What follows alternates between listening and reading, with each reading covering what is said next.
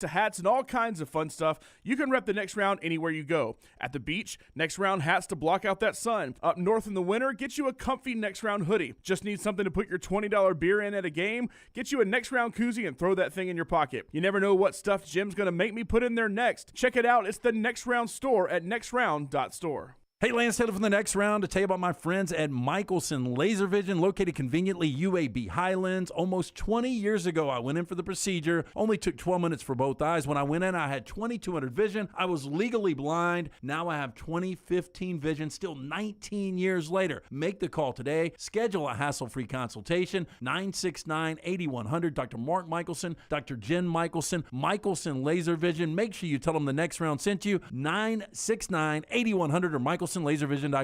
Follow Next Round Live on Twitter, Instagram, Facebook, and YouTube. The social media team at Next Round Live will share the latest interviews and videos from UAB, Alabama, Auburn, and campuses all over the college landscape. You'll also get the latest highlights and news from the Next Round Live Daily Show. Jim, Lance, and Ryan will share their thoughts, and remember, you can always see the old shows on the Next Round Live YouTube channel. Subscribe, like, and don't forget to comment. Turn on the notifications so you don't miss a thing. It's Next Round Live on Twitter, Instagram, Facebook, and YouTube. You've been wearing that thin, raggedy t-shirt for years now, and people cannot stop whispering and staring in your vicinity. We've all been there. Luckily, there's a solution to your lack of fashion and social cues. At nextround.store, they have plenty of options when it comes to a variety of shirts and hats. Once you start putting that Next Round gear on, be prepared to make new lifelong friends and hundreds of unforgettable conversations. Hope you like random high fives in the street, because that's what you're getting after visiting nextround.store. Follow Next Round Live on Twitter, Instagram, Facebook, and YouTube. The social media team at Next Round Live will share the latest interviews and videos from UAB, Alabama, Auburn, and campuses all over the college landscape. You'll also get the latest highlights and news from the Next Round Live Daily Show. Jim, Lance, and Ryan will share their thoughts, and remember, you can always see the old shows on the Next Round Live YouTube channel. Subscribe, like, and don't forget to comment. Turn on the notifications so you don't miss a thing. It's Next Round Live on Twitter, Instagram, Facebook, and YouTube.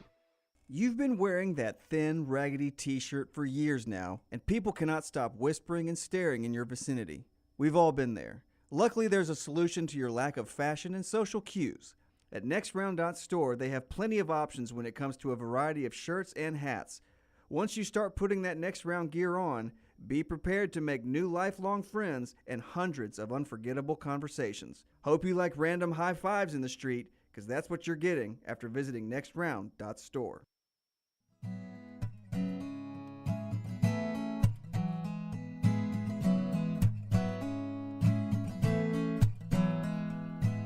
On the surface, all is well. It's those little things we try and sell.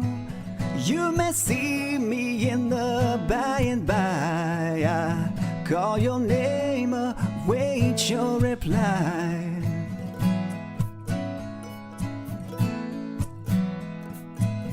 Like a breath chilled by the wind, it's the weight it carries to transcend. As the wave achieves its height, we lost the day, but we've got the night. We lost the day, but we've got the night.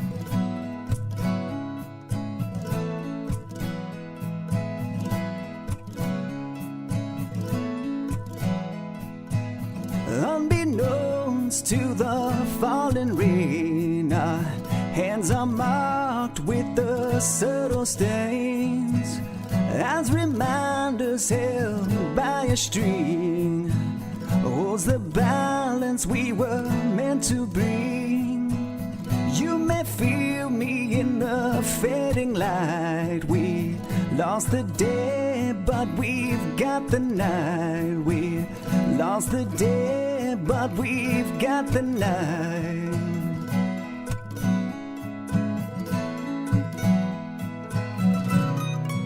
With the night comes the dawn. Yeah. With the light comes the dawn.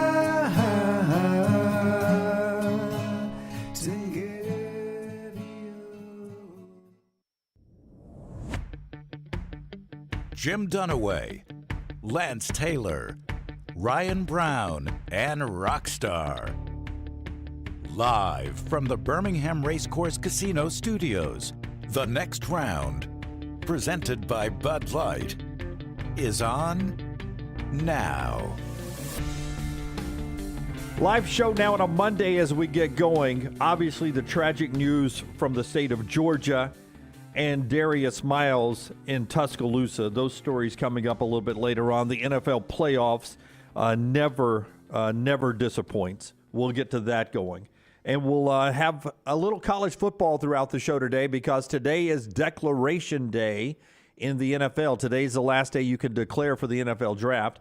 We will get to that throughout the next 4 hours live on the show. No Lance today. It's Ryan Brown. I'm Jim Dunaway. Rockstar Forrester Lunsford behind the big glass with Tyler, the intern. Taylor Korn is handling everything social media on this national holiday, Martin Luther King Jr. national holiday, as a lot of you have the day off today to celebrate and honor the legacy of Martin Luther King Jr. But we start with basketball, where a sold-out crowd in Tuscaloosa saw one of the biggest beatdowns. Auburn gets a win as well. UAB gets a win over the weekend. UAB actually turning around and playing tonight on this MLK holiday. So a lot of basketball is where we'll start. And for Alabama, and I'd love to hear what you guys think in the chat room. And, Brown, I'd like to know what you think. I've been doing this 30 years. Okay.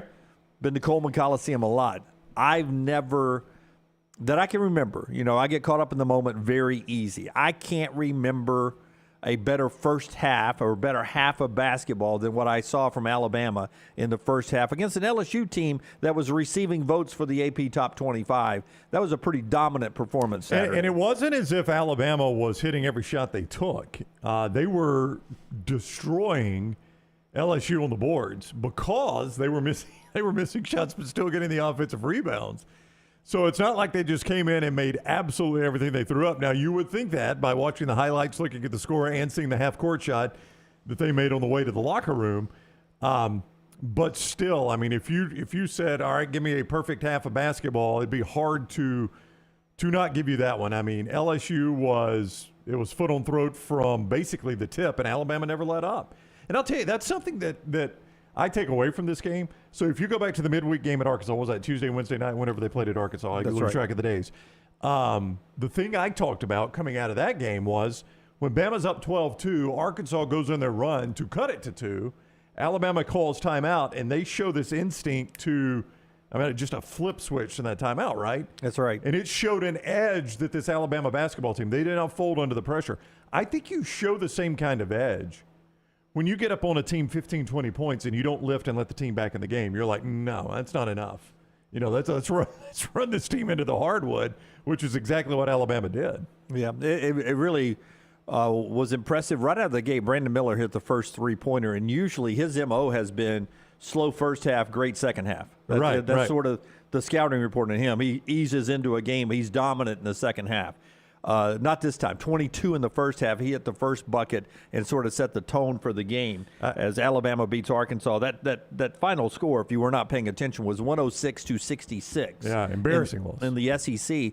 The only other time Alabama's beaten an SEC opponent worse, and I forgot all about this game, is when Alabama beat Auburn in 2005, 94-53. Oh, I'd not forgotten about that game. That was a wild year for what year was that? 94? 2005. 2005? Yeah, yeah, exactly. Okay, anyway.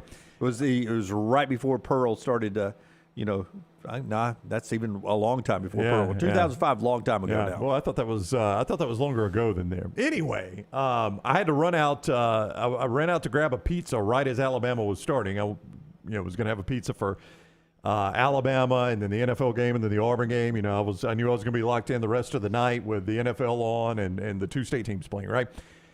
And so I caught the very first part of the game on the radio. You mentioned Brandon Miller.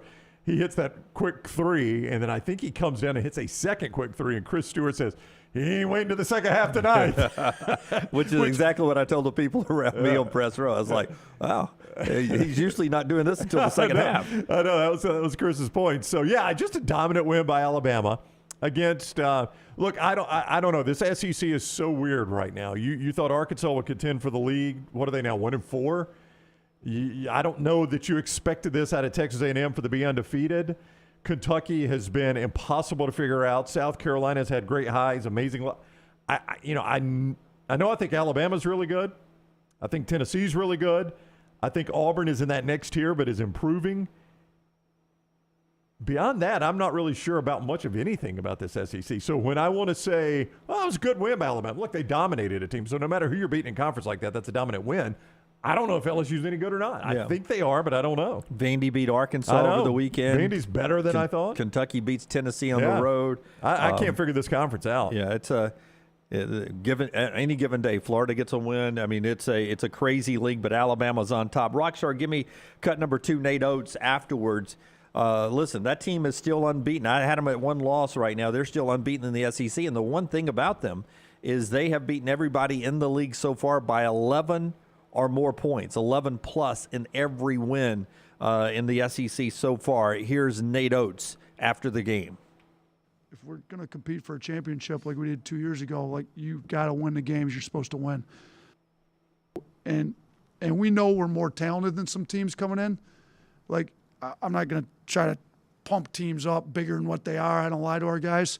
But we tell them, like, the more talented teams don't always win.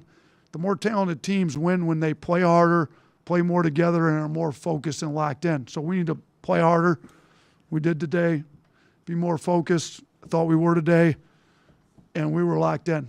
So that's kind of our messaging to our team. Like, we're not overlooking anybody. We're not going to lie and tell you they're a better team than you. They're not on some of these games. But they can still beat you if you don't take care of those things. And we have full control over those things. Like, how hard do we play? How locked in are we? How great is our preparation coming in? Stuff that we have full control over, we feel like we should be better than the other team. Yeah, and that's the way they take care of business so far in the SEC. And just the chemistry and everything of this team, like the half-court shot that goes in right before the half, you had the entire team dancing into the locker room. Yeah. It was such an entertaining first half for Alabama. But I did get comments as I was walking around the arena from a lot of people. You know, I just worry that we're peaking too quick, Jim. I just worry we're peaking too quick. And you said that. You tried to talk Oates into playing worse. Don't ask Nate Oates about it because he doesn't want to hear it. Hey, so would you say, though, that this week, historically, I don't know how many players on this team even realize this, but this week is kind of an under-the-radar, one of the biggest mental tests for Alabama that they'll have all year. You know why I'm saying that, don't you? Tuesday night, they play on the Opry stage up in Nashville. And what normally happens to Alabama there? They don't play well. Okay. Then if you want to find another random place where they don't play well, where would it be? Columbia, Missouri. Yep. Those a lot shorter history with the Columbia, Missouri visit. But still. They have not gone great. So, that's 2 places where historically Alabama has not performed well, and you got to go to both those places. And again, both those teams might be good, might not be good. I don't know. They play in the SEC, so I can't really tell. They might be good, they might not be good. Vanderbilt's 2-2. I thought they might be dead last in the conference. Missouri's 2-3. They got some good wins. The LSU blew their doors off, who Alabama just blew their doors off. So if you want to go transitive property, that shouldn't be a game. I don't know. But those are 2 places where Alabama generally has not played well. We'll circle back to Alabama basketball with the Darius Miles incident in Tuscaloosa after we talk about Auburn basketball here. The Auburn Tigers get a hard-fought but another quality home win for the Tigers as they get the win over the weekend. And Mississippi State's a team that was ranked at one point.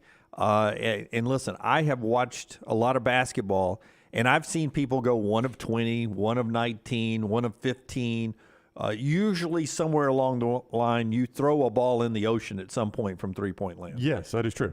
Mississippi State. You bank one in or something, right? I mean, it's like gambling. I don't think you can make 20 bets and lose all 20 of them. You hit one of them. Even if you're trying to miss, right. I think you accidentally hit one. Yeah.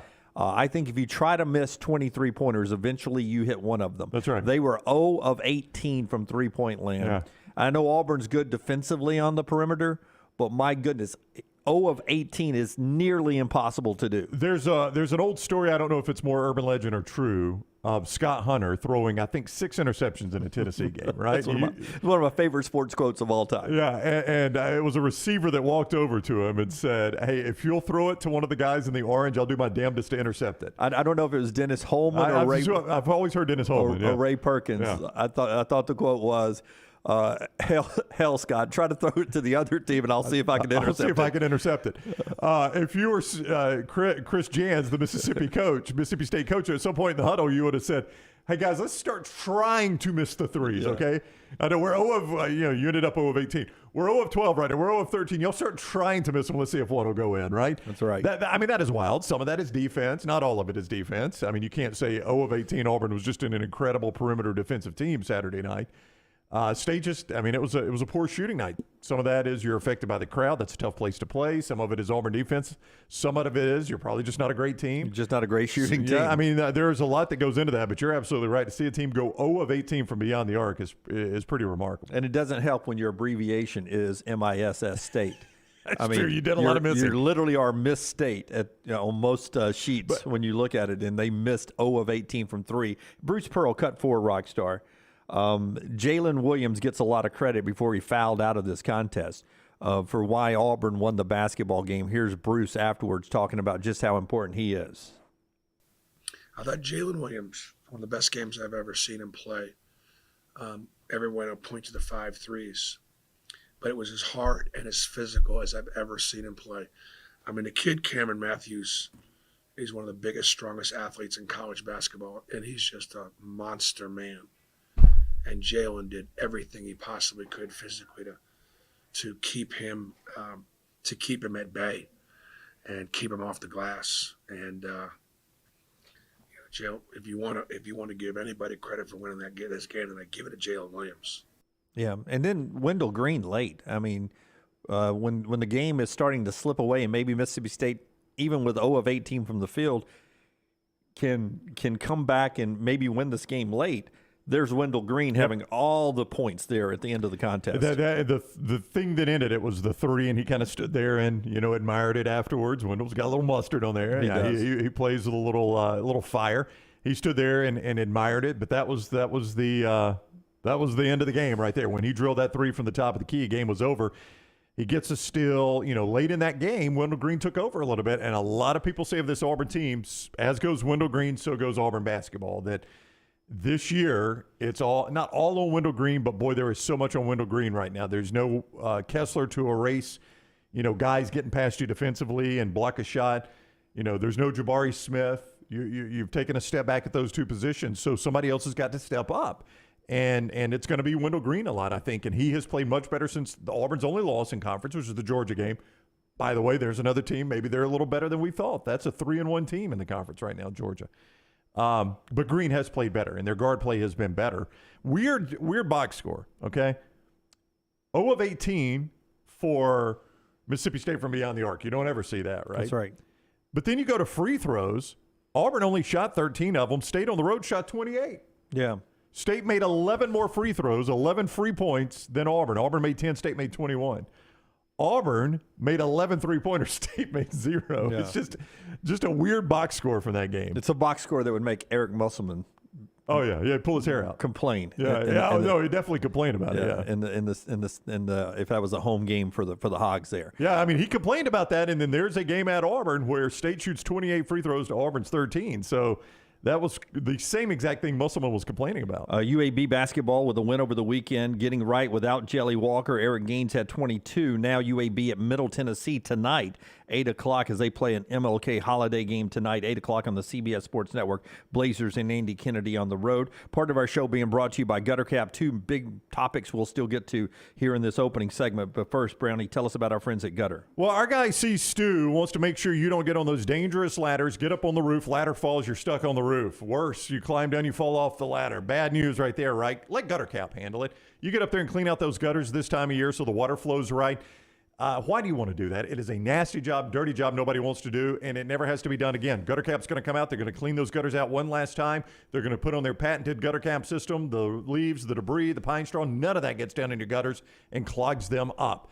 Get a free estimate from C. Stu. Have him out, see what Gutter Cap could do for you. 205-823-2212. That's 205-823-2212. Or see more online at guttercapbirmingham.com. We'll do your best and worst of the weekend coming up and then starting in the next segment. Get to the NFL playoffs as well in the next segment.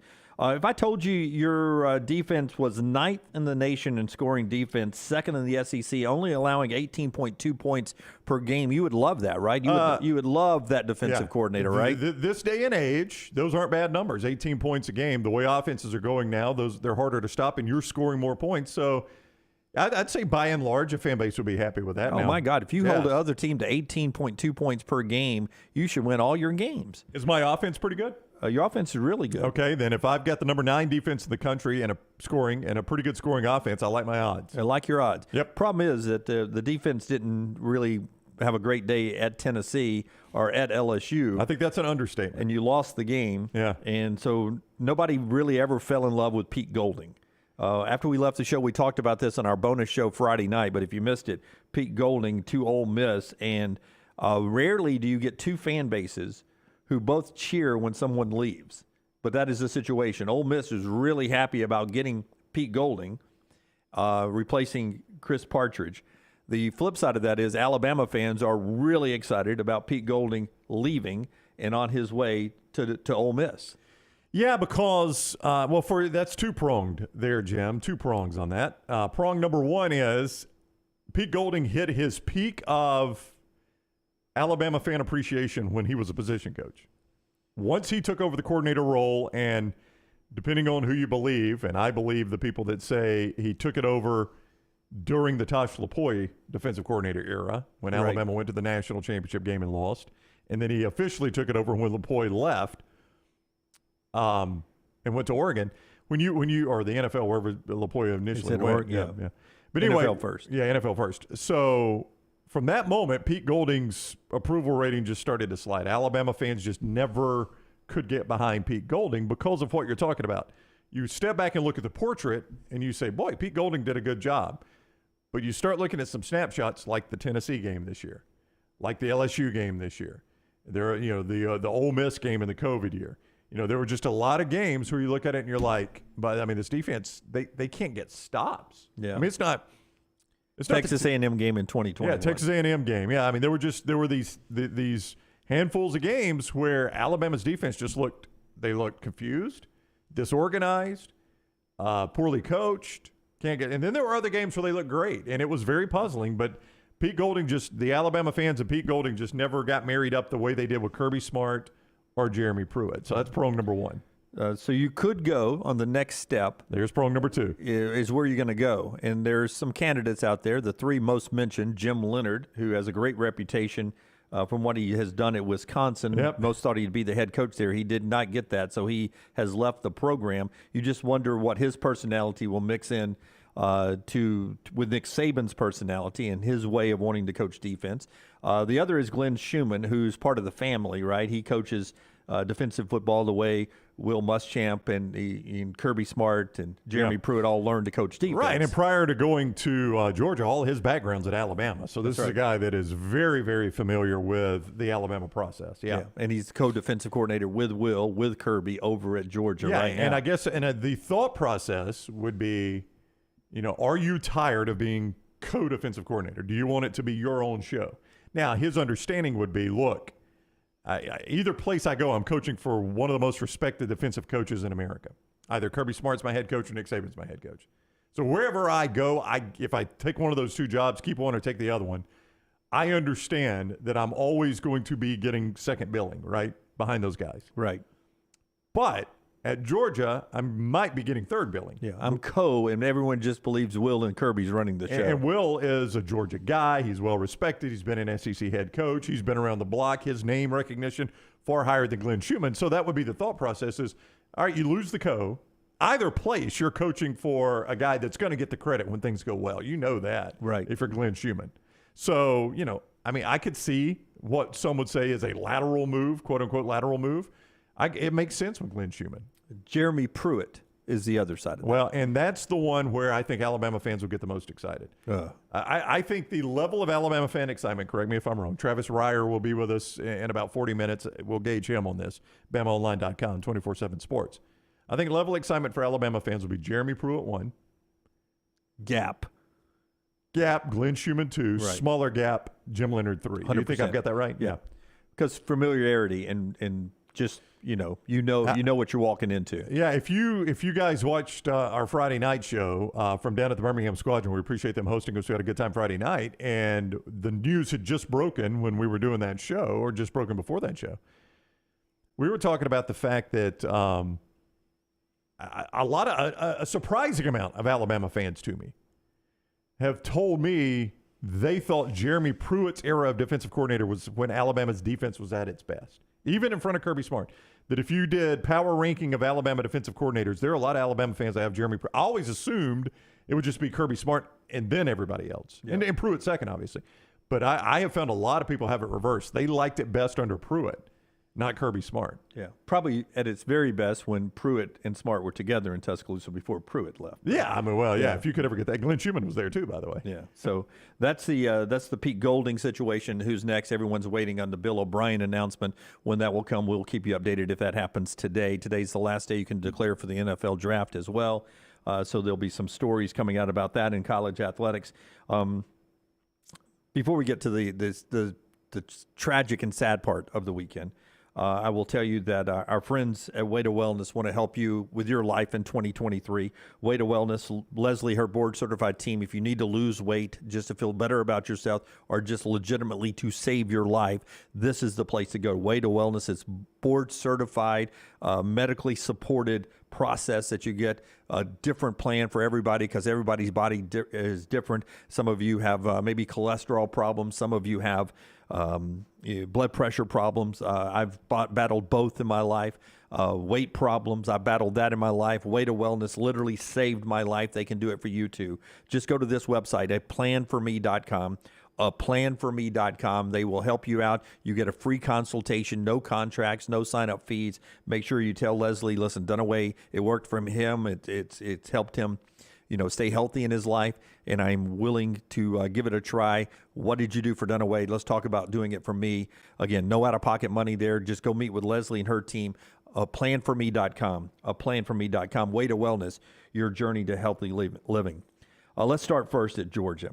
They celebrate on Saturday the national championship, and later that night, a single car accident takes 2 lives.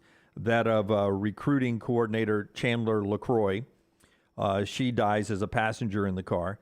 And then Georgia offensive lineman Devin Willock, who was a guard on the team with considerable playing time for the national championships. Both of them lose their life. 2 other passengers in the car, including Warren McClendon, who earlier in the day had declared for the NFL draft. Stable condition for the other 2 in a local hospital. Single car accident, and you never can explain how young lives are taken in our world, but it's always tragic when you hear it, and it brings up memories of other athletes we've lost, during the off season or during the season or whatever. But it was just sad news when everything was so positive on a Saturday in Georgia. Yeah, I mean, should have been the happiest day of your life, and unfortunately, it just ended too soon. And it's just there's really nothing you could say. I don't know how you put it into context. You can't. I don't know how many times you could say it's sad.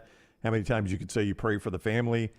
None of that brings those people back, and none of it makes it any easier to digest. It's just one of those mysteries that you'll never understand, and all you can do is mourn and keep their memory alive. And then, as much as I don't understand that, I really, really, really have a hard time wrapping my hands around and my arms around the Darius Miles situation and everything that went on in Tuscaloosa. Darius Miles, who earlier in the day had been ruled out on Saturday for the rest of the season with an ankle injury and was going to miss the rest of the season. Later that night, into Sunday morning at 1:45 a.m., shots are fired, according to Tuscaloosa officials.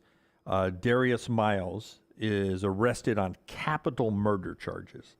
He and another man, 20-year-old Michael Lynn Davis, gunfire exchange, all the details still being put together by authorities. One of the suspects struck by a bullet, but Jamea Harris, 23-year-old Birmingham young lady, dies in the incident, and Darius Miles arrested for capital murder, and how in a snap of the finger, your one life ends, and then the life is changed for so many other people in that situation. I never, ever understand that. Yeah, I don't either. And, the only photo I've seen of the young lady that lost her life is her and her young son. And my heart just breaks for that kid that, his life has changed forever. A lot of people's lives are changed forever. You mourn the loss of life. Again, you say you pray for a family that you don't even know. You don't understand how this happens. And then you look at somebody who had every opportunity in life that now has potentially screwed their life up forever. And you wonder how you get to that point too. It's just, in both those situations, there are just so many things you just don't know answers to. And it's all tragic, man. Yeah. And in the police report and the stories, the result of a minor argument, And I will not turn this into, anything about guns and such like that. But, there was a time when I was a college student and we did crazy things. And the worst thing I ever feared was getting my ass kicked. Yeah, I've been in minor arguments, yeah. Yeah, of getting punched in the nose or beat up or something like that. And I just don't understand how what are minor arguments and disagreements nowadays turns into people pulling guns and shooting each other. I don't understand it. I don't understand. It makes it, like I said, it makes absolutely no sense whatsoever. None of that does. And I can't fathom waking up today, and lost my daughter because of some idiot. But I also can't imagine waking up and realizing that I'm facing capital murder charges. Yeah, I know. The rest of my life is over. Yeah, a couple months ago, I was playing for one of the best basketball teams in the country when healthy, and now, I'll be lucky to see the outside world again. Yeah. So, nothing else to say about that. It's just dumb. Don't understand it. When we come back, we'll change the subject and get to the NFL playoffs and your best and worst of the weekend. A wide variety of topics there in the very first segment. You can join the show, 205-734-0923, 734-0923. A lot to get to today. It's the next round right here on all of our video and audio platforms. Remember to like, subscribe, and give us a thumbs up. Follow the Next Round on Twitter, Instagram, and Facebook at Next Round Live. If you're looking for a fun golf atmosphere that is laid back with a peaceful environment, the Meadows Golf Course in Harpersville, right off of Highway 280, is perfect for you. Just a short drive from Birmingham, this 18-hole, 200-acre track with rolling fairways and ample greens is the definition of peacefulness of the country just miles from the city. Enjoy a great lunch before your round and a cocktail on the wraparound porch after 18. Come see us today. The Meadows Golf Course in Harpersville, right off of Highway 280. Hey, if you're looking for Birmingham's best pizza, you need to stop in and see our friends at Slice Pizza and Brew. It's as local as you can get, from the ingredients that go into every pizza to the beer on tap. For a great lunch or dinner, go see our friends today, Vestavia or Lakeview at Slice. A legendary coach once said, "It's not the will to win that matters, it's the will to prepare to win." Bryant bankers have the dedication and experience to put together a financial game plan that's right for you. Stop by one of the 7 Central Alabama locations today or give them a call at 1-855-4-BRYANT to begin preparing for your financial future today. You'll find out what unbeatable service and legendary results are all about. Bryant Bank, Equal Housing Lender, member FDIC. All the coaches I talk to believe you win championships in all 3 phases of the game. And the same is true with my friends at Wayne's with pest protection, termite protection, and lawn care. The website is callwaynes.com. Remember the promo code TNR for big savings. With the cold weather coming, the pests will be trying to break through your defense and come inside. You can save $60 right now off of Smart Pest by using that promo code TNR. So go online to callwaynes.com or call the phone number 866-WAYNES1 and remember the promo code TNR. King Real Estate School can prepare you for a new career, and they've got a new class starting January 23rd. It's taught by a working broker who teaches from real-world experience. King Real Estate School even includes exam prep for the Alabama pre-license exam. The full 10-week course is only $399, and discounts are available for military, first responders, and teachers. Visit kingrealestateschool.com to learn more or to sign up for the January 16th kickoff. That's kingrealestateschool.com. King Real Estate School license number 154952. DryTech offers nothing but 5-star service, and we highly recommend them. Hands down, the easiest and most stress-free experience I've had anywhere. These are just 2 of the 50 reviews regarding the type of work DryTech does. If you have water, fire, or mold damage to your home or business, you should call DryTech. These people did. DryTech offers 24/7 emergency services. Let DryTech prevent a minor problem from becoming a major one. Call 205-637-0143 or go online to mydrytech.com. Want more of the Next Round? Download the app or visit nextroundlive.com for the latest podcast, the Mystery Fifth Hour, our Not For All Ages podcast, The Last Call, and the entire Double Down Media podcast family. All at nextroundlive.com and on the Next Round app.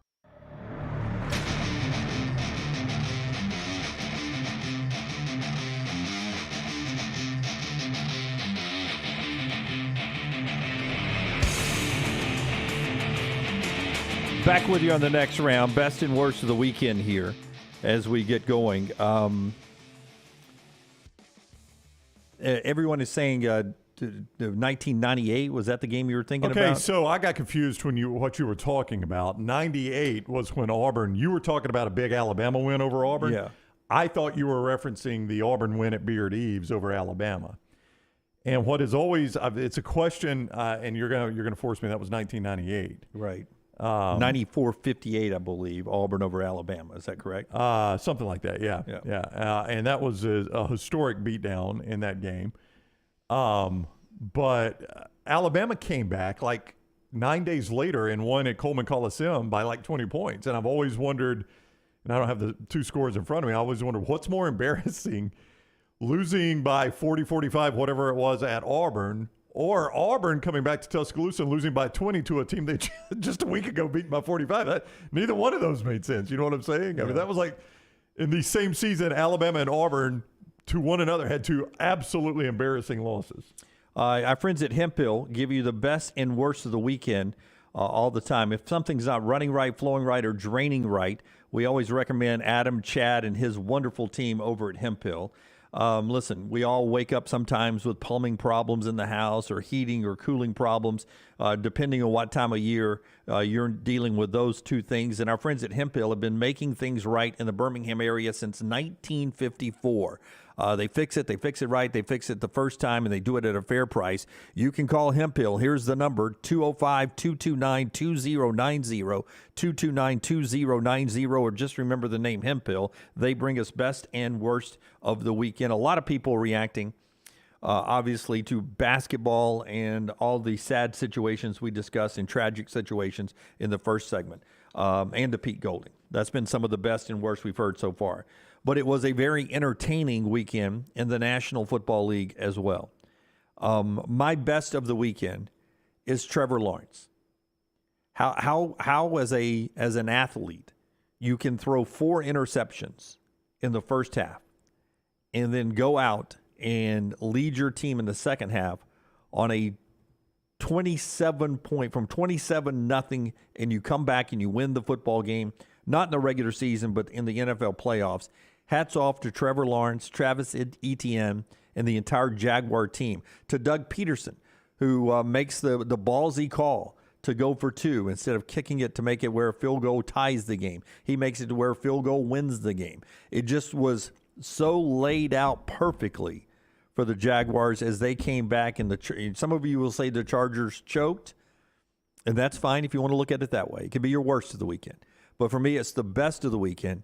How Trevor Lawrence got just befuddled by the Chargers defense in the first half, and then they came back and won the football game. That's my best of the weekend. How do you do that? How do you come back? How can you flush it so quickly and come back and win it? I don't know, man. How do you lose a game where you're +5 in turnovers in the NFL playoffs? How do you lose a game where you're +5 in the first half in turnovers and you're up 27-0?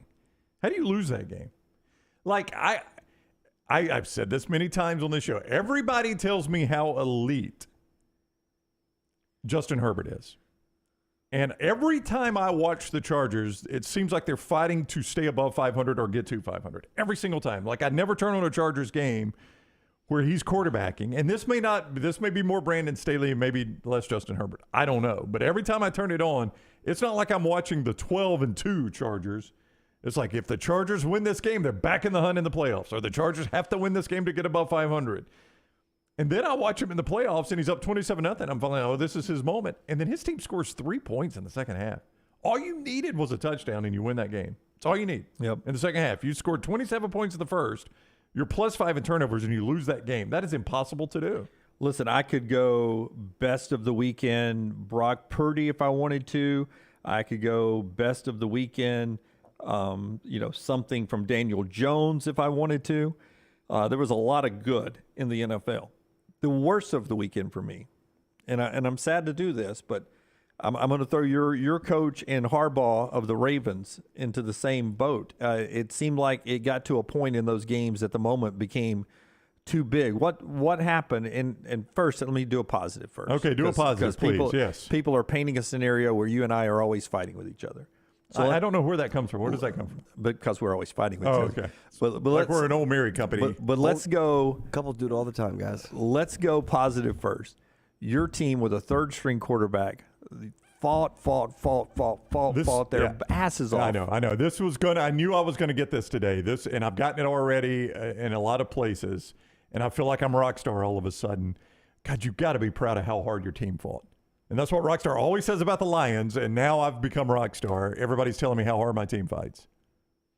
Yeah, I mean, I hope my team – Would you rather have that? I hope my team fights as hard as your team fights tonight. Compared to where they were 2 years ago, are you happy? I mean, you were in the playoffs. Yes. I'm happy to be in the playoffs. You didn't get your ass whooped like you thought you were going to do without Tua. You thought you were going to get your ass whooped. I thought it was going to be 35-14. I thought that was going to be the final score. And the fact that the Dolphins were – I mean, my phone was blowing up the whole game, and I tried to respond to as many texts and tweets as I could. Had you told me there was ever a moment in the fourth quarter of that game, it's a 3-point game, I would have taken it and not asked any questions. If ever I could say my worst of the weekend was your coach making a boneheaded, well, it wasn't even boneheaded, it was a delayed decision that got a delay of game penalty on a 4th and 1. If that was the scenario, you'd have been like, I probably would take that. We had a chance to win there in the final 3 minutes, or a chance to tie in the final 3 minutes. Never thought we'd be in that position. But you were in that position. You were. You're 22. In some ways, outplayed Buffalo's 22. Well, I mean, you never think you're going to get 3 turnovers from Josh Allen. Josh Allen threw 2 interceptions and had a fumble that was a scoop and score by Zach Sealer for Miami. You never think you're going to get that out of Josh Allen at home in a playoff game. You never account for that, right? Yep. That's the only way Miami's in that game. Without those turnovers, Miami does lose 35-14. The only way they're in that game is those turnovers. And you get it. And Skylar Thompson was not great, but he didn't throw pick sixes. Now, he had a horrible throw and interception. A lot of people are blaming McDaniel for even calling the play, backed up under your own goalpost. But ultimately, the end of the game is what everybody's going to focus on. And so a lot of things here. Number one, I think Miami picked up the first down on 3rd down, and it never got reviewed. I don't know how this NFL review system's working now. We don't stop the game anymore, which I'm cool with, but all of a sudden we've got officials announcing reviews that came from upstairs that weren't challenged, and the game wasn't stopped, which I appreciate speeding up the game. But if we're going to do that, are we doing that on every play? How is this working? In your situation, you think you got it on 3rd down. I do. And there's an injured player, and then that 3rd down, there's an injured player, and the play clock's running down. So plenty of time for them to review it and whistle down and say, hey, he got the first down. Yeah, you get 14 seconds of the play clock run down, and then they reset the play clock. So now you get another 25 seconds of the play clock or more, because it's not an instant reset. I mean, it takes them a second to reset it, right? So Miami had tons of time for that play to A, be reviewed, and you actually get the first down, or B, just call the play. Now, Mike McDaniel says, we thought we got the first down. Right. And a lot of people are banging on him for this, but if you go back and watch the replay, they did have to change personnel because he sent out 1st and 10 personnel. He didn't have 4th and inches personnel out there. So they did have to change personnel. They had plenty of time to do that, but Miami thought they got the first down. Yeah. So, and to your point about the replay, if you just go to last night, right before the 2-minute warning, they'd given the Ravens a first down. And during the transition, no challenge from the Bengals or anything, and they buzzed down and said, "Hey, the runner was short of the first down. It's fourth and 1."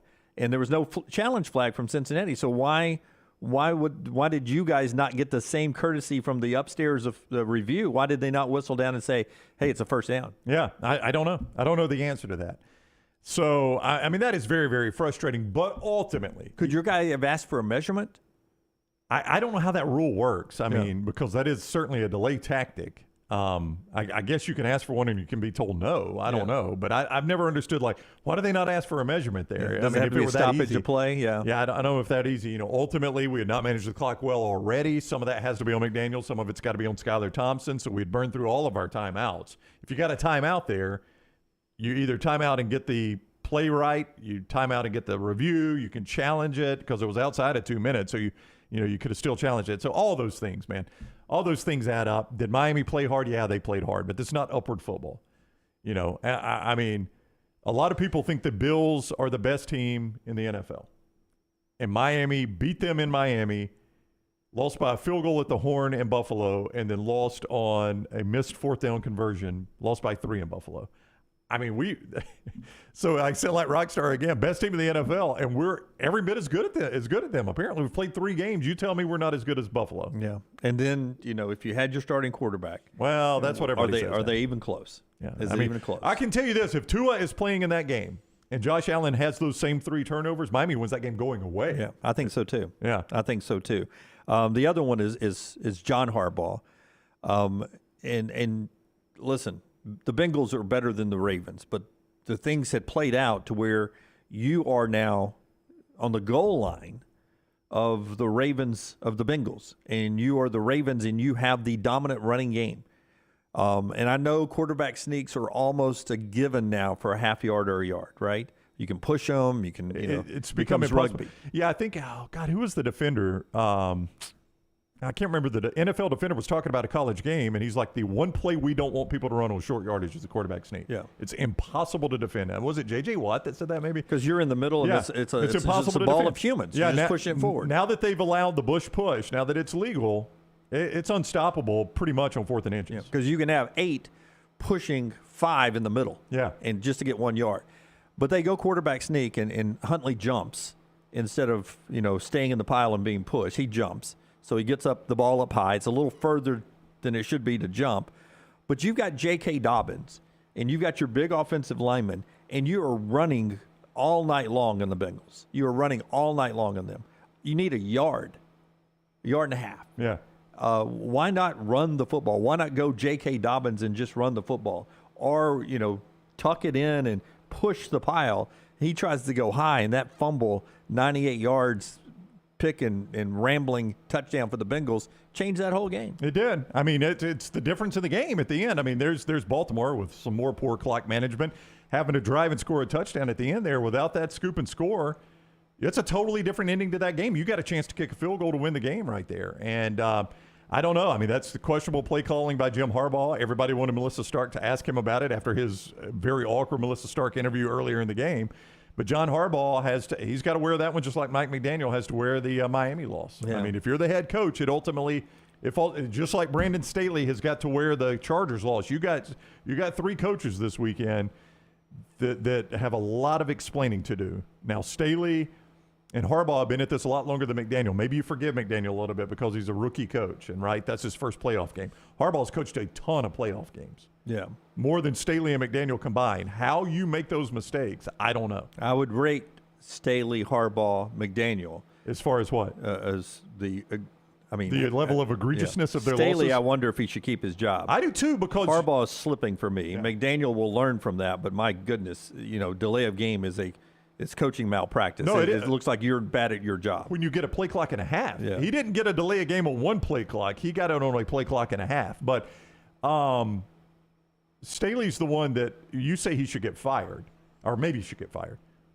When you couple this with the Mike Williams situation, playing Mike Williams in a meaningless game, getting him hurt, and you lose a 27-0 lead when you're +5 in turnovers in the playoffs, I think you couple those two things together, you got to take a long, hard look at yourself. Especially if I can have that roster and Sean Payton. That's right. If I can have Justin Herbert, Mike Williams, Austin Eckler, Sean Payton, Sign me right up. Yeah, and that Los Angeles market. Yep, sign me right up. Yeah, I would take that in a heartbeat if I was a Chargers fan. All right, that's my best and worst. That's how you do it. We keep yours coming in the chat room. Brown will read some of those. He'll give us his at some point throughout the show. One more thing to get to here in this segment, but first tell us about our friends at Johnston RV Center, johnstonrvcenter.com. You can see a lot of America in Johnston RV Center RV. Right now, the Coachman Freedom Express line is at the Coleman store, I-65 exit 304 there in Coleman.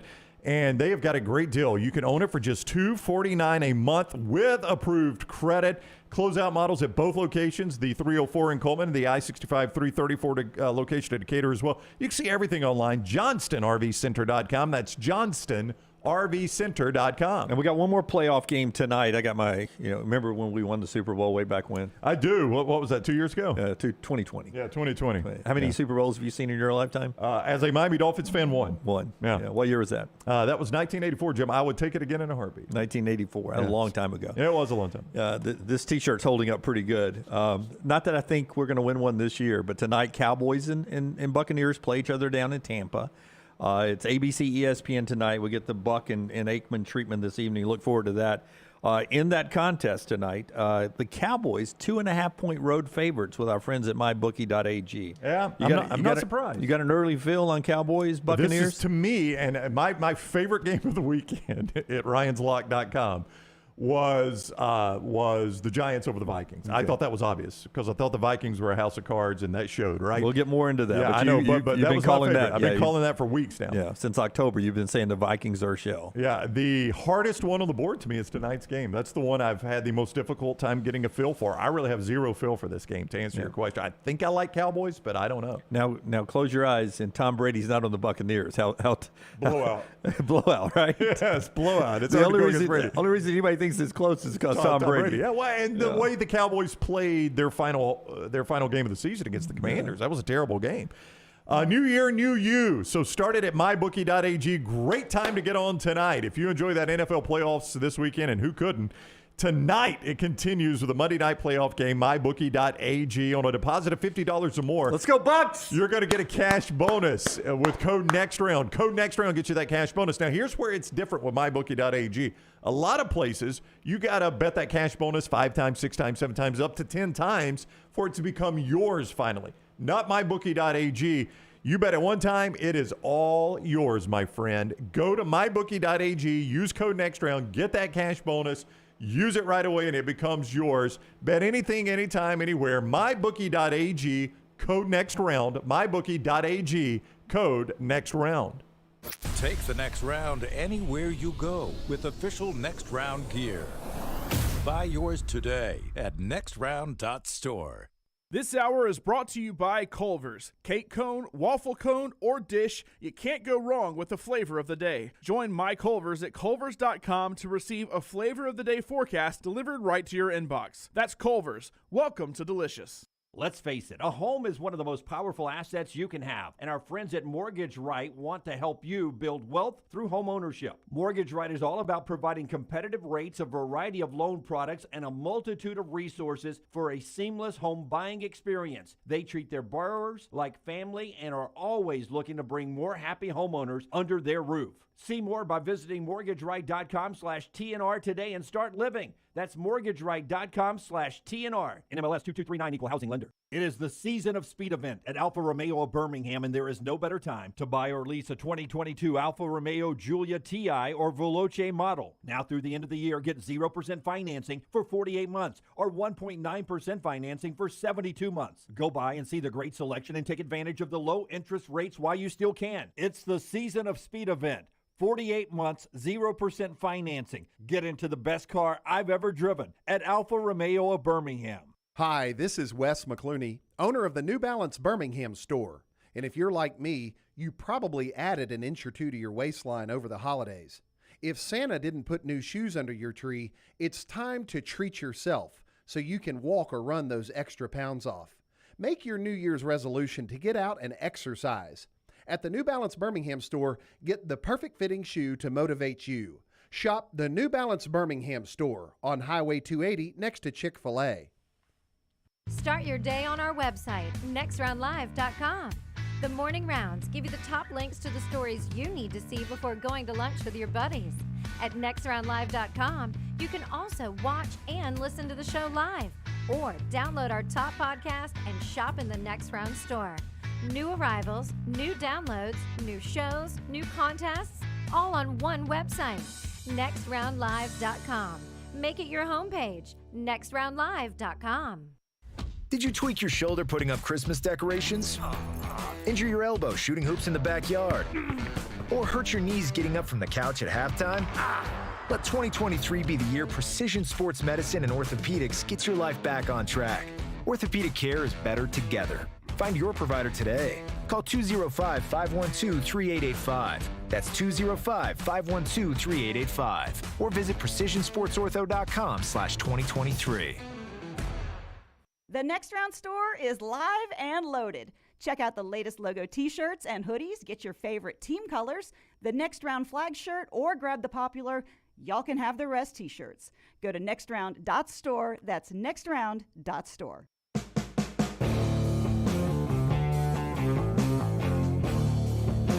Bobby makes gambling look so easy in the Vulcan Tire and Automotive chat room. Best of the weekend, all the free money I made on the Jags live lines, and it just moved. So many others came through there. It was like plus 13.5, plus 23.5. Then he goes, the worst of the weekend is all the money I lost on the Bills live lines, minus 10.5, minus 3.5. Yikes. I don't understand in-game betting. I've never done it, so I don't understand all that. I guess you can bet as the game, obviously it's in-game, Jim. You can bet as the game goes on. Sure.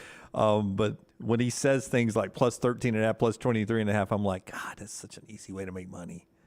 And then he ends up flipping it back around. I don't know if you saw this, but when the Jags were down 27-0, when the Chargers were up 27-0, somebody bet $1.4 million. Wow. And I'd have to go back and find, I think Darren Ravel had it. I'll see if I can find all the details. Do you have a commercial to do? I think I can have it on the other side of the commercial. I sure do, because this is pretty crazy. Yeah. Why don't I tell you about our friends, the Birmingham Squadron? We were down there Friday night, and we had such a great time with them, enjoying that. And they had another fun time Saturday night. They are back at it tomorrow night at the Legacy Arena on January 17th. It is STEM Fest at Legacy Arena.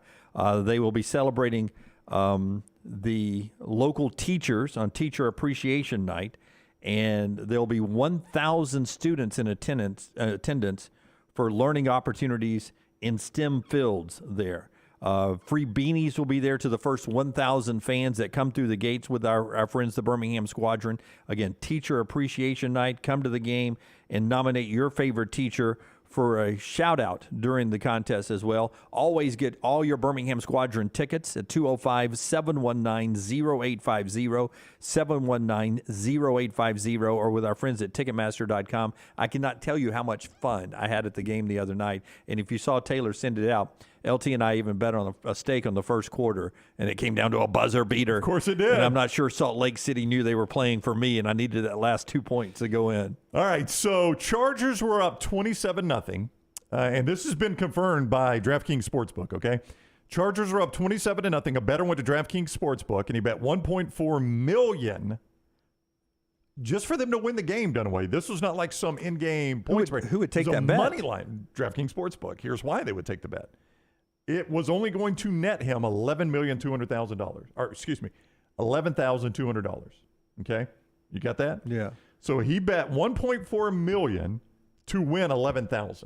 Now, I'm not an economics professor, but I can tell you that seems like bad return on your money to me. Yeah, but especially when it's as risky as it is. But when it's 27-0, it also seems like free $11,000. Now, people are saying that he got catfished. That didn't really happen. I don't know. He's standing by it. Yeah. Tripp says books do not take $1.4 million in-game bets. And the guy showed, I can show it to you right here. He showed his slip. Could be fake. I don't know. Anything on the internet can be fake these days, right? Right. He says DraftKings Sportsbook confirmed it to him. Ravel does. Yeah, we're not fake. Ravel says, here's the math. If he had bet Jacksonville with $1.4 million on the money line, it would have paid out $39.2 million at that same point. Yeah, I'll go with the populace that says they don't believe it, but especially coming after Ravel also tweeted out that TCU didn't sell all their allotment tickets, and the AD minutes later said, whoa. Time out there, Chief. Well, not only did we sell them all, we had 5,000 other people wanting tickets. Yeah, but the one reason I don't believe it is if I've got $1.4 million, which I have to have if I'm going to make that bet, right? I got to bet that up front. I'm not on credit in all likelihood in that situation. No, you're not, no. If I've got $1.4 million, I don't need 11,000 badly enough. Right. If I've got $1.4 million, 11,000 doesn't crank my engine. I'm going to need a little more action than that. I can get $11,000 elsewhere with my $1.4 million. Much easier than betting it on Brandon Staley in a playoff game. Yeah. But at 27-0, you had to feel pretty good about just the win, right? If I was going to make you bet your life, you'd have said, okay, well, I'll at least go with a Chargers win. They can't blow a 27-0 lead and a half when Trevor Lawrence is giving the ball out like a Pez dispenser. We'll talk to Travis Reier coming up at the top of the hour here about Pete Golding's departure, what could be next on the Alabama coaching staff, and some of the departures with Alabama football and a little Alabama basketball as well with Travis Reier. That's coming up at the top of the hour. Later, Dane Bradshaw is with us at 11:10 Central Time. Matt Mosley at 12 noon Central Time. And Nate Oates is scheduled to address the media today at around 12:30 Central Time. And we plan on dropping in on that as well if you want to stay with us throughout the day. Before I tell you about our friends at Redmont Vodka and Redmont Distilling, Forrester, can you give me the picture of the day, please? Trevor Lawrence, do you have Trevor Lawrence, what he did after the comeback win? I saw this, on Saturday night? Very Gus Miles on of him. You know, by the time the night game's over with, you do post game, you get a good shower, change a little clothes. You guys are hungry. Most restaurants are closed. Where are you gonna go, Rockstar? Where are you gonna go? Waffle House. Waffle House. Yeah. Trevor Lawrence. Oh, we got video. I only sent you, man, pictures, still photos. This is video. You think Scott's just going to go still photos? Yeah, Trevor Lawrence walking in with those beautiful locks. He flips his hair too much, by the way, even in interviews. But they go to Waffle House. No telling what they ended up ordering there. Well, I mean, he is skinny as a rail, isn't he? Yeah, that's a big crowd rolling into a Waffle House. I mean, you cannot sit more than 4 in a booth, so you're going to need a couple of booths on that. Yeah. How you think he gets his? I'm going to say he got it much like the Chargers in the second half, scattered, covered, and smothered. No. You gotta go covered, cap, chunked, and country if you want it right. Yeah, that's the way Brownie orders. That's right. Congratulations to all the Trevor Lawrence people there. Jordan Addison has just announced he is leaving USC. He's going to enter the NFL draft. We'll talk about other college football with Travis Reier next. The show brought to you in part by Charles Barkley's company, Redmont Distilling. We got a lot of fun stuff coming down towards March Madness with all the great basketball that is going on. Our friends at Redmont Distilling remind you to drink responsibly, but also to remember to ask for it by name. It's the locally distilled, 8-time distilled, perfectly tasting Redmont vodka. It is in now over 20 states in this U.S. and continues to spread. It is the hottest vodka rising brand out there. It is Redmont vodka. Order it by name wherever you pick up your vodka or wherever you order your drinks tonight. It's our friends with Redmont Vodka and Redmont Distilling. Call the next round now at 205-734-0923. This hour is brought to you by Culver's. Cake cone, waffle cone, or dish, you can't go wrong with the flavor of the day. Join My Culver's at culvers.com to receive a flavor of the day forecast delivered right to your inbox. That's Culver's. Welcome to Delicious. Everyone makes New Year's resolutions. This year, make the best resolution ever. If you are buying a new home in 2023, use Holly Mack Wilson and get started right away. Let an experienced professional help you get your home ready to sell before the spring buying season. Holly Mack Wilson can help you with all your home buying and selling needs anytime, anywhere in Alabama. Make the best resolution ever and call today 205-901-9446 or online at hollymackhomes.com. Holly Mack Wilson, an anywhere in Alabama Keller Williams agent. Double the fun and more ways to win at Victoryland Casino and Birmingham Racecourse Casino. Come play thousands of your favorite games featuring fun bonuses and big jackpots. The new Ride plus $50,000 cash giveaway is going on right now. We're giving away a Ford Bronco, Jeep Wrangler, and $50,000 cash. The more you visit, the more chances you have to win. Drawings October 21st and 22nd. Come win at Victoryland Casino and Birmingham Racecourse Casino. Must be 21 or older, must be present to win.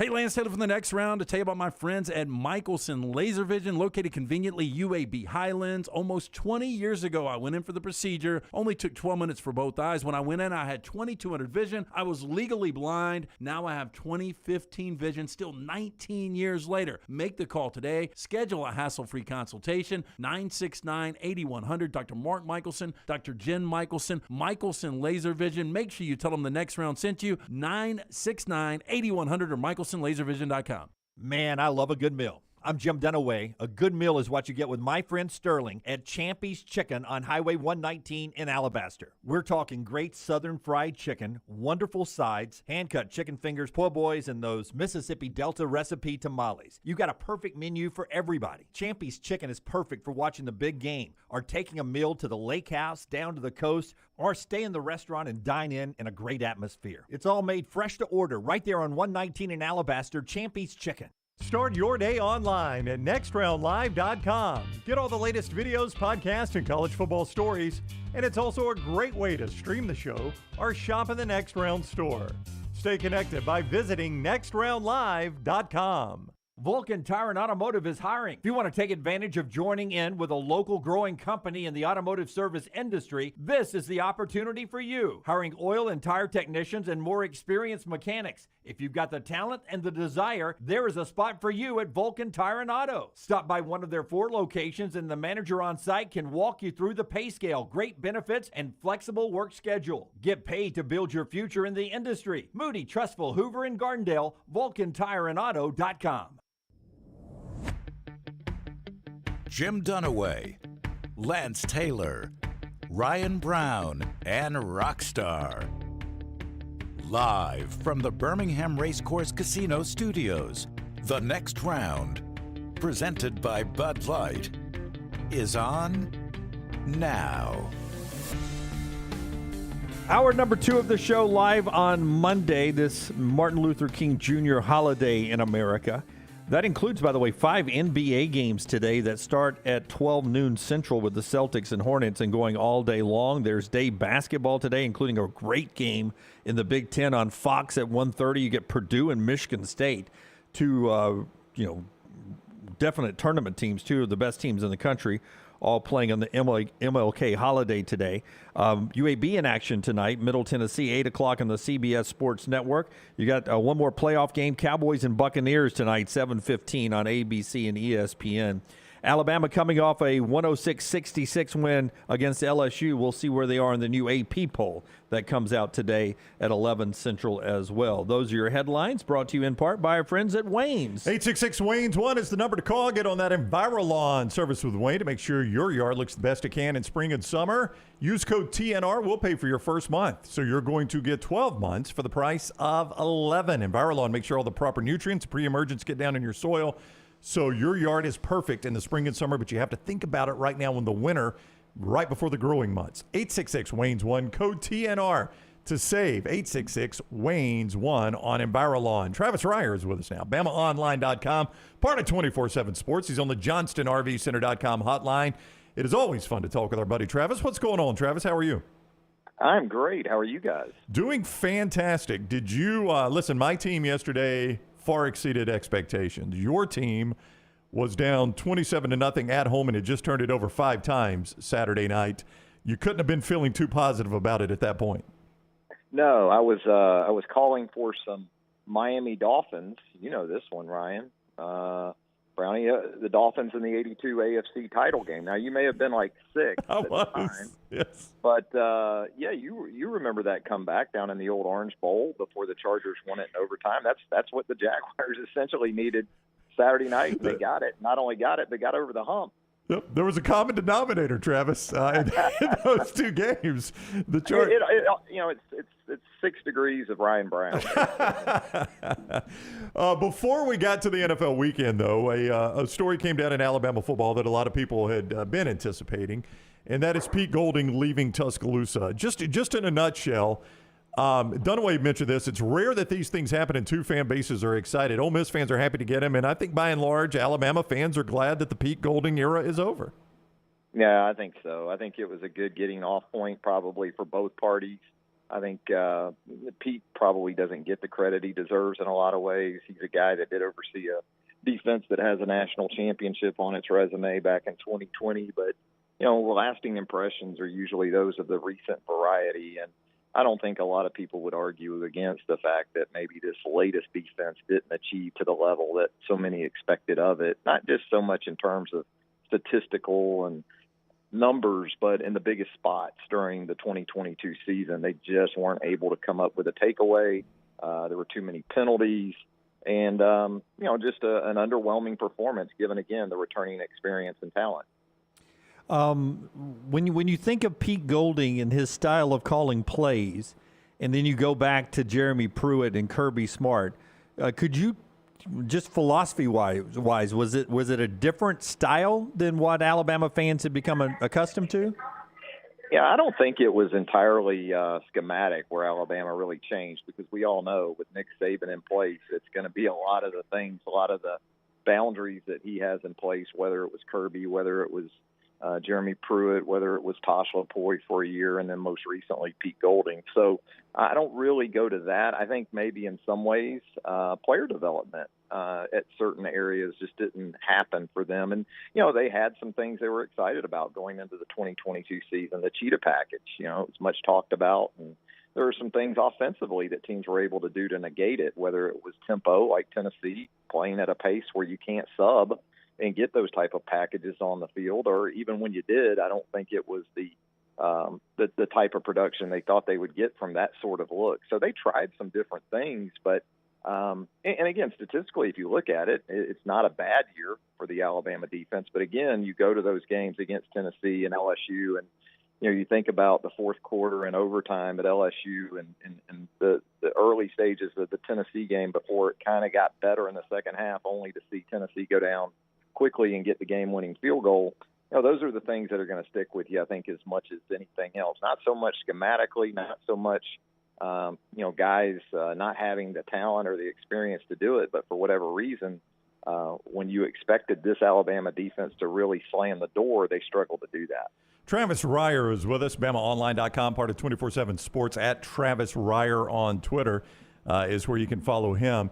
He's on the JohnstonRVCenter.com hotline. So moving forward, let's attack some of these potential candidates one at a time here, and we'll start with a name that everybody would love to see there.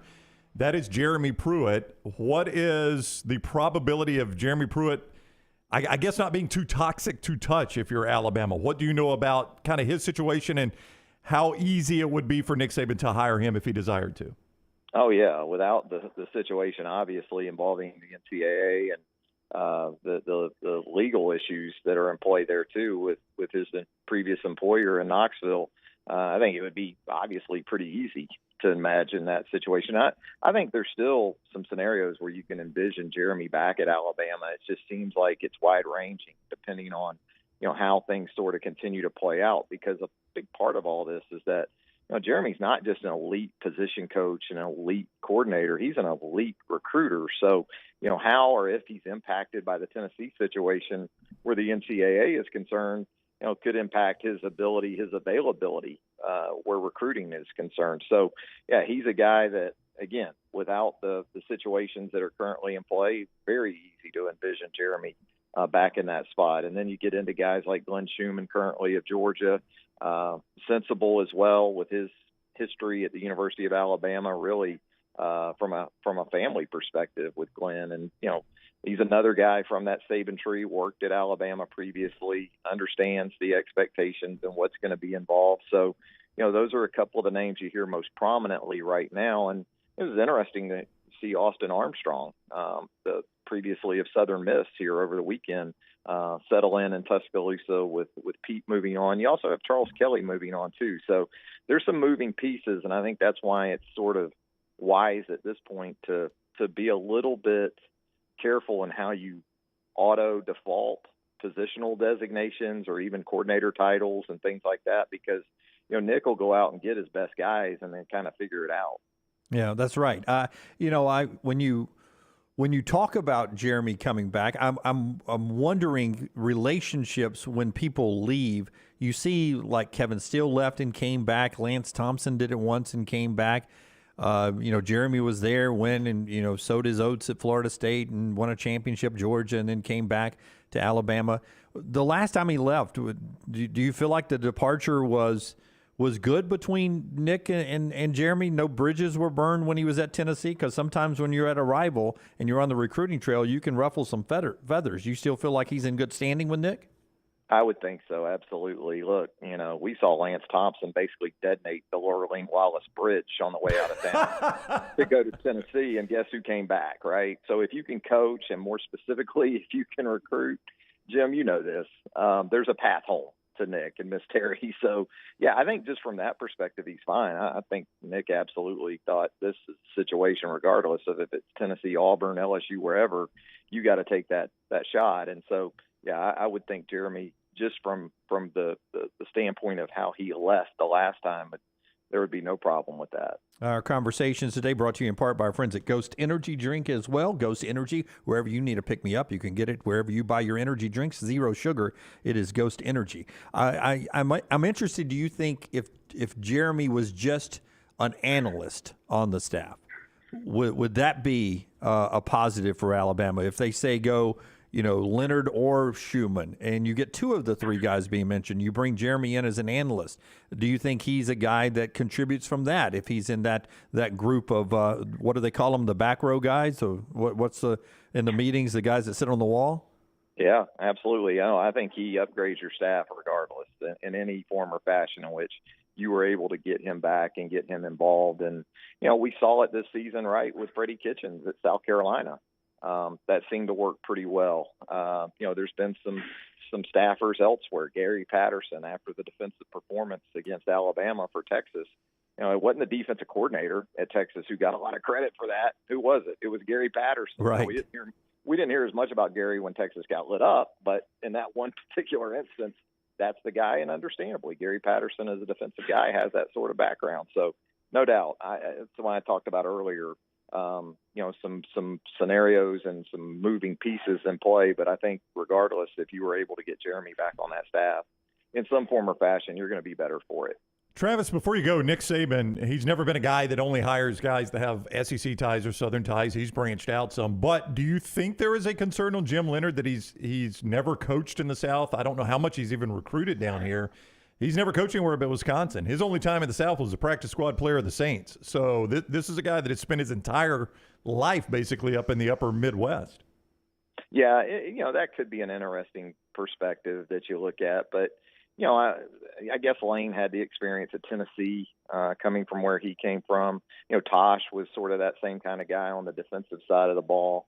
So there are some instances where Nick's gone outside the region, or at least the footprint to go bring in guys both on offense. Look at McElwain prior to Alabama coming there as the offensive coordinator years ago. So I don't think he's within a box of any kind. He's looking for the best guys regardless. And, with Leonard, I think the bigger concern than even coaching in this area would be recruiting. That's still, a lot of places as a coordinator, it doesn't really matter much, but we know with Nick, if you're one of those 10, in some form or fashion, you're going to have some importance on the recruiting trail.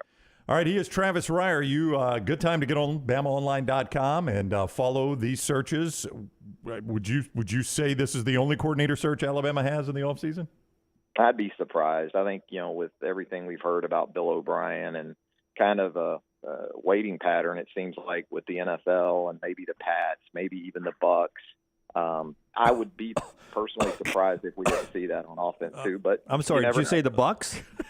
Yes, maybe the Bucks. If Brady comes back and you get Bill down there with him, who knows, right? Would you take that Dunaway? Would you take your boy Brady coming back and getting Bill O'Brien remarried there? I'll tell you after tonight. Okay, I'll tell you. Let me get through tonight first. That's interesting. I had not thought of Bill O'Brien in Tampa.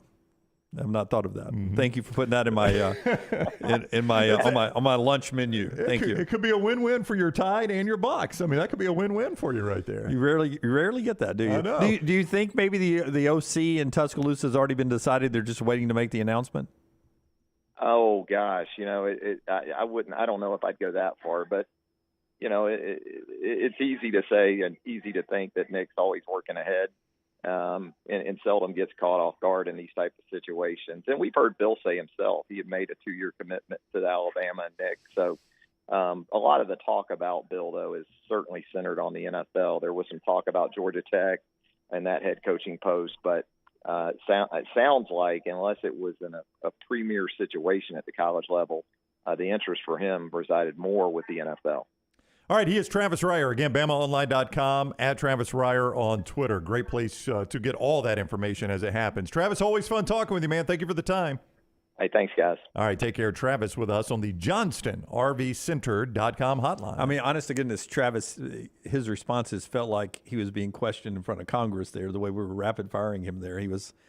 I was expecting at some point, I don't recall. The classic congressional line. I'm sorry, Congressman, I don't recall. Mr. Dunaway, yeah, I'm sorry, I cannot answer that. I always appreciate Travis's insight. He's been in his fingerprint and not his fingerprint, his fingers on the pulse of Alabama athletics for a long, long time over there. Part of that interview brought to you by our friends Maestro Dobel Diamante Tequila. Brown, you can attest to this as anyone on the show who sampled this. It is so smooth and crisp, absolutely the best tequila you'll ever drink. That's because it's the world's first clear multi-aged tequila. Dobel Diamante is a blend of several tequilas aged in a new European oak barrel and double filter to remove color while producing a crystal clear spirit of character and smoothness. Crystal and clear in appearance, smooth and crisp on the finish. Maestro Dobel, the perfect tequila for sipping or mixing. Sipping or mixing, Rockstar. It is Maestro Dobel Diamante Tequila. Ask for it by name. You asked me before the show, because today is the deadline. What are we having for lunch? Nope. No, I wish. You asked me before the show, hey, is there, what are some of the names that still have not, committed to the NFL draft? Yeah, we've gotten Jordan Addison already of USC. That's a pretty big one. Yep. Not as big a year as you thought he would have, though, at USC, right? I would always say that he had a good year and probably took some coverage away from other guys to let them have good years, too.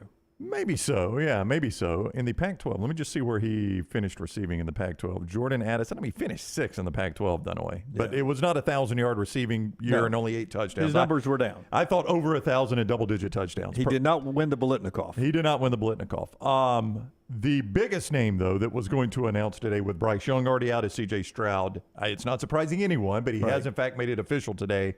Just now that he is entering the 2023 NFL Draft. So Jordan Addison, who didn't surprise anybody, now C.J. Stroud is going.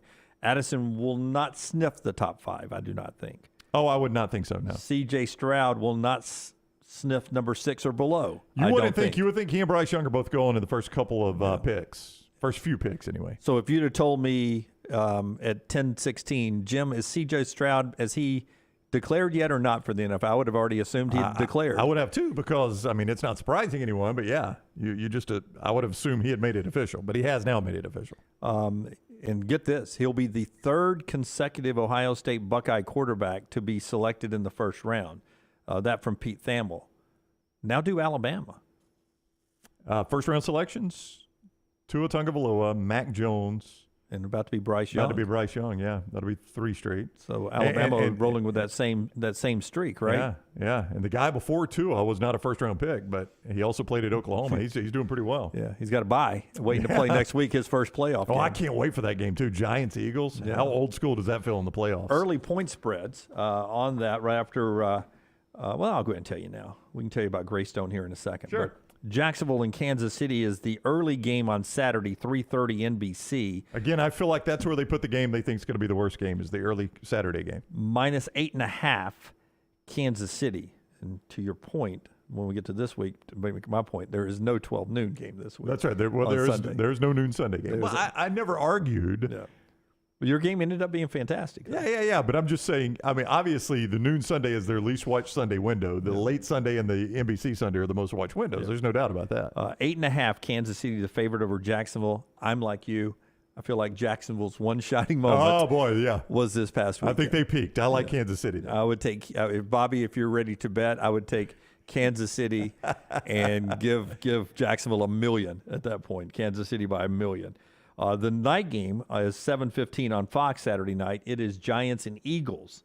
In that game, Jalen Hurts and company, Devontae Smith and company, -7. So it's an even touchdown. I like the Giants in that situation, don't you? I do. Well, I was so impressed with Daniel Jones yesterday. So impressed with the way he played on the road at the Vikings. Save it for 4 downs. I'll save it for 4 downs. I was so impressed. On Sunday, early game, but it doesn't start until 2 Central on CBS, Cincinnati and Buffalo. In that game, Buffalo only a 4-point favorite in that one. I mean, Cincinnati did not play as well against Baltimore as I thought they would. I didn't either. Could have easily lost that game, but you flip to the other page there. Josh Allen was not good against Miami yesterday. 3 turnovers, some great passes, some poor passes. There's been speculation about him playing injured a lot of this season. I wonder how close to 100% healthy Josh Allen is. He did not look himself yesterday. And then Dallas and/or Tampa in San Francisco, 5:30 on Fox Sunday. No line for that one yet. I'm sure the television networks are okay with either the Cowboys and their popularity or Tom Brady and the Bucks going to play San Francisco in that 5:30 Sunday slot. Those are the future look at the games there. Our friends at Greystone will keep you rolling in line. Bobby, with a quick update before you get your life straightened with Greystone Chiropractic. He says, I'm done betting. The Bills cured me. That's something tells me. If the Jaguars made you ill, the Bills cured you of your betting there. Yes. Hey, listen, if you're looking for the perfect idea to make yourself look better, feel better, and heal better in 2023, it is Element Wellness. Under the same roof as Greystone Chiropractic is where you find Element Wellness, right there in Tattersall Park, just off 119 and 280 in the Greystone area. They've got things like the infrared sauna, the red light therapy, the cryotherapy, the IV infusion bags. All those things make you healthier, make you feel better, they make you look better, and it's all right there at Element Wellness. You can see more, elementwellness.me, under the same roof as Greystone Chiropractic, elementwellness.me. All right, when we come back, I've got 4 downs. They got a little NFL flavor in that, so I'll question you guys. Maybe pull Lunsford in here as well to let him set in on 4 downs and get a second mind as LT is off today. For those who are asking, LT is out of town at a friend's funeral. He lost a friend recently, so he's dealing with that today. So our thoughts and prayers with that person's family and with LT as he's dealing with that today out of town. And we'll get LT back a little bit later this week. As like we try to do here, we try not to discuss some of the serious sides of our lives. We try to keep it, we're very open about everything here on the show, but we try to keep it lighthearted here, not to drag you down. There was a radio duo that I won't name names I used to listen to occasionally, and I would be driving wherever I was driving, and I would have it on, and I was always like, God, I feel like I'm burdened. They're so sad, or they have so many things going on in their life, or whatever. And I was like, I don't even want to listen to them anymore because I feel like I'm now absorbing their life problems, their life struggles. So we try not to weigh you down with the heavy parts in our life, but LT dealing with a little personal loss there. So we're thinking about him today as he's somewhere else. I didn't want any of you to think, I saw in the first segment, y'all were like, oh, LT's out again, blah, blah, blah, blah, blah, this, or he's on vacation.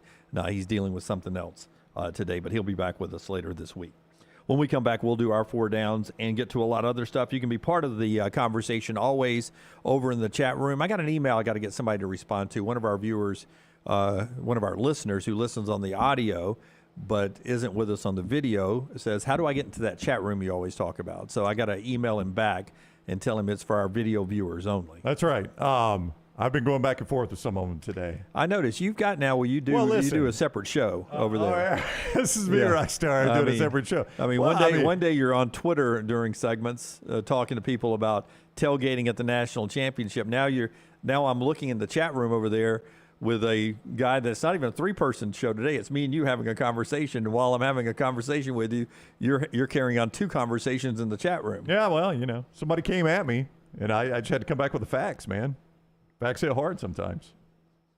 It's 2 different shows. Turned out I was right. Yeah. I wish you brought that kind of fire out here so everybody can experience, even our audio listeners. Hey, listen. When Travis Reier comes on the show later, I'll do that, man.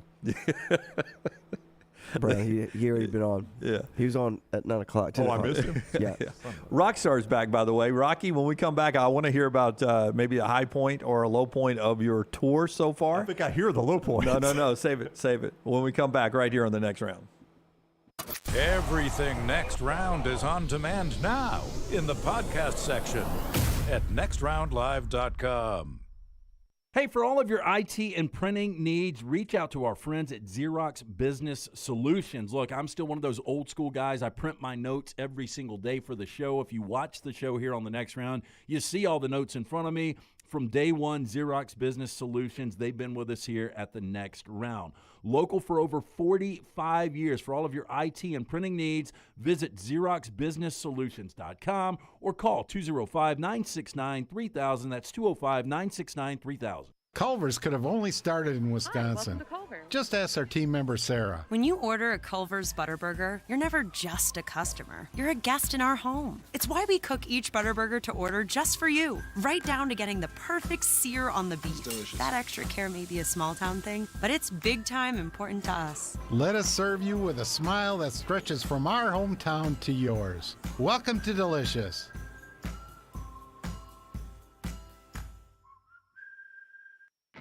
The Next Round is so much more than the show you get from 9 to 1 each day. So make sure to head to our official YouTube channel at Next Round Live and subscribe to get all of our latest content. We, of course, have plenty of specialty content and shorts based all around the sports in the heart of the SEC.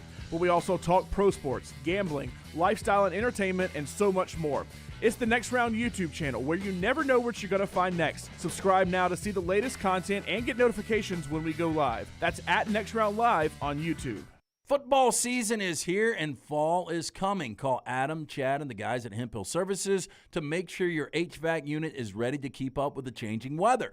Hemp Hill Services is a locally owned and operated independent train dealer, and the team can service all makes and models. For all of your plumbing, heating, and cooling needs, call Hemp Hill Services. It's hard to stop a train. Do it now. Trust the name. Birmingham has trusted since 1954. Call 205-229-2090 or hemphillservices.com. Support the show and grab some great t-shirts and hoodies right now in the Next Round store. Buy the Alabama State map shirts in your team's favorite colors, the popular Y'all Can Have the Rest, or Next Round flag shirts are also online now. Just go to nextround.store. That's nextround.store. The traditional Next Round logo shirts are there too. Buy them for yourself, or they make a great gift for someone else. And let us know what you'd like to see in the store coming up. Nextround.store. That's nextround.store. The NFL playoffs are just around the corner, and every game matters. Join us on the Next Round and Pepsi every Thursday as we preview the upcoming big games in the NFL weekend. Pepsi and the NFL, a perfect match for your weekend. Want more of the show? Download the app or visit nextroundlive.com for the latest podcast. The Mystery Fifth Hour, our Not For All Ages podcast, The Last Call, and our entire Double Down Media podcast family. All at nextroundlive.com and on the Next Round app.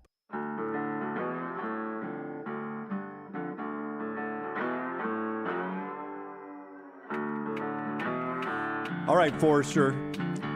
Show the video live. What is this? You beating Lunsford?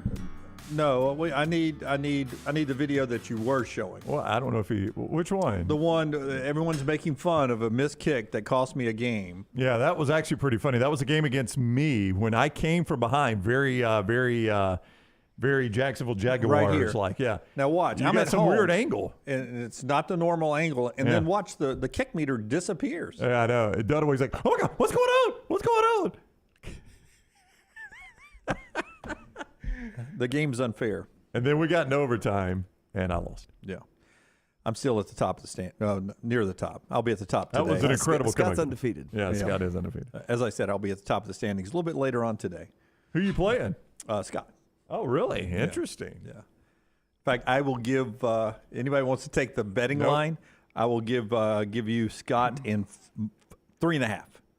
Scott is favored 3.5? No, I'm Jim minus 3.5 in the game later today. Anybody want to bet on that? Ooh.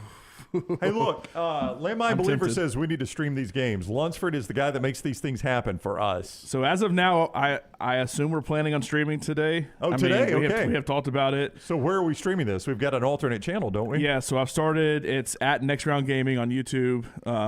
I have it linked on the main Next Round YouTube page there, so you can go and subscribe. There's only one video up right now, and it's you freaking out about how it's a Harry Potter, Call of Duty game, whatever, Dungeons and Dragons game. Dungeons and Dragons. Wow, that was a good one. Wow. But I had to put some. The thing is, I had to put some video up in order to link our two channels together. Right. And so that was just the first thing I had on my phone. So it's that video. at Next Round Gaming on YouTube. On YouTube. Yeah, it's a whole separate YouTube channel from our current one. And you need to go like and subscribe. That's right. Do what we ask you to do on the rest of them. Give us a thumbs up, subscribe, do all those things, set alerts. And give us a thumbs up. Yeah, absolutely. We appreciate that. First game today should be the unbeaten Fighting Foresters and me right after the show. Is that good with you, Forrester? Yeah, because it's holiday. Your girls are good, right? Yeah, Jim. Let's do it. All right. About 1:15 Central, we'll be streaming live. And hopefully have commentators too, so that way, like Brown and I, or Brown and Rocky can commentate on it and talk about how the game is going poorly for one of you. Seems like a complicated setup here. All right. Just watching Brown. I thought you were the one setting it up. Yeah. It's what? Watching me what? Watching you play is going to be the interesting. You and Lance is the matchup I want to watch. Yes. What? Yeah, no, I think the Temper Bowl. Don't have the kids around when LT's playing. The Temper Bowl. I should say, if we stream this, maybe 18 plus when you start watching that. No, I mean. Lunsford's in here as we do 4 Downs. It is brought to you, Brownie, by our friends at Vulcan Tires. 5 great locations, 4 questions. I've got the questions today. These guys will answer it. It's the great folks at Vulcan Tires. Vulcan Tire and Automotive is everything in the car. Listen, I've had my tires done there, my brakes, rotors. My daughter had a bad oil change somewhere. Well, I didn't take it to Vulcan Tire and Automotive to begin with. It's on me. You know what they did? They fixed it, and they made it right. That's what they do at Vulcan Tire and Automotive. I trust them with my family vehicles. You can as well. VulcanTireandAuto.com. First down. All right, first question, NFL playoffs. Best team left in the AFC, in your opinion, Lunsford? Start us off here. Best team left in the AFC. I'll refresh for those who are watching and may not have it memorized. Jacksonville's at Kansas City. Cincinnati's at Buffalo. Best team left in the AFC, in your opinion, is? Well, everybody struggled in the AFC, but I'm still going to say Cincinnati. You're sitting in Lance's chair and you're answering like Lance. I mean, but you did. Yeah. I mean, you did not expect that Cincinnati last night, right? No, I didn't expect that Chargers. I expected the first half Chargers over Jacksonville just because I'm a AFC South hater. I mean, I'm still gonna go. I am still gonna go with Kansas City. I mean, that just looks. I know they've had the bye. They're the ones that haven't played, so I haven't seen them. But I'm still going to say Kansas City's the best team. Now, we could get the neutral site championship game. We'll see, and that's going to take away one advantage for them. But I'll still say they're the better team. I'm going to go with you. I'm going to go with Cincinnati. I think the Ravens, in my opinion, that's just that team. It's just that team for Cincinnati that Burrow struggles with, doesn't play his best games. They lock down with Marlon Humphrey and company, lock down those great receivers. There's just a schematic way that those two play each other and hate each other. I think Cincinnati opens it up and they beat Buffalo, and then Cincinnati and Kansas City and KC will be a wonderful game. I'm going to roll with Cincinnati. All right. Second down. Most likely NFC Championship finalist out of these 3 teams. Giants, Cowboys, Buccaneers. Giants, Cowboys, Buccaneers. Basically the teams that will be on the road this weekend. So Giants, who's at Philadelphia, and the winner of Dallas, Tampa Bay, who's at San Francisco, which is, I'm asking, the most likely road winner of those? I'm going to go Giants. I want to go Giants. I just... So Buccaneers or Cowboys are at San Francisco, no matter what. They're at San Francisco no matter what. You're going Giants because of what Daniel Jones did. Daniel Jones was terrific. Now, Philadelphia is better than Minnesota, but I thought Daniel Jones was terrific. Saquon Barkley is healthy, running well. Their defense.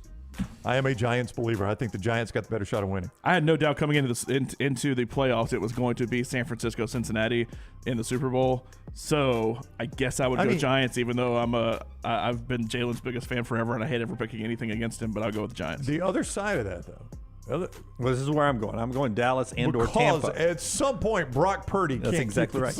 That's exactly right. This was Mr. Irrelevant. We've been saying that, though. I know, a third-team quarterback for San Francisco who apparently can start anybody they want and make the NFC Championship game. Hold that. At some point, he can't. At some point, he can't keep doing this. That's right. I'm going with the winner of tonight's game to upset San Francisco because somebody's got to pull the plug on Brock Purdy, which gets us a third down. Third down.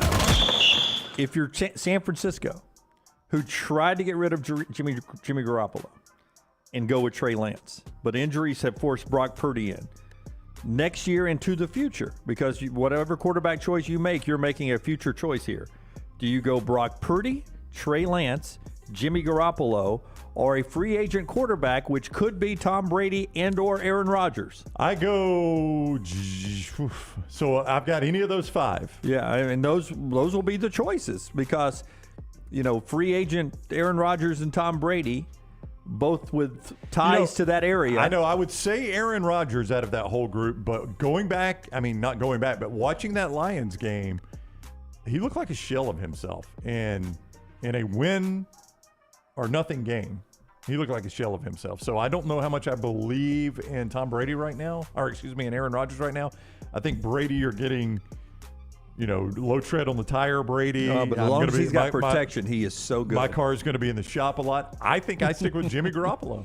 So you go Jimmy G. I think I go Jimmy G over all those guys. I go Jimmy G. Keep Brock Purdy if you can as that second guy, knowing. But what about Trey Lance? I mean, that's the guy you've put all the investment in. What are we doing? At this point, no. You're What playing a team game has 3 quarterbacks, though? You're playing a game of marry, break up, and you know what? Yeah. Is what you're doing. Yes, which sometimes you got to do. Right. You go get everything you can for him. I mean, you hope you can trade Trey Lance, right, and get something out of it. Yeah, that's what I'm saying. Get anything you can for him because he could. He could be a starter. Any of those 3 guys could be the guy. We're waiting for Brock Purdy to fall apart. He has not yet. So as of now, he still can be a guy. All I'm saying is Jimmy Garoppolo, of all those guys, is the one guy I've seen in the San Francisco jersey that I keep wondering why they're trying to replace. But Wadley Every time I see him 50-50 play. says, what if Purdy does this for 20 years? He has a lot of Brady similarities. How many? Yeah, I mean, that's a once-in-a-lifetime deal with Brady, though. How many guys have you seen do this? And then once defensive coordinators, this guy is thrust in their lap, right? Okay, I got a scheme for Brock Purdy. Give me an off-season and scheme for him and see how good he is. We see this all the time in the NFL. But what can you get for Trey Lance that then if Garoppolo gets hurt and then Brock Purdy does something like this again next year, then you can ditch him, use whatever you get, maybe get some draft picks, whatever, to then get that next guy. Oh, you got parts you can trade for sure. So and they could trade both Lance and Purdy in theory. Yeah. Not together, obviously, but 2 separate teams and get a pretty good haul. That's because Purdy has shown me more than Matt Castle ever showed me. Do you remember what Matt Castle signed for with Kansas City at the time? And he showed me a lot more than what Schaub or from Green Bay, Mock. I mean, he's shown me more than any of those guys. And those guys, they got a king's ransom in free agency. Yeah, you're right, Wadley. It was Kill, Mary, and Love. Yeah. Mm-hmm. Love. Let's do fourth down. Fourth down. Seth Davis paying tribute to Grant Wall, who passed away at the World Cup. But back in the early 2000s, Grant used to write the Magic 8. He would pick about this time of year 8 college basketball teams that he guaranteed would win the national championship. Of those 8, he did it for 8 years too, his Magic 8. 7 of the 8 years, his national champion came from the group of 8. The only year it did not, 2003, Syracuse with Carmelo Anthony, the team that beat the great Auburn team. Crazy run out of them. Okay. Yeah, crazy So run. normally he gets this right. Grant normally got this right before he passed away at the World Cup. So out of tribute to his friend who died, Seth Davis, who used to work at Sports Illustrated and would help Grant with the Magic 8, has given us 8 teams that he says of this 8 will have the national championship in this group. Same formula? Same formula. Okay. These 8 teams, and one of the national champion will come from this 8. Seth Davis says Virginia, UCLA, Texas, TCU, Purdue, Kansas, number 1 Houston, and Alabama. So my question to you guys, does Seth Davis have the national champion in his 8? Just can you, I was looking at. Yeah, I'm looking at teams. So say them one more time. Virginia, okay, UCLA, Texas, TCU, Purdue, Kansas, Houston, Alabama. Obvious one that's highly ranked that's not in there is Tennessee. UConn as well. UConn. Yeah, that was my one I was waiting to hear. You say Gonzaga? Gonzaga's not in there. Yeah, I mean, there's a lot of the top 10 right now that's not in there. Arizona. So does he have the national champion or not? I mean, Kansas State's a fascinating team, too. Kansas and Kansas State later this week. Yeah. In Manhattan. The old Sunflower Cup and Do they still call it the Octagon of Doom or whatever they used to call it? I don't know. I'm going to say he does not have the champion. I'm going to say it's more wide open. Yeah. Yeah, no. So you guys are saying right here you do not think Alabama wins the national championship. You've trapped me in that one. That's what we call a setup. Yeah, here's what I would say. If you make me bet that or the field, I would take the field. You would Is take that the a fair field. answer? That's 8 good teams. It is 8 good teams, but I'd bet the field. Now, I'm not saying one of those 8 teams won't win the championship. There's a thing called March Madness that takes half those teams out before you can even blink. I would bet the field against those 8. Would be my answer to your question, Mr. Dunaway. You marked through Purdue pretty quick, right? Okay, Purdue. They're not going to Well, no. I mean, I've seen too much of that. They have sent me on some bad trips. Yeah. I hear what you're saying, but just if you gave just Houston, Kansas, I mean, that's 2 really good teams right there. Really good teams, yeah. All right. That's our 4 downs today, brought to you by the great folks at Vulcan Tires, Brown. VulcanTireandAuto.com. 5 great locations throughout the central Alabama area. You can trust them bumper to bumper with your car. My family is proof of that. VulcanTireandAuto.com. Tripp says there are 5 teams who can win the NCAA tournament. Houston, Kansas, Alabama, UCLA, and UConn.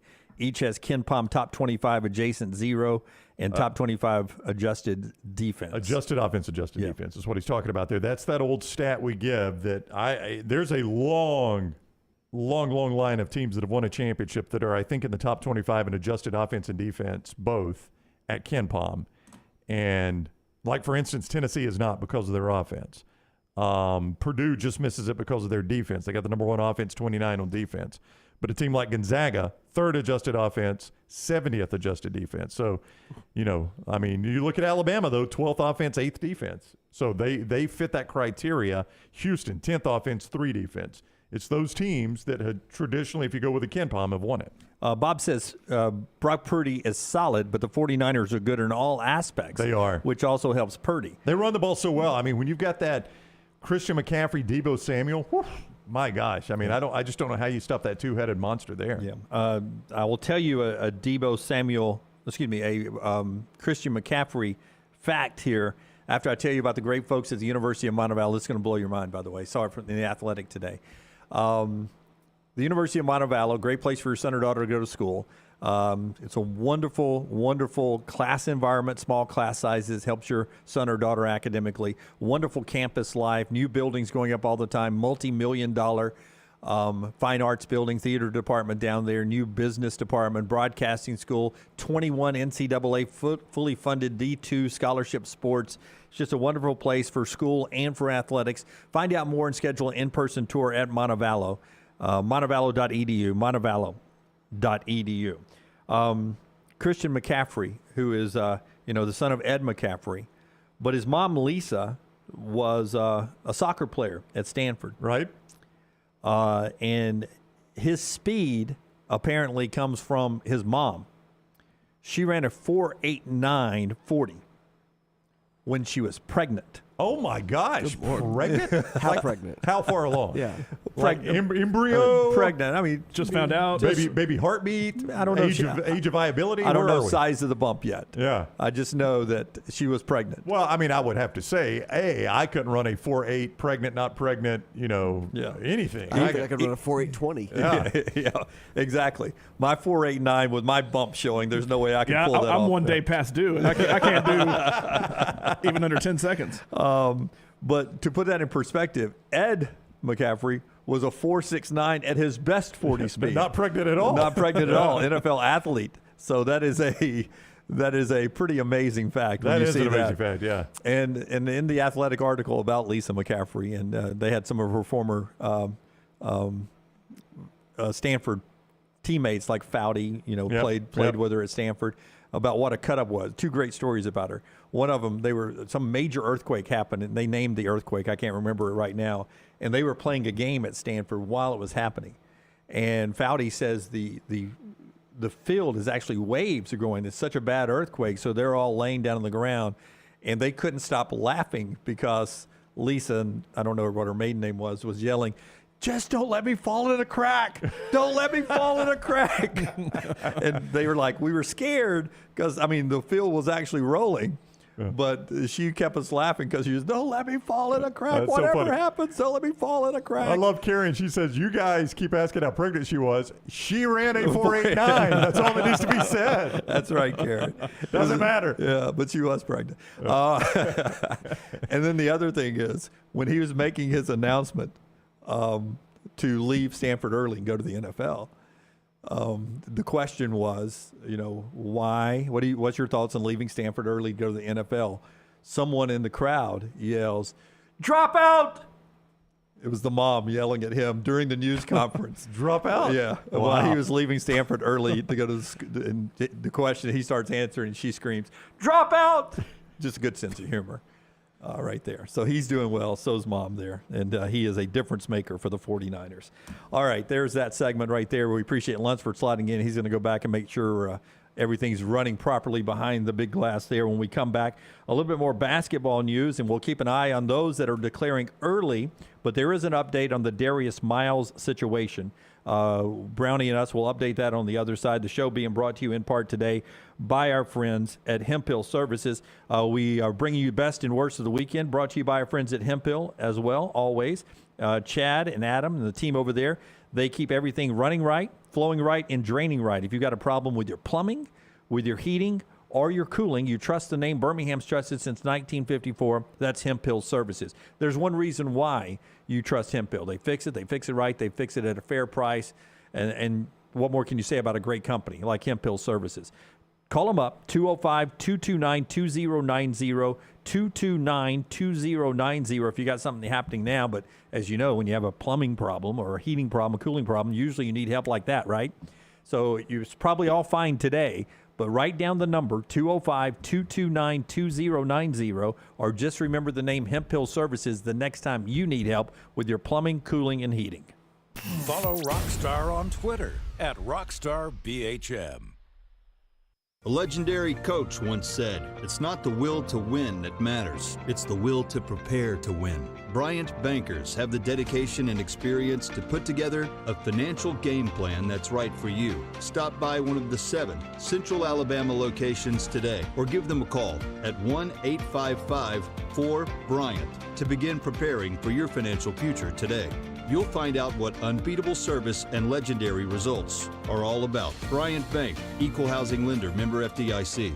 DryTech offers nothing but 5-star service, and we highly recommend them. Hands down, the easiest and most stress-free experience I've had anywhere. These are just 2 of the 50 reviews regarding the type of work DryTech does. If you have water, fire, or mold damage to your home or business, you should call DryTech. These people did. DryTech offers 24/7 emergency services. Let DryTech prevent a minor problem from becoming a major one. Call 205-637-0143 or go online to mydrytech.com.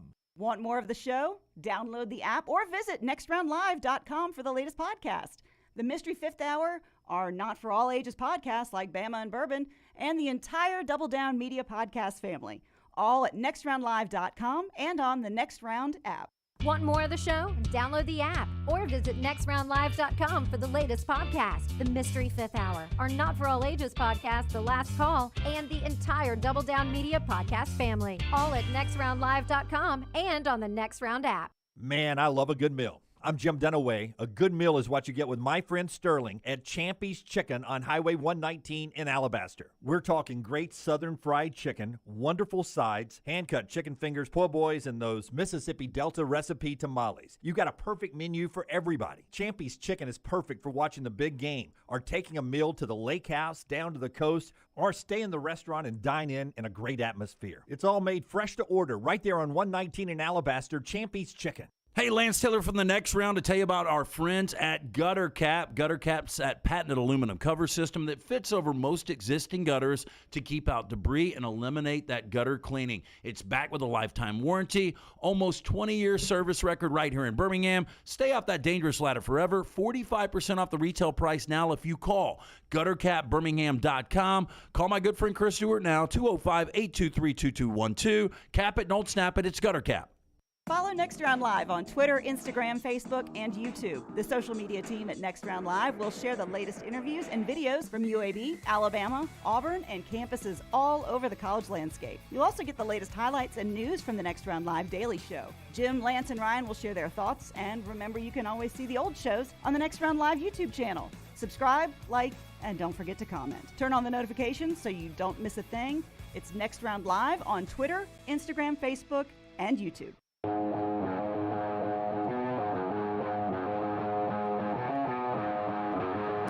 Kerry is right as well in the Vulcan Tire and Automotive chat room. In fact, his grandfather won the silver medal in the 100-meter at the 1960 Olympics. And that's the grandfather on the mother's side. So a lot of his speed does come from the mom side there. I see Michael Irvin, Troy Aikman, Stephen A. and his crew are down in Tampa today having fun leading into that Tampa Bay Dallas. And so, too, is our buddy Dan Orlovsky. And Brownie, I know we've sent it out from social media, but you've got an announcement to make about Orlovsky over the next few weeks. Yeah, Dan is going to join us every single week throughout the NFL playoffs, starting tomorrow at 11:45. He'll be primarily Tuesdays at 11:45. Those days may have to change a little bit based on his schedule. But it starts tomorrow, 11:45. Dan will be with us throughout the Super Bowl. So we're very excited for Dan to join us every Tuesday at 11:45. A guy that does college football and the NFL. I really like his work, and I look forward to him being part of the show. Yeah, I hope it's the first of many, many relationships with us. But Dan Orlovsky starts his run with us on the Next Round tomorrow, scheduled to be with us at 11:45, but he's obviously in Tampa, maybe some travel there, but stay with us. We'll keep you updated when Dan joins the show. New Life Art brings us Rockstar's viewing menu every day, and Daniel A. Moore has been bringing you memorable sports moments. For over 40 years here locally, you can always check out everything Daniel Moore has for you to offer at danielmooreart.com, danielmooreart.com, or you can call him up anytime, 800-735-2787, 735-2787, danielmooreart.com, danielmooreart.com. Rockstar? Well, last night was the premiere on HBO was The Last of Us. I don't know if I know Brown rolled his eyes about zombies. I know it's not zombies. It's like a virus outbreak. Did you watch it by chance? I did not.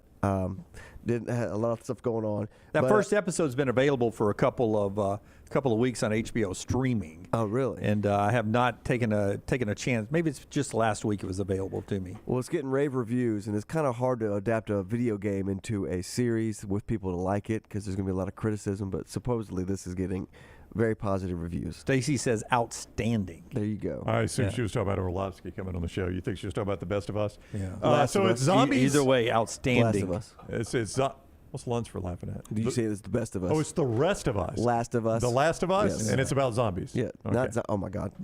You said I rolled my eyes about zombies. I said that because it's not about zombies. What's it about? It's a virus outbreak. We just lived through that. It's not a virus. No, even I'm getting it wrong. Have you watched it? No. Oh, okay. Oh, my God. The Last of Us was pretty good, says Lunsford. Go ahead, Rockstar. Yeah, I'm just and then for Brown, I'm talking to you right now. 9:30. I'm doing my whole show over here, Rockstar. On Pop, whatever the hell that is. Caddyshack. It's a golf. I love Caddyshack. Movie. It's a very, very funny movie. Caddyshack 2, probably the worst sequel in the history of movies. Have you seen Godfather 3? I have seen Godfather 3. Would you call that a sequel? The helicopter scene. The helicopter scene's completely unrealistic. Yeah. So, by the way, to prove my point, when Brown derailed us, that Stacy was talking about The Last of Us, outstanding, and follows up with Not Zombies. Yeah. Well, I mean, I heard all that. Yeah. But it's about zombies. But when I said outstanding, is she talking about The Last of Us or Dan Orlovsky? I didn't know. I didn't know with the timing. I thought she was giving the show a compliment. It's a he, I think. But okay, I didn't know about the time. I thought that person was giving the show a compliment. Kyle's welcomed me to the chat. The chat's really interesting today. All right, so Lunsford says it's a fungal infection, not viral, and the first 10 minutes explains the difference. That sounds exciting. I'll tune right in for that. Says the guy that watched every episode of Severance to get to the last episode. God, it was awful. I hate it. I'm watching episode 2 tonight. I absolutely hate it. Meanwhile, they had to rent a Ryder truck to carry all the Golden Globes home from the Severance. Who did? Severance did? Yeah. Did they really? Critically acclaimed. Yeah, I didn't like it. The last episode was good, but it was too slow of a burn. I really think they could have done like one episode and then the last episode had been fine. That could have been a 2-episode first season and they were done. That is what Rockstar is watching, brought to you by our friends at New Life Art. We appreciate them being with us so much. Again, if you're paying attention to a couple of the big stories that are going on out there, one of those is the last day to declare for the NFL draft. Jordan Addison and C.J. Stroud, two of the bigger names nationally, who have made that made that announcement today. We'll follow any others that go through. Sometimes you won't end up. It won't end up happening until you'll find out who did it today, tomorrow, or the next day. It's not always a public announcement. We'll keep you updated on any of the ones that are made public. The other is the Darius Miles arrest for capital murder in the death of Jamea Harris over in Tuscaloosa. 2 suspects were arrested on the capital murder charges. One of them was Darius Miles, the former Alabama basketball player. The other was Michael Lynn Davis, age 20. Shots and one person dying at 1:45 a.m. on Sunday morning off the strip. The victim was found in the car where the driver of that car pulled over and found University police right near the Walk of Champions outside Bryant-Denny Stadium.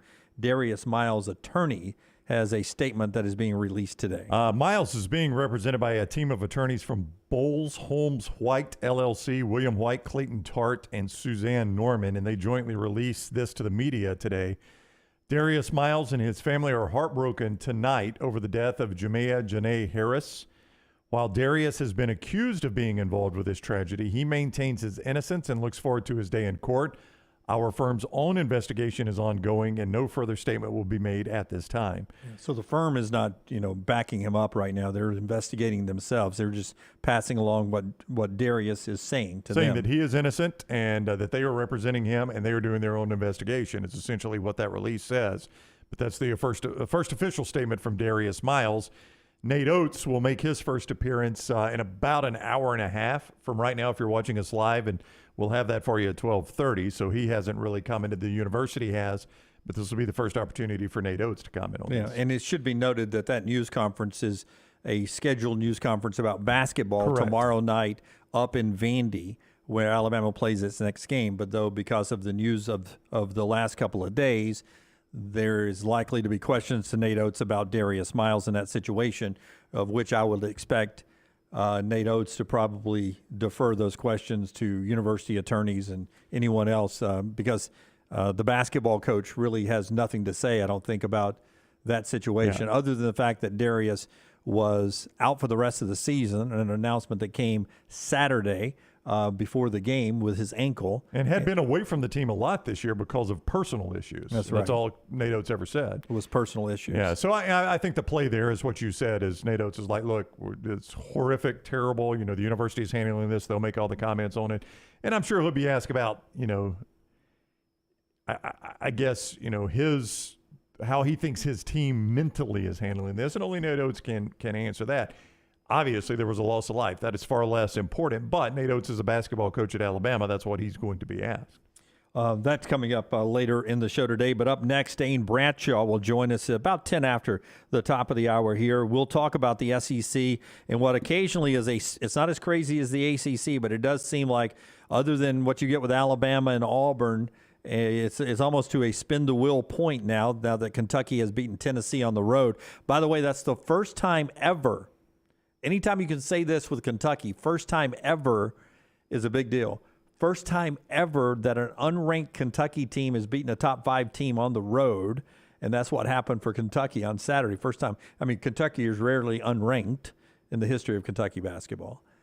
And to be unranked and beat a top 5 team on the road, those games don't come around very often, but they did it to Tennessee on Saturday. We'll talk to Dane Bradshaw and more basketball when we come back right here on the Next Round, being brought to you today in part by our friends right there at Cowan Equipment. Cowan Equipment brings us our poll questions. Taylor sends those out, and you can vote there at Next Round Live, Cowan Equipment. You can, Jim, and if you're having trouble finding that brand new plastic on the seat piece of heavy equipment, you're not alone, but here's what you can do. Check out Cowan Equipment's rental fleet hit list. They got a wide range of well-maintained equipment from the rental fleet that is for sale now. Visit cowan.com/featured used equipment or call 800-239-COWAN for more information. Follow Scott Forrester on Twitter @ScottForresterTV. Hey, Lance Taylor from the Next Round. You've heard me for years talk about our friends at Bromberg's Jewelers, and we welcome you to stop by and see that great customer service at the Mountain Brook and Summit locations.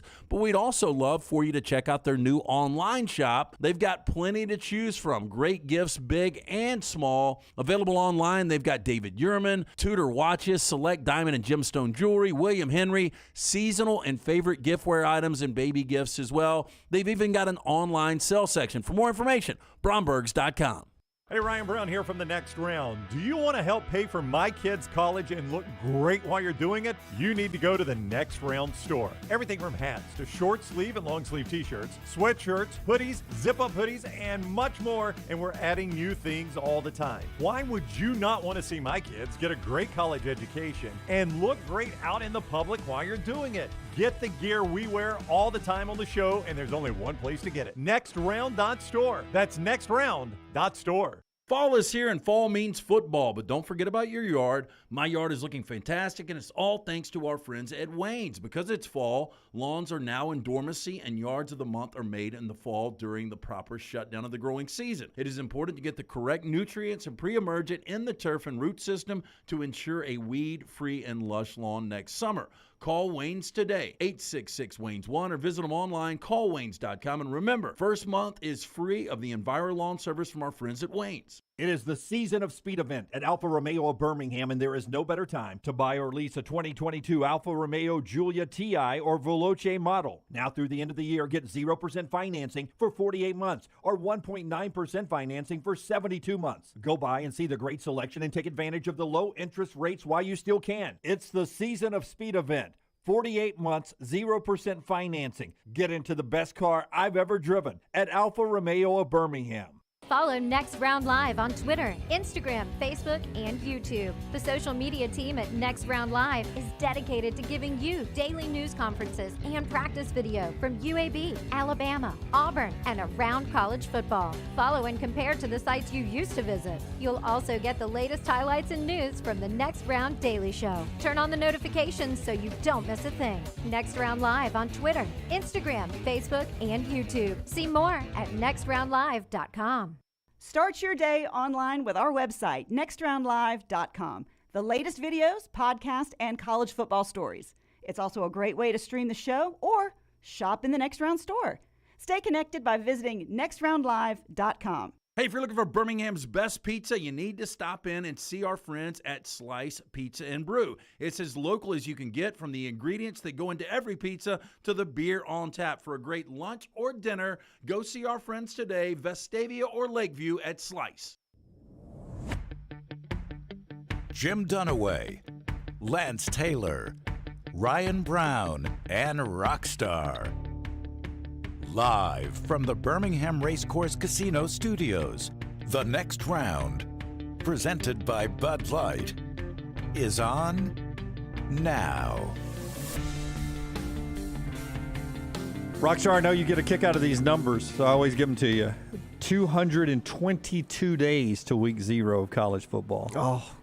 But you know how quick it'll get past 200? It'll get down to the 100s, and it'll start seeming real. If you want fast, though, 175 to SEC Media Days. Oh, we'll be there for you know it, Rockstar. Yeah, very quick. 175 days in Nashville this year. Countdown to kickoff right there this hour on the Next Round. Lunsford says Severance won absolutely nothing at the Golden Globes. You said they needed a Ryder truck to well, a lot of nominations. How about that? That's what I meant. Nominations. Yeah. You don't need a Ryder truck for those, my friend. You've never rented a Ryder truck and ended up not needing a whole big truck? I got nothing in the back of this bag. That return home must have sucked. Hey, who's going to take this truck back? Hey, we got unlimited mileage. Y'all don't worry about it. They were at least nominated, though, right, Lunsford? Yeah, nominations. I see the thumb. All right, so a lot to get to. Dane Bradshaw on SEC basketball coming up in a second. But first, your headlines this hour being brought to you by the wonderful folks at the World of Wills. It is that time of year again where we get a chance to go hang out down at Legacy Arena in the ballroom space down there and all the great fun with the World of Wills. The 52nd O'Reilly Auto Parts World of Wills Dunaway. How about that? Coming up February 3rd, 4th, and 5th at the BJCC. It is going to feature hot rods, race cars, antique cars, classic cars, custom imports, motorcycles, and creative displays. Jimmy Walker, JJ from Good Times, supposed to be on the show, by the way. We're waiting to find out a time JJ is going to join us. Real quickly, slide the microphone to Tyler. Oh, why? You going to ask him if he knows who JJ? Tyler, how old are you? 23. 23 years old. Tyler, do you know who Jimmy Walker is? JJ? Not a clue. Okay, if I say dynamite, I was about to ask you what one word is he known for, and Brown just told you. Oh, he didn't know that. Did you know that? Is that on Good Times? Oh, look at Good Times. Did somebody tell you behind the glass? Nope. How about that? So Good Times. That's who Jimmy Walker is. The guy who used to say what, Brown? Dynamite! Did I get it right, Rockstar? And one of the best things I remember, we had Barkley on in studio, and we were playing a game with a listener or something like that, and we had Bruce Pearl scheduled to come on, and I remember talking to him off the air, telling him that Charles is in studio, he's playing a game, and he's like, "Are you kidding me?" I was like, "Yeah, he's doing impressions." He says the word, and the listener had to guess whose tagline was that, and one of them was dynamite. So Bruce Pearl came on going, "You guys," so this guy's an NBA Hall of Famer, and y'all got him going, "Dynamite!" Hey, Coach, how you doing, man? I remember that now. I'd forgotten all about that. Bruce Pearl, he was calling in, right? He knew Charles was on, so he just randomly called in. Yeah, I remember that now. O'Reilly Auto Parts, you can get tickets at worldofwheels.net, worldofwheels.net. All right, let's start with Auburn basketball. Rockstar, give me cut number 6. Brown, while he's pulling that up, will you pull up Auburn basketball schedule? I know this week it's at LSU and at South Carolina, but give me the 3 games after that, because Wendell Green wants to make a point here. He was great down the stretch, helped Auburn secure the win against Mississippi State. Their best performance of the year, in my opinion, is a home win to Arkansas. After they go on the road at LSU, at South Carolina, who's the 3 games after that? It's a very interesting stretch for them, Jim. They host Texas A&M. Okay. And Texas A&M right now is undefeated in the league. I don't know how good they are, but they're undefeated in the league. At West Virginia Mountain Mama. Yep. And then the rematch against the only team that has beaten them in conference, and that would be the Georgia Bulldogs. And then down the stretch, they have a tremendously tough schedule. Oh, yeah. This is the part of their schedule they can breathe a little bit in. But after that Georgia game, at Tennessee, at A&M again, so you play A&M quickly, twice. You host Alabama, you host Missouri, and then you finish your last 3. There's some between these, but your last 3 at Kentucky, at Alabama, host Tennessee. A brutal finish for Auburn. And that's what Wendell Green was talking about after a hard-fought win over Mississippi State. It's early, though. You know, we still got to play some of the top teams. But, you know, we just taking it one game at a time. Got to go on the road for 2 games in a row. But we feel better about how we're playing. 69 points, you know, it doesn't seem like a lot, but it's a lot against Mississippi State. You know, so we feel confident with our offense. Jay Will stepped up tonight, had 21. But we just feel good. We're getting in that groove, and we just want to keep trying to find a way to win no matter what. Well, those bucket hats, by the way, that they gave out to the students. Oh, they're colorful. They are. Good luck. Yeah. Yeah. So you had Alabama, all their students were wearing hard hats, and then they go to the Auburn game, and all their students were wearing those bucket hats. Well, the bucket hats were very stylish a couple of years ago, still very popular. I've yet to have one. I've yet to buy one. I think it's a very attractive look for college-age females. But how do you guys feel about bucket hats on guys? That's a different bucket hat because it's the small brim bucket hat. Like a lot of golfers wear the big brim bucket hat to protect theirs from the sun. Stylish, cool. That is it. Yes, millennial bucket hat. Yes. I think you should wear one. I think you would look great in it, Jim. No, I would love one. Yeah, you need to wear it. I just don't think they're a great look for guys. Period. No, don't you think Jim will look good at one? I think you'd be the exception. Yeah. All the ladies in the chat, in the Vulcan Tower and Automotive chat room, all the ladies in there, let us know if you think Jim should wear a bucket hat. And give us your age, too. But bucket hats on girls in their 20s, good luck. Is that a win? You know, I don't see a lot of those. I guess I'm not going around. I don't know. Oh, you're not on Instagram. Always at the pool and at the beach, Rockstar. Those are 2 places I am never at. And on the gram. Are you on the gram a lot? Yeah, Okay. I'm not. Give me cut 3. Cut 3. Seth Davis. Alabama, Houston, Kansas, Purdue, TCU, Texas, UCLA, Virginia. Those are his 8 teams the national championship team will come from. Brandon Miller, after the dismantling of LSU over the weekend, had this to say about Alabama's focus at this point. Brandon, what's it like to be this, to kind of, how do you stay focused when you're getting all this attention and NBA talk and all that? I think my teammates really keep me focused on the mission here. I mean, our mission is to win a national championship. So I try not to get too focused in all that the other stuff. What I can just control what I can control right now than what I control in the future. By the way, I hope everyone else is now on board that Jadeveon Clowney also becoming a conversation about being a first-round pick. He's a guy that I love as well, of going in the first round. Both of those guys I expect to be one and done.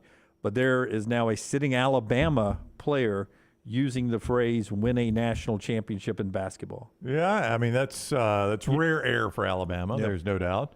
Noah Clowney, not Jadeveon. Just a quick correction there.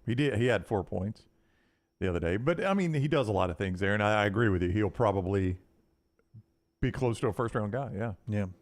What else? You said Jadeveon Clowney. I just was a subtle correction to Noah Clowney. Oh, I'm sorry. You're right. Noah It's Clowney. quite all My right. bad.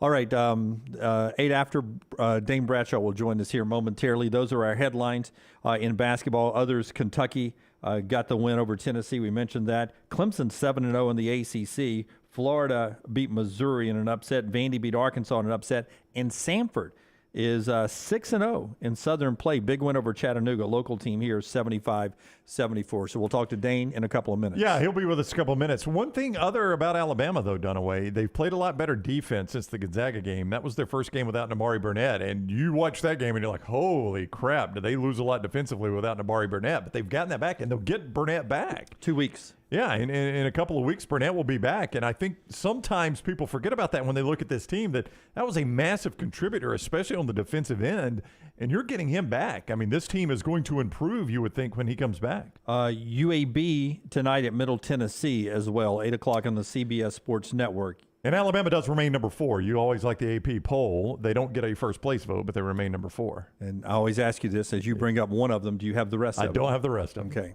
So Alabama at number 4. I was going to wait till they were all out. I hope you had seen I don't it know why it somewhere gets else. done this way. I do not know why it gets done this way. All right, so there's where we are in basketball. We'll talk to Dane Bradshaw, more basketball in just a second. Pete Golding did leave on Friday from Alabama. Search is on for the next defensive coordinator, waiting to hear about Bill O'Brien and his departure from Alabama if that happens. Ohio State, though, has decided on who their next offensive coordinator will be after Kevin Wilson left to be the head coach at Tulsa. They're promoting from within, and they're promoting Brian Hartline. Brian Hartline is up now to be the Ohio State offensive coordinator there. So that's a pretty interesting pickup there. And then there was the Georgia celebration for the national championship over the weekend. Rockstar, if you'll give me cut number 11, Greg Sankey was at the podium.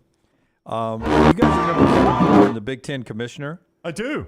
Who left and was just, 3 years, 4 years? He was It was a brief stay. Yeah. Brief stay as the Big Ten commissioner. So with everybody gathered and the SEC Network broadcasting, Greg Sankey had this to say about the state of college athletics. It seems to be a direct shot at Kevin Warren, who has butted heads with Greg Sankey on a couple of big-ticket items when it comes to making college athletics better. He committed as a leader, and we need leaders today in college football and college sports, not leaders who make a stop to build a resume and go on to something else, but those who understand the problems ahead are real and demand our attention. Direct shot right there. I mean, just, yes. I mean, you can't. But if you also look at the commissioner of the Big 12 and the Pac-12, those are guys with big resumes doing something else who many people don't expect will be long-term at their jobs either. So the commissioner role has become not a lifetime college athletic position in a lot of places. And I think Greg is concerned that maybe we were letting these guys have the equal vote to those of us that are in this college athletic game as a career, not just stopping off for a slot on the resume. I mean, Kevin Warren for a brief period of time carried a lot of power. Oh, there's no doubt he did. He and Greg Sankey were maybe 1A, 1B. I don't know what order you wanted to put them in, but they were the two most powerful people in college athletics. Dane Bradshaw, a basketball analyst for the SEC Network, joining us now. Alabama, number 4 in the Associated Press poll. Tennessee drops to number 9. Auburn is number 16. Arkansas, number 25, hanging in there in the top 25. Let's talk some basketball with Dane now. He is with us on the JohnstonRVCenter.com hotline. Dane, what's happening, man? How are you today? I'm doing great. How about you guys? Doing awesome. Thanks a lot. Look, Alabama is the highest-ranked team in the Southeastern Conference. They are undefeated. They are winning by an average margin of 22 points per game. Tennessee, it looked like it was Alabama-Tennessee, neck and neck right there. Is there an obvious gap between Alabama-Tennessee, or is it still very close in your mind? I think it's probably closer than the eye test just because I have a lot of faith in Tennessee's defense. Now, the issue is for Tennessee, you don't know where their offense is going to be on a given night. So if it gets in the 80s, I mean, Alabama's capable of beating Tennessee by 20 if Tennessee doesn't have the complementary basketball. But, man, Alabama has gotten that intimidation factor back. They didn't have it a year ago, but the previous season, when you just felt like as soon as they made a three, like a 9-0 run could happen at any moment. And, the word spurtability would get used a lot with the Crimson Tide, and it was missing last year. But now it is like, man, before you know it, you think you're in the game and you are out of it within a blink of an eye. And no better representation of that than the road win at Arkansas when three balls in 45 seconds. And that, I think that gets the defense on their heels and everybody knows what's coming at them. And as an opponent, you sit there and say, man, oh boy, here we go. They're coming for us. And I think they're the most intimidating team in the SEC. All right, now listen, we'll circle back to Alabama and Auburn in a second, but first let's start with what we saw in Knoxville with Kentucky and Tennessee. On the other side, because we were giving Kentucky up for dead, and I'm not sure it's still going to be a Kentucky team that makes the NCAA tournament. That was a great win, but what I saw in Tuscaloosa, I was surprised at how unathletic Kentucky looked when I was at that game in person. And then Wheeler doesn't play in this game. Put yourself in Calipari's shoes right now. Do you give Wheeler his spot back, or do they find something without him in the lineup this week? I think guys stepped up. You still are going to need Xavier Wheeler in your rotation to go where you want, because the freshman Casey Wallace, he's great. He does a lot of good things for you. But he's got back spasms. They're taking him out of the game at times, and he's stretching, and he's probably not practicing much. You can't just say, hey, this is our guy, and the only person we're putting him in is Thiero, who's not a natural point guard. But he stepped up. They did their thing. But that if they're going to try to score, 65 to 75 points a game, which isn't great, but it's where they need to be. That they need Wheeler in the game, pushing the tempo, making good decisions, getting people easy buckets. Because what they have last game, 58, and they were able to win. But they haven't been able to make a free throw to save their lives all season, and all of a sudden they stepped up, and it was like they couldn't miss. And so you credit them for making those plays. And that was kind of the only thing heading into that game. As I was on different radio shows, I said, look, Tennessee has everything that Kentucky wishes they had: shooting, reliable defense. They're consistent, confident, connected on both ends of the court, leadership.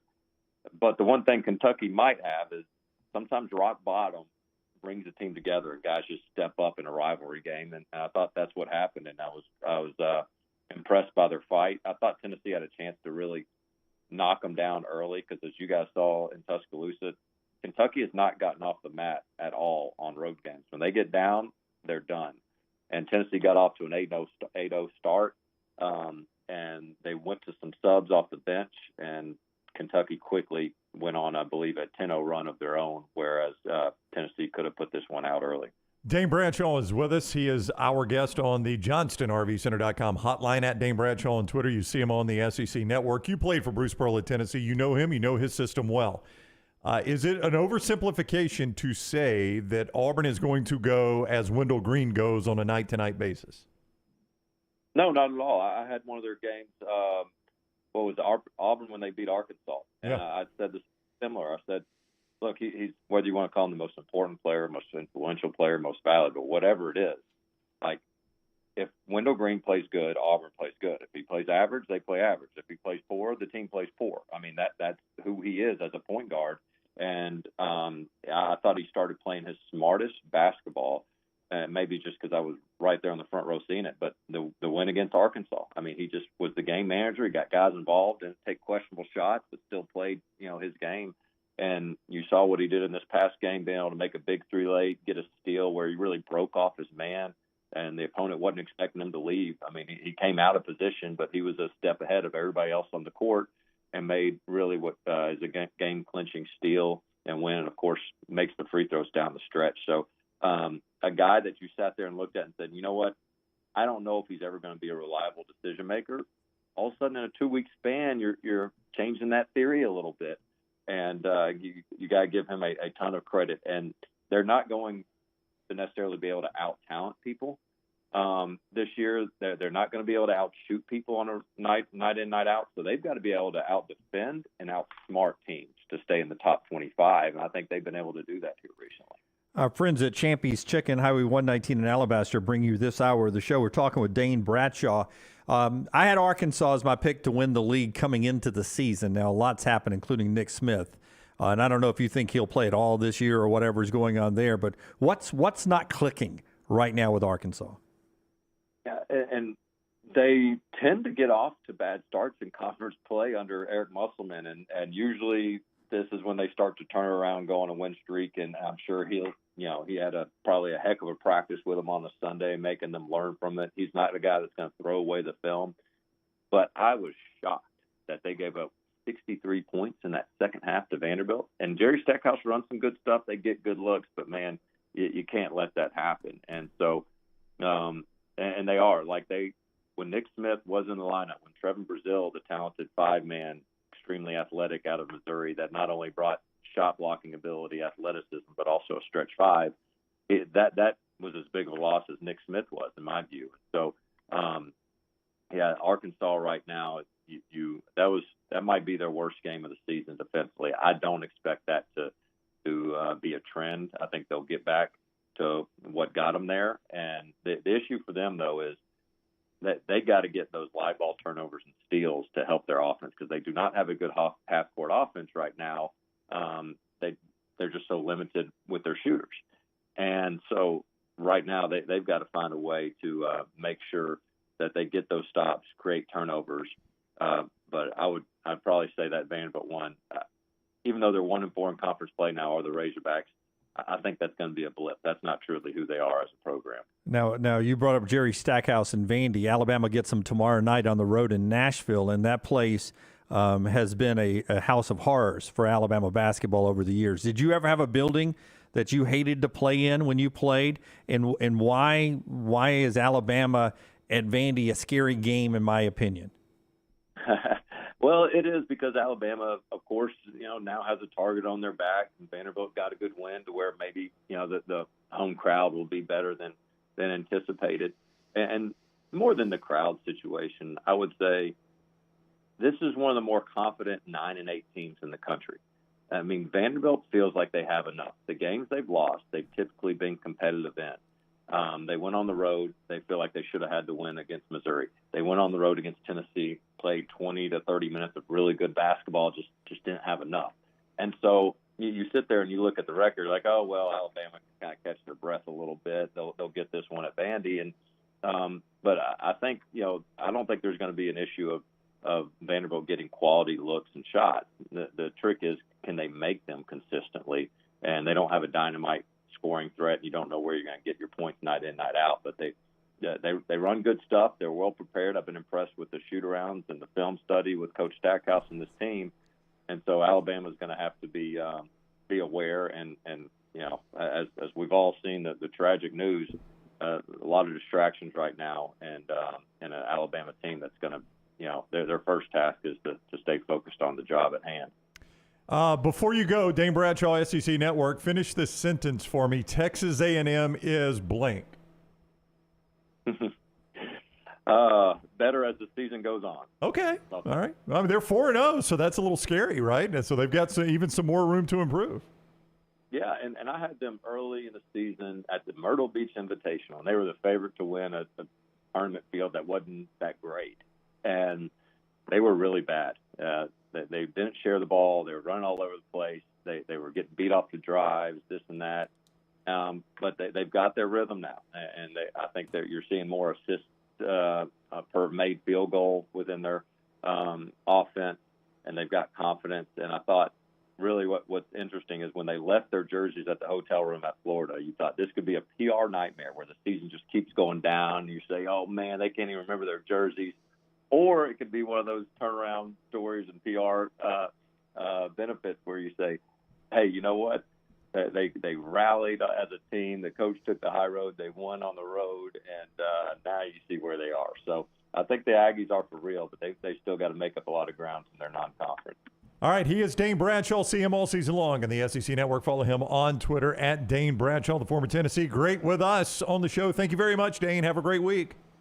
Thanks, guys. Anytime. All right, buddy. Take care. Dane with us on the JohnstonRVCenter.com hotline. Yeah, and also our show being brought to you by our friends at Champy's World Famous Fried Chicken, Champy'sChicken.com. Highway 119 in Alabaster, open for lunch right now, dinner later tonight. And then, of course, whenever you need to order something for a party or a big meeting or just to watch a great weekend of sports like you have Saturday and Sunday coming up, Champy's does the to-go as good as anybody else in the world. Champy'sChicken.com. Sterling and his crew, those Mississippi Delta recipe tamales are fantastic. The chicken fingers, hand-cut chicken fingers are good. Everything on that menu, you'll love it. Champy'sChicken.com. As we got trash in the next segment, we'll get to that. One interesting note in basketball, I mentioned Samford, and there was a time, and I remember you and I having this conversation. I think Samford was 7-6. Yeah, they had started 7-0, and I think they lost 6 or 7 straight. Now they're in conference play, and it's really a competitive Southern Conference. Rockstar, give me cut 8. They're now 6-0 in the league. They beat Chattanooga 75-74, some late second free throws there. And I think they were down 13 in the first half in that game. I flipped over and watched a little bit of that game. And had to battle back to win that game. Got a little national television audience there on ESPNU. Here's Bucky McMillan on just how his team has had hot streak, cold streak, hot streak to start the league play. And even in that game, cold streak ended with a hot streak. They win the game against Chattanooga. Here's Bucky. All these teams, if you can stay the course when things are going their way, right? Everyone can stay the course when things are going their way. But what happens when it's almost embarrassing out there for you? Can you keep going? And you saw our guys play with a lot of heart, a lot of heart, and a lot of guts in that game, because that's what it took. It took guys in that game not being afraid to lose. And once we got it rolling, it was awesome. And I promise you they'll remember that comeback forever. And I'll say this, the fans will remember that. And that was inspiring. That was inspiring to everybody to see that comeback. Yeah. Bucky after the comeback of Samford over a really good Chattanooga team. Yeah, they were down 16. I was wrong. Or I'm sorry, more than that. They were down 18. 41, 13, 16, 18. You better call a timeout real quick. 41-20. My play clock. 19 says Forrester. Yeah, 19 says Forrester. Whatever. I don't care. I don't do math. But they were down a lot. Oh, is that the end of the sentence? Well, I mean, I can't do it without you. 18, 19. Forrester says 19. They were down 20. I don't care. They were down a lot, and they fought back and won. All right. We'll let Brown get back in the chat over there. We'll do trash coming up on coming up on the other side. I haven't been in the chat in a while. I'm bashing the AHSAA on Twitter now. That's what I'm doing now. So is Jay Billis. I put in a request for the guy to come in. Who? The Hoover baseball coach? No, the damn guy that's trying to run the AHSAA and Alvin keeps screwing Briggs? it up. Yeah. Let me check and see if he's answering I'm me going to back. say calling him the quote-unquote damn guy that runs the AHSAA may not get him on the show. It may not. It may I don't not. care. He has not written me back yet. So what'd you text him? I did. When I saw they'd suspended the guy from Hoover baseball for coach. coaching Team USA. I know. Jimmy America. I knew you'd get behind We're this going one. to suspend a guy who coached Team USA? Yeah, it's a stupid organization. So they need to clean house and just start that organization over. So I emailed him instantly. I said, Alvin. hey, we'll make room for you Monday. I did. I said, Alvin, comma. Alvin. Love to have you on our show Monday. Yeah. We're pretty open. We'll work around your schedule. He 9 to didn't 1 respond? Central Time. Not yet. I'll see if I got a cell. I may have a cell, and you fire him a text. He didn't respond to our damn interview request. To come on here and talk about it. I mean, I'm sure it's some rule. I'd just like him to explain to me how you can coach Team USA and then end up being suspended for a year. Yeah, it's because he coached one of his players, and you can't coach players in a summer league or something like that. I mean, it's just, God, they got so many rules at that place. Even when I'm playing for Team USA? Yeah, I don't So know. I'm supposed to turn down coaching Team USA? Jimmy America. Or am I supposed to turn down not playing for Team USA? Which soon, one do you want me to do? How soon before Dunaway makes this communism? I mean, if you want to be a communist organization. All I can say about the AHSAA, do we not want the best of the best representing Team USA? The United States of America. The American way, right? That's right. That's what you want. You want the best of the best. And if it happens to be a coach at Hoover and one player at Hoover, then who's that hurting? It's hurting. HHSHASHAA. No, it's hurting freaking America, hurting Rockstar. Freedom Rockstar. Yeah. We can't have freedom if we don't have a good baseball team. Lunsford, can we get the T-shirt in the store today? AHSAA hates America. Do a hammer and sickle. How many of those would we sell? I've probably done enough to get banned by the AHSA already. This will put it over. That should put it over the top. No, how about if we just AHSAA and the hammer and sickle? Hammer and sickle. Or you can do AHSAA holes. Holes?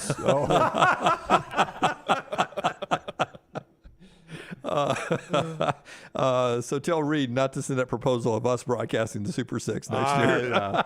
Hard pass anyway. All right, we've got trash coming up on the other side. Nichols Outfitters bringing you part of the show today.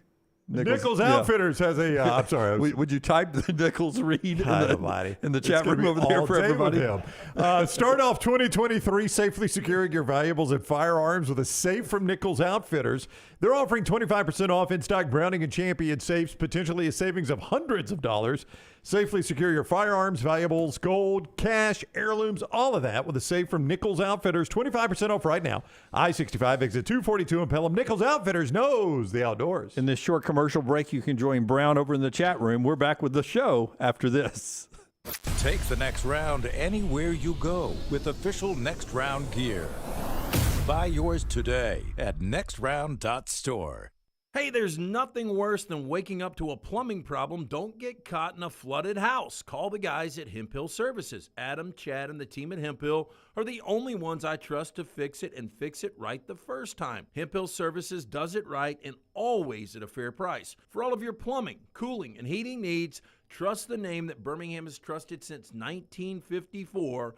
That is Hemp Hill Services. Call now, 205-229-2090. That's 205-229-2090. Fall is here and fall means football, but don't forget about your yard. My yard is looking fantastic, and it's all thanks to our friends at Wayne's. Because it's fall, lawns are now in dormancy, and yards of the month are made in the fall during the proper shutdown of the growing season. It is important to get the correct nutrients and pre-emergent in the turf and root system to ensure a weed-free and lush lawn next summer. Call Wayne's today, 866-WAYNES1, or visit them online, callwaynes.com. And remember, first month is free of the EnviroLawn service from our friends at Wayne's. Culver's could have only started in Wisconsin. Just ask our team member Marcus. Let's just say you can't take America's Dairyland out of Culver's. Like the real Wisconsin cheese on our juicy butter burgers, the farm fresh dairy in our fresh frozen custard, even our crispy golden Wisconsin cheese curds. It may sound cheesy, but we love where we come from at Culver's. Almost as much as we love sharing it with our guests.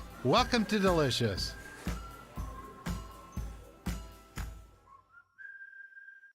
The NFL playoffs are just around the corner, and every game matters. Join us on the Next Round and Pepsi every Thursday as we preview the upcoming big games in the NFL weekend. Pepsi and the NFL, a perfect match for your weekend.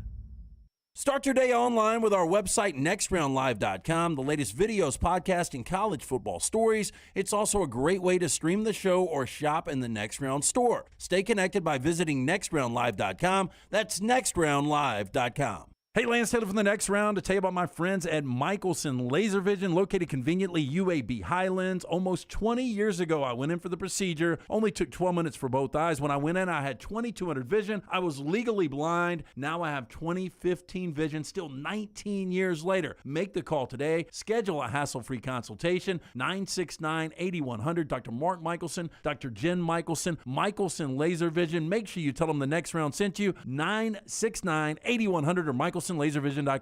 Follow Next Round Live on Twitter, Instagram, Facebook, and YouTube. The social media team at Next Round Live is dedicated to giving you daily news conferences and practice video from UAB, Alabama, Auburn, and around college football. Follow and compare to the sites you used to visit. You'll also get the latest highlights and news from the Next Round Daily Show. Turn on the notifications so you don't miss a thing. Follow Next Round Live on Twitter, Instagram, Facebook, and YouTube. See more at nextroundlive.com.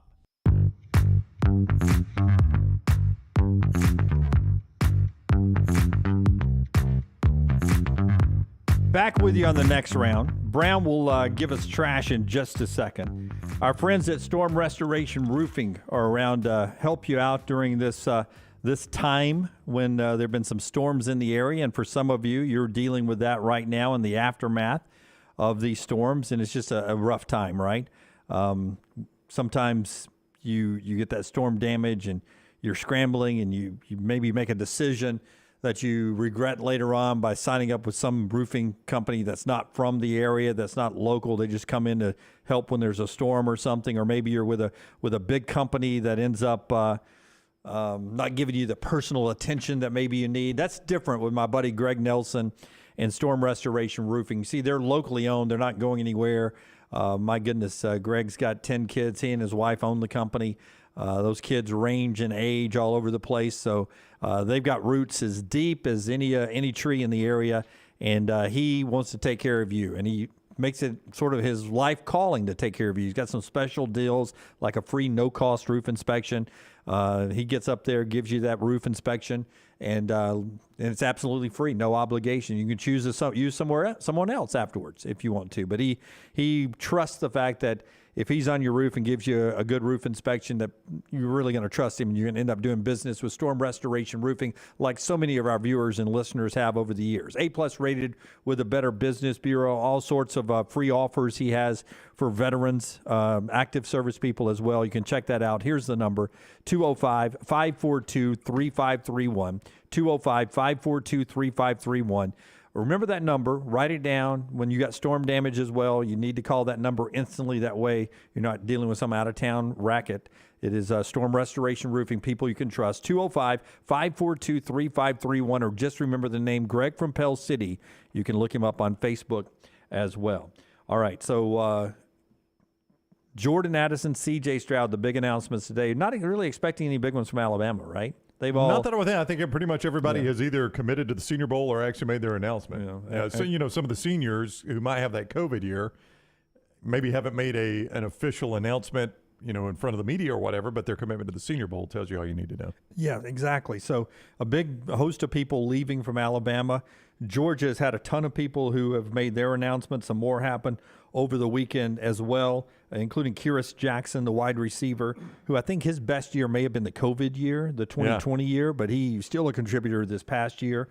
Warren McClendon, who was part of that tragic car accident over the weekend but survived, is in stable condition in the hospital. Earlier that day, he had made his announcement. He was going to the NFL, and several others who have made that announcement here recently. I do want to remind people that there will be some that will not announce today that will end up in the draft. They just don't make a public declaration. But C.J. Stroud and Jordan Addison are the big names who have made that so far today. We've talked to Travis Reier about Pete Golding leaving Alabama. We've talked to Dane Bradshaw about basketball. Matt Mosley on the Cowboys and the Buccaneers tonight coming up in the final hour of the show. But right now it is time for Trash. Rockstar, hit the big button, man. Congratulations, the Cure Rock and Roll Hall of Fame inductees 2019. Are you as excited as I am? By the sounds of it, no. LT's Trash is presented by Mortgage Right. Mortgages done the right way. I tell you how much I love that one. That might be my favorite of all time. That we still use. Back it up, Terry. I like to. My balls is hot. I understand. I like that one too. I promise you, if you butted to Bill Clark and me to that one, so good. It would be really funny too. Yeah. What was the question you asked Coach Clark? I can't remember. Bill Something Clark. about, are you excited? Yeah. All right, gosh. Not as much as you, Jim. USFL. Yeah. Yeah.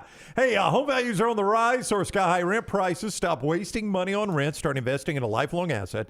Take control today. Talking to our friends at Mortgage Right about your home ownership goals. 205-815-9200. MLS 2239. Equal housing lender. It's Mortgage Right. I'm not a big Transformers guy. I loved playing with Transformers back in the day, but I've not watched any of their movies. Michael Bay does them. Those are the kind of movies he does, right, Rockstar Michael Bay? A lot of explosions, a lot of action, a lot of CGI. Things blowing up. He's denied allegations that a pigeon was killed on set of his 2019 Netflix film 6 Underground. I am glad we're finally getting around to this investigation from 2019. The Wrap reports Italian authorities have charged Bay in connection with the death of a homing pigeon on the set of the movie. Pigeons, you might be unaware of this, Dunaway, are a protected species in Italy. Oh, wow. And there is a national law against killing, harming, or capturing them. Do they mate for life? Pigeons? No, that's swans. I think pigeons may have something like that. I don't know if it's. I thought swans were the ones that mate for life. Yeah, I think pigeons have something like that. Pigeons are rats with wings, basically. They're filthy animals. Yeah, I see that too. Do you think that his family's just been like constant interviews, like when is he going to get justice for the pigeon? Petey? Yeah, well, that's why I was wondering, was there a pigeon left in the nest without its permanent mate? The Wrap says production sources claimed a bird was killed by a dolly during a take, and witnesses took a picture. Bay says his team has clear video evidence this did not happen.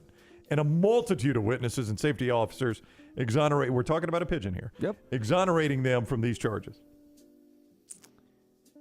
Boy, they would not like going to the Gulf Coast and watch people throw Alka-Seltzer at the seagulls. No, they would not. That would be a bad day for them. Is that a dolly accidentally hit a pigeon and killed it? Yeah. I mean, how do we not know that the pigeon had not had a little of the, and it was flying erratically into the old dolly there? How do we not know it was the pigeon's fault? Yeah, that's true. Jim makes a great point. Why do we blame the dolly operator? Well, the name of the movie was Six Underground. They kind of fulfilled it, didn't they? I never even heard of that movie. Did you watch it? It was a Netflix original. No. It's on hold right now until the case is solved. Yes, we're waiting for the courts to settle this thing.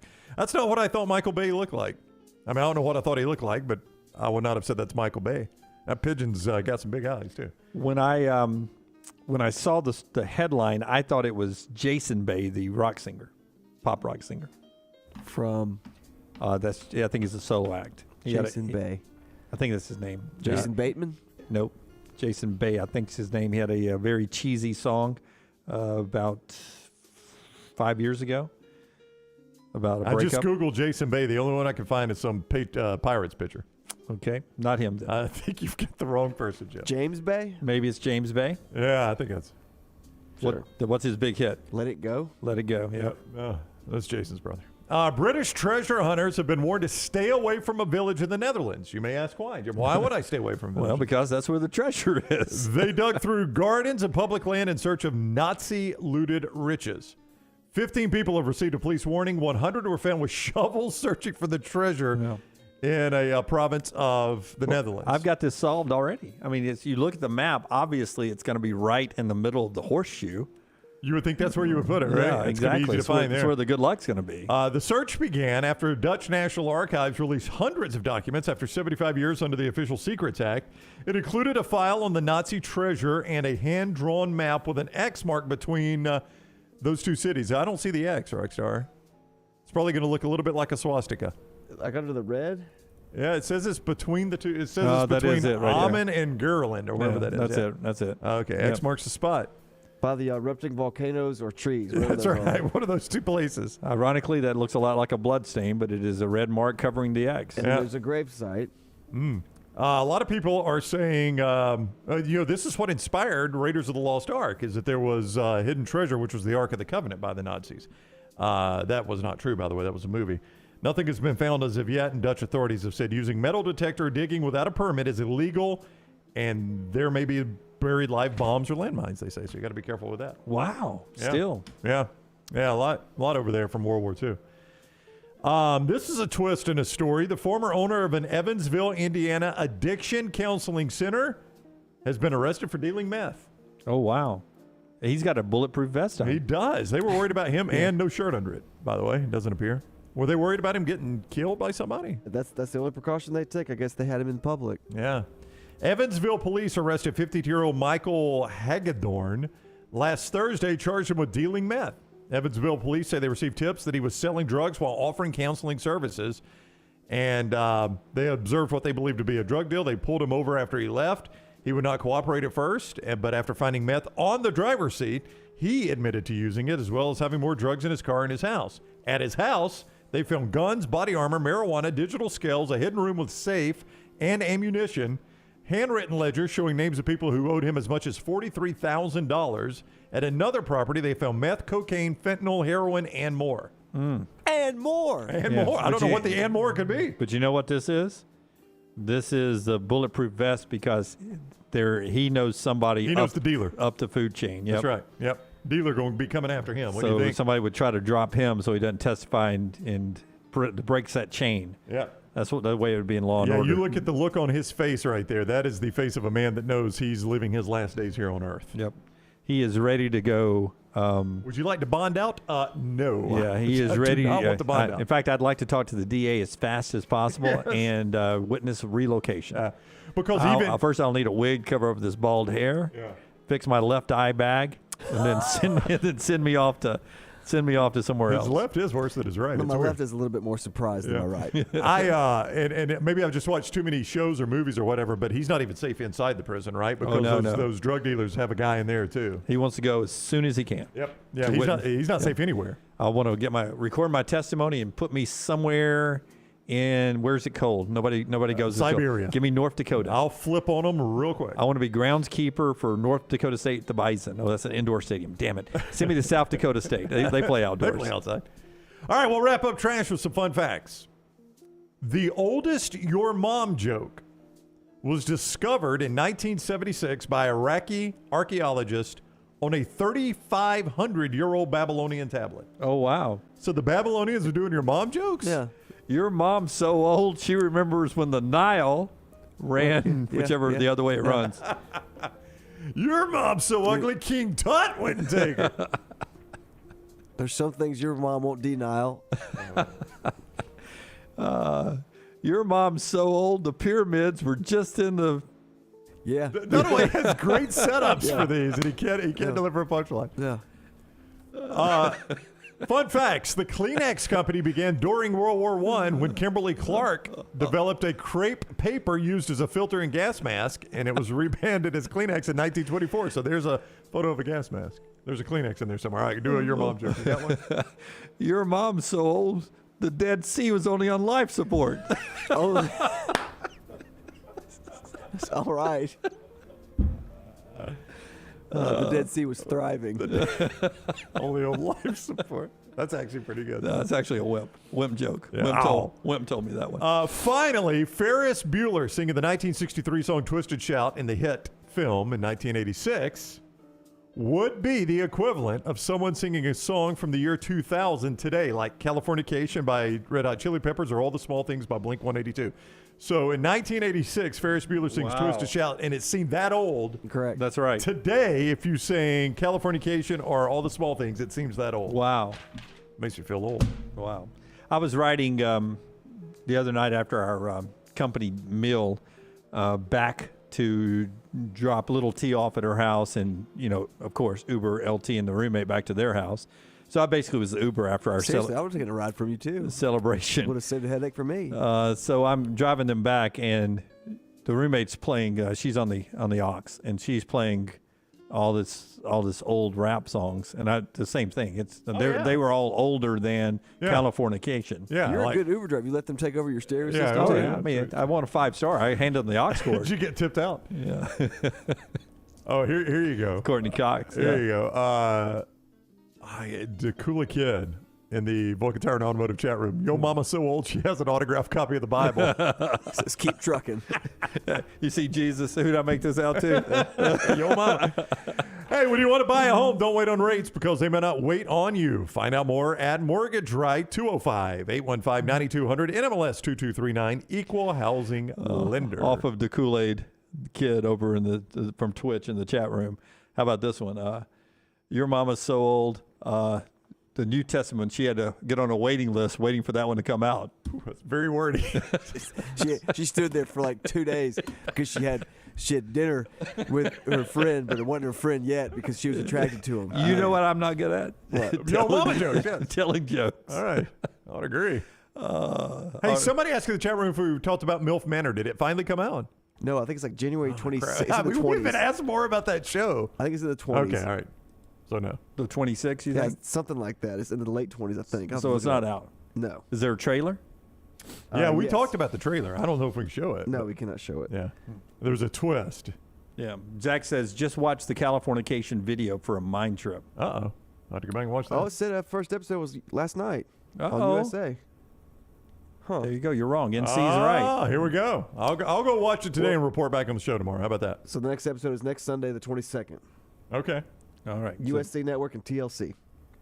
I'll see if I can find it, and I'll watch it this afternoon, and I'll report back on the show tomorrow.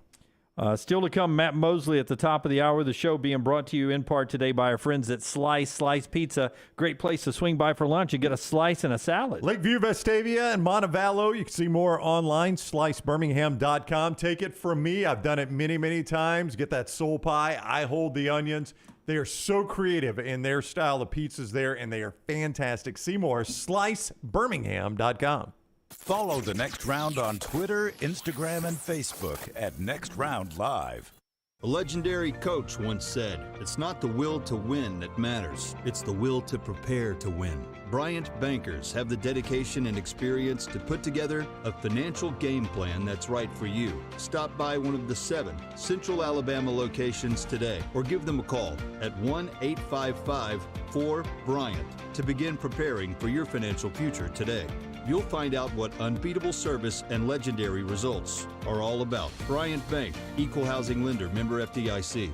Don't let a roof problem disrupt your football Saturday or Sunday. Call Greg from Pell City and Storm Restoration Roofing. Locally owned at 205-542-3531. Greg wants to give you a free, no-cost inspection. Free, no cost, no obligation, 205-542-3531. He can also pressure wash your metal roofing. It's easy to see why his company's so successful. A-plus rated with the Better Business Bureau, and insurance companies trust him. You should too. 205-542-3531 or just look him up on Facebook, Greg from Pell City. Hi, this is Wes McClooney, owner of the New Balance Birmingham store.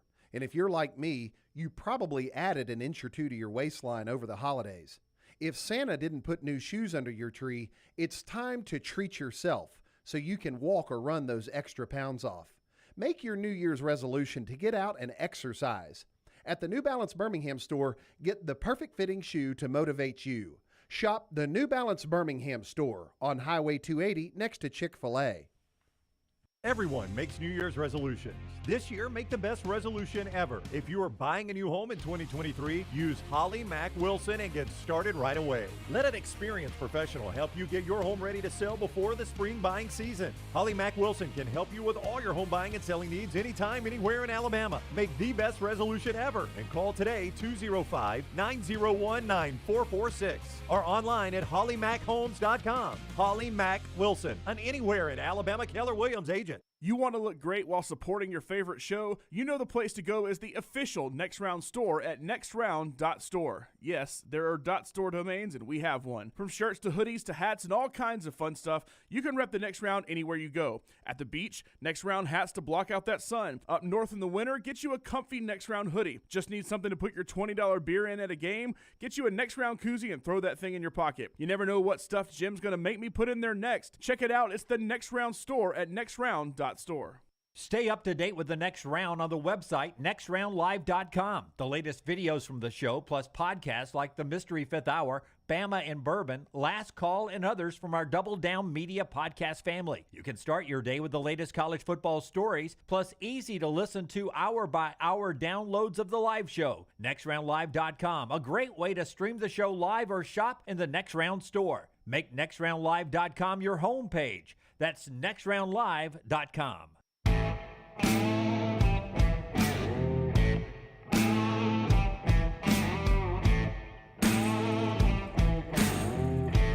A couple of notes from the Alabama portal. One of those is Tyler Harrell, who had came from Louisville to Alabama. I think his whole career at Alabama ended up being 2 catches in the game. Very, very disappointing. A lot of people thought he could be a Jameson Williams type. That could be that big, deep threat. And I remember during the season saying, when people were worried about Alabama's receivers getting open, saying, hey, when Tyler Harrell gets back out there, he's got enough film that defenses are at least going to have to respect his speed. And that'll open up Alabama's passing game, and you never saw anything from him. And if you want some portal news, I think Alabama now hits number 13 of Alabama scholarship players that hit the portal. Offensive lineman Damian George is now going to Florida. That announcement. There was some talk at one point he may end up going to Auburn. Mm-hmm. But Damian George, an old lineman, is leaving Alabama, and his destination is going to be Florida. That from Mike Rodak of AL.com, making that news today at AL.com. So a little portal news there for Alabama on a day where it's the last day to declare for the NFL draft. Back to the NFL playoffs over the weekend in just a second after Brownie tells us about the fine folks right there at MyBookie. MyBookie tonight getting you in the game where Tampa Bay is a 2.5-point underdog at home to the Dallas Cowboys. Cowboys favorite 2.5. We'll talk more about that in about 8-9 minutes with Matt Mosley. You can get on board, though, with MyBookie.ag and get some action down on that game. In fact, if you're brand new there and you use code NEXTROUND, a deposit of $50 or more gives you a cash bonus instantly. Here's where it's different with MyBookie. Some places will give you that cash instantly, but here's the string that is attached. You have to bet it 2, 3, 4, 5, 6, 7, 8, 9, 10 times sometimes just for it to become yours. Not at MyBookie.ag.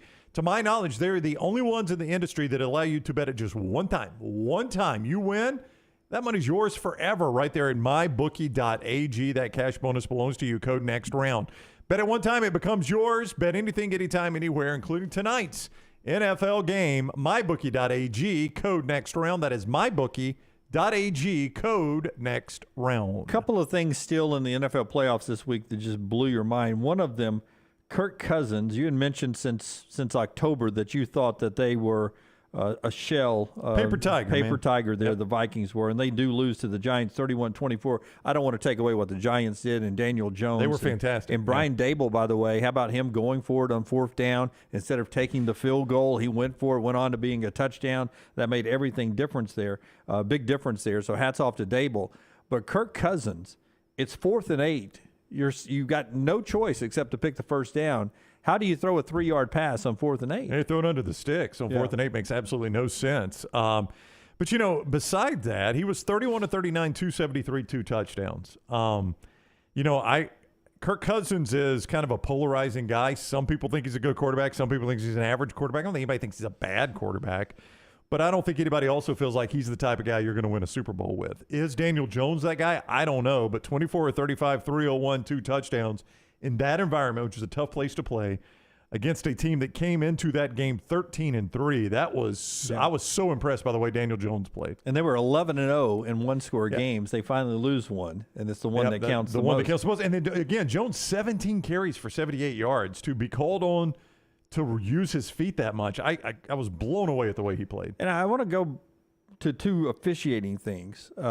Officiating was bad in this first round. Yeah, I was not impressed. Like in the Sam Hubbard run for the Bengals, it does look to me, and a little acting involved, but it did look to me like there was a block in the back at about the 25-yard line on the big tight end who's trying to chase down Hubbard and tackle him. It looked like, I didn't have a rooting interest either way in that game. It did feel like that was a block in the back that knocked that guy off balance and onto the ground. Yeah, it feels like sometimes on those plays, I don't know. It just feels like one of those plays. Well, you're not going to get that call on that play, right? Yeah. I don't know how to word it. You're not going to catch him probably, so I'm not going to give you that call. Yeah. And then I go back to when are we using the review upstairs that cost your Dolphins a game? But I thought there was a pass interference. Well, the one on Gesicki on 4th down. On 4th down, a lot of contact I thought that was a pass interference. That's another one where I think we're not going to decide the game. We're going to let them play. Yeah, but to me, that's more of a pass interference because that was hooking. I love the way the NFL is calling those deep passes where they're underthrown and the receiver starts coming back through the defender. They're making those no calls now, and everybody in the stadium is wanting flags. But if the guy is making a play and the guy throws it so bad that I'm on a dead run, all of a sudden you're stopping and having to come back and we collide, that shouldn't be. I wish they would move that down to college athletics. I wish they moved that to college football. That should not be a flag. Yeah, but because the underthrown pass is almost unfair. The way you're asking, especially in the NFL, you're dictating defenders have to play to not get a penalty. Yep. I don't know how you defend the underthrown pass because I got to be in phase with the receiver, right? Right. To avoid penalty. And I forget which game it was. They picked up a flag. They threw the flag. And then they got together, and the official said, "There's no flag for pass interference," because they were pointing, the Dolphins game yesterday. They were pointing out that he's in phase. Yep. He's doing exactly what you have to do, and then it's a bad throw or a back shoulder throw, whatever it's going to be, and I'm coming back through you, and you're doing everything right. It should not be a flag. They're starting to call that better in the NFL. Yeah, I'm with you. When it's underthrown like that, I get frustrated when the defensive back has done everything. Like if that ball's on the money, the defensive back has done everything right.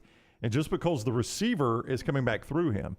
And it's just, I know you're not supposed to do it, but it's just human nature. Like if I'm running in phase with you and you stop, I'm at least going to reach out and touch you. I might not grab you or pull you down, but I'm at least going to do that, and reach out and touch you, and they're going to flag that almost every time. Yeah, and then on Sunday night, they don't call some things like when you're making contact outside of that zone, it's got to, at worst, be illegal contact. There was a red zone, and Dungy said in the broadcast, that's got to be called. Yeah. I mean, that's got to be called. You're making contact with him downfield, knocking him off his route.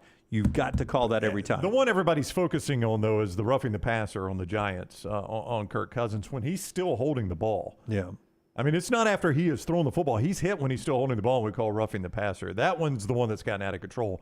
If we're going to review a bunch of crap upstairs from this mystery guy that just radios down and says, hey, you got the call wrong, they got to add roughing the passer to that and let him look at a replay and say, no, we got that one wrong. All right, we'll talk more NFL football. Matt Mosley, can the Cowboys get a W tonight in the playoffs, something that's not always a given, even though they're the better team tonight on the road at Tampa, a 2.5-point favorite. We'll talk to Mosley and the Nate Oates news conference in the next hour of the show as well. All that right here on The Next Round, being brought to you in part today by the wonderful folks at Michelson Laser Vision. Michelson Laser Vision, more on them coming up in the next hour as well. This hour of the show brought to you by Champy's Chicken, Highway 119 in Alabaster. Back in a moment. Follow LT on Twitter at @TheLanceTaylor. It is the season of speed event at Alfa Romeo of Birmingham, and there is no better time to buy or lease a 2022 Alfa Romeo Giulia TI or Veloce model. Now through the end of the year, get 0% financing for 48 months or 1.9% financing for 72 months. Go by and see the great selection and take advantage of the low interest rates while you still can. It's the season of speed event. 48 months, 0% financing. Get into the best car I've ever driven at Alfa Romeo of Birmingham. Start your day online with our website, nextroundlive.com, for the latest videos, podcasts, and college football stories. It's also a great way to stream the show or shop in the Next Round store. Stay connected by visiting nextroundlive.com. Hey, Lance Taylor from The Next Round to tell you about one of our favorite places for breakfast, lunch, and dinner. That is Hamburger Heaven since 1982. Hamburger Heaven has been serving Birmingham's best hamburgers, cheeseburgers, French fries, hand-spun milkshakes, and sandwiches made fresh to order. All of their ingredients are fresh and prepared daily. This includes their beef, always fresh, never frozen, hand-pattied each and every day. For breakfast, lunch, or dinner, visit any of the 4 locations, Highway 280, Irondale, Gardendale, and Homewood. Hey, Lance Taylor from The Next Round. You've heard me for years talk about our friends at Bromberg's Jewelers, and we welcome you to stop by and see that great customer service at the Mountain Brook and Summit locations, but we'd also love for you to check out their new online shop. They've got plenty to choose from. Great gifts, big and small. Available online, they've got David Yurman, Tudor watches, select diamond and gemstone jewelry, William Henry, seasonal and favorite giftware items and baby gifts as well. They've even got an online sale section. For more information, brombergs.com. Your 24-hour home for the show is our website, nextroundlive.com. Easy links to the day's top stories in the morning round.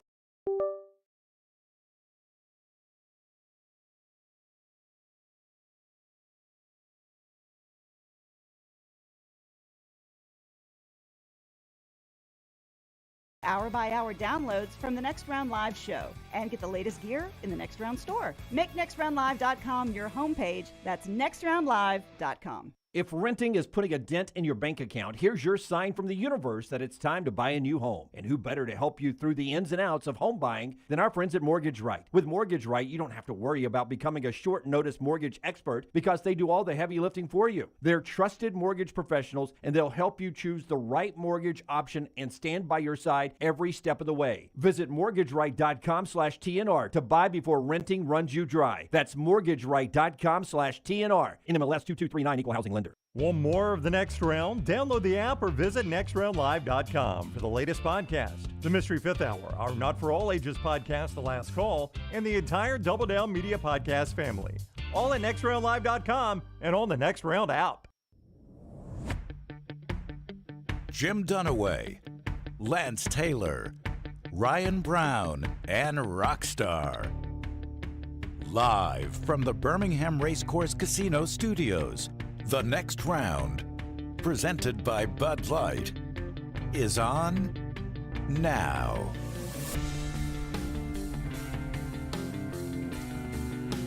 Back with you on The Next Round, our buddy Matt Smith, blogger up in Nashville, southernpigskin.com. Yep. Ohio quarterback playoff wins since the AFL-NFL merger. He just sent this out. So this is for Bengals and Browns quarterbacks since the AFL-NFL merger. Baker Mayfield has a win. Vinny Testaverde has a win. Ken Anderson has 2 wins. Bernie Kosar has 3 wins. Boomer Esiason has 3 wins. Joe Burrow already has 4 wins. I'm surprised Boomer's only got 3. I would have guessed more for him. One extra round of playoffs now than when Boomer played. But he played in a Super Bowl. Yeah, I think he got them all that year. I must have. Hey, listen, Michelson Laser Vision gets us started this hour as we look ahead to tonight's game in the playoffs. Find out if LASIK is right for you. Call Michelson Laser Vision. Dr. Mark and Jennifer Michelson, pioneers in this field. 969-8100. Talk to Amy when you call. Set up that consultation so they can see if Michelson Laser Vision and LASIK is right for you. MichelsonLaserVision.com, 969-8100. Tell Amy we sent you when you call Michelson Laser Vision. Matt Mosley has long covered the Dallas Cowboys out in the Dallas market. Co-host of the Doomsday Podcast with Ed Werder. Matt, the far more respected part of that duo. He is with us now on the JohnstonRVCenter.com hotline. What's up, Mosley? How are you? Fellas, good to visit with you on this MLK Day, and glad to see you guys in there doing your thing. And this interesting day after the aftermath of an unbelievable weekend of football, and one game remains. And this Monday night affair, the whole thing is of great interest, and it really does feel like for the Cowboys, several people's futures, legacies, whatever you want to call it, are sort of hanging in the balance, and also on the Tampa side as well. So this seems like a very appropriate and interesting way to end what has been a really great super, what do we call this, super wild card weekend. It has, in fact, been super. Yes. 4 of the 5 games have been tremendous so far. Because I watched a lot of the Cowboys-Commanders game to end the regular season, and it was not good for the Cowboys. So I would ask you this: the Cowboys fan base level of positivity or confidence going into this game would be what? Well, pretty low. That was a horrible performance last week, and knowing that kind of by the second half you knew it didn't really matter. You don't know if any of that was creeping into things, but, I think in retrospect, you would have loved to have just gotten everybody out of that game. It was already going poorly. They did make it, I think, 13-6 at halftime. We're lucky to even make it that. It probably at that point would have been a great time just to get everybody out of there. The fact that they completed the game and played so poorly, and Dak was outperformed by who's that? Sam Howell. Sam Howell, yes, yeah, former North Carolina great, and so that was a weird deal, and Dak keeps kind of bringing it up. I mean, it's just kind of weird how everybody uses these things, and maybe I just feel like we don't have any clue what we're going to get from Dak tonight. I mean, I don't think it'll be that bad as it was against Washington, but it's kind of unbelievable that 7 years into his career, we're even still having conversations like this. Like that, and they're going up against an 8-9 team. They're favored. I mean, at least the opening line I saw in this game was at 3. I think it's held somewhat steady. I can't. The level of just faith that the fans or anybody has for this team, media, is just really, really low, to the point where even though they're favored, this, I think, to the fan base would feel like some kind of upset if they pull this one out this evening. If I asked you the higher number tonight, Mike Evans touchdowns or Micah Parsons sacks, and do you believe whichever is the highest number wins the game? Ooh, that's interesting. Mike Evans touchdowns. Yeah, it seems like a leading question. Very loaded. Very. I like that. Just kind of pointing me in the right direction, like Mosley. Well, let's get Mosley focused today, and let's really give him something he can carve on. I like the. I know I usually serve something to you like that with a little vodka topper or something. I understand. Yes. That's right. No, you're thinking of somebody else. If you're talking about vodka toppers, I'm not that. I'm another broadcaster. Okay, but yeah, I think I would go with Micah on this, and that's interesting because I wouldn't really immediately think of that as the total indicator, but to play this exercise out, I think Parsons has, his sacks over the past like 5 or 6 games. I think he's only had a sack and a half, which is just crazy for him because he's generally pretty steady in that area, and he's usually kind of come in bunches. I still think he's been disruptive, but the only issue there is that Brady gets the ball out so quickly. I mean, you would think at age 45 and with a kind of a banged up offensive line. I mean, I feel like they only have about 2 starters who've been there since the beginning of the year, yet the ball comes out as quickly as any quarterback in the NFL. And that's why the sack total for Tampa Bay, I think, is only at about 22, which is a pretty low number. So, yeah, I really do like this one. But give me Micah, and if you want to extrapolate that out to the Cowboys win, have at it. I don't necessarily think I think you could even go back to a Bucs-Cowboys game a couple of seasons ago where, like, the Cowboys, it was like based on the amount of takeaways they had, they should have absolutely won the game. I think they had the turnover margin by either 3 or 4, and they still found a way to lose the game. You guys remember what I'm talking about. I believe it opened the season a couple of seasons ago. So I don't know, but if we are going to do this, I would say Cowboys of that one. I think it's more likely that Micah ends up with more sacks than Evans of the TDs. Matt Mosley, Fox Sports, also the Doomsday Podcast, ESPN Radio, at Matt Mosley on Twitter is where you follow him. He is with us on the JohnstonRVCenter.com hotline, also does some work with Volume. We'll call in Cal Ward. He's a busy man. Get the Doomsday Podcast very shortly after the game. He and Ed Werder will break that down for all you Cowboys fans tonight. You mentioned changes potentially after this game. If, in fact, Dallas loses this game, Mike McCarthy's future is what? Well, I think that Mike, sadly, for a lot of Cowboys fans, is probably secure no matter the outcome. I mean, it would sort of take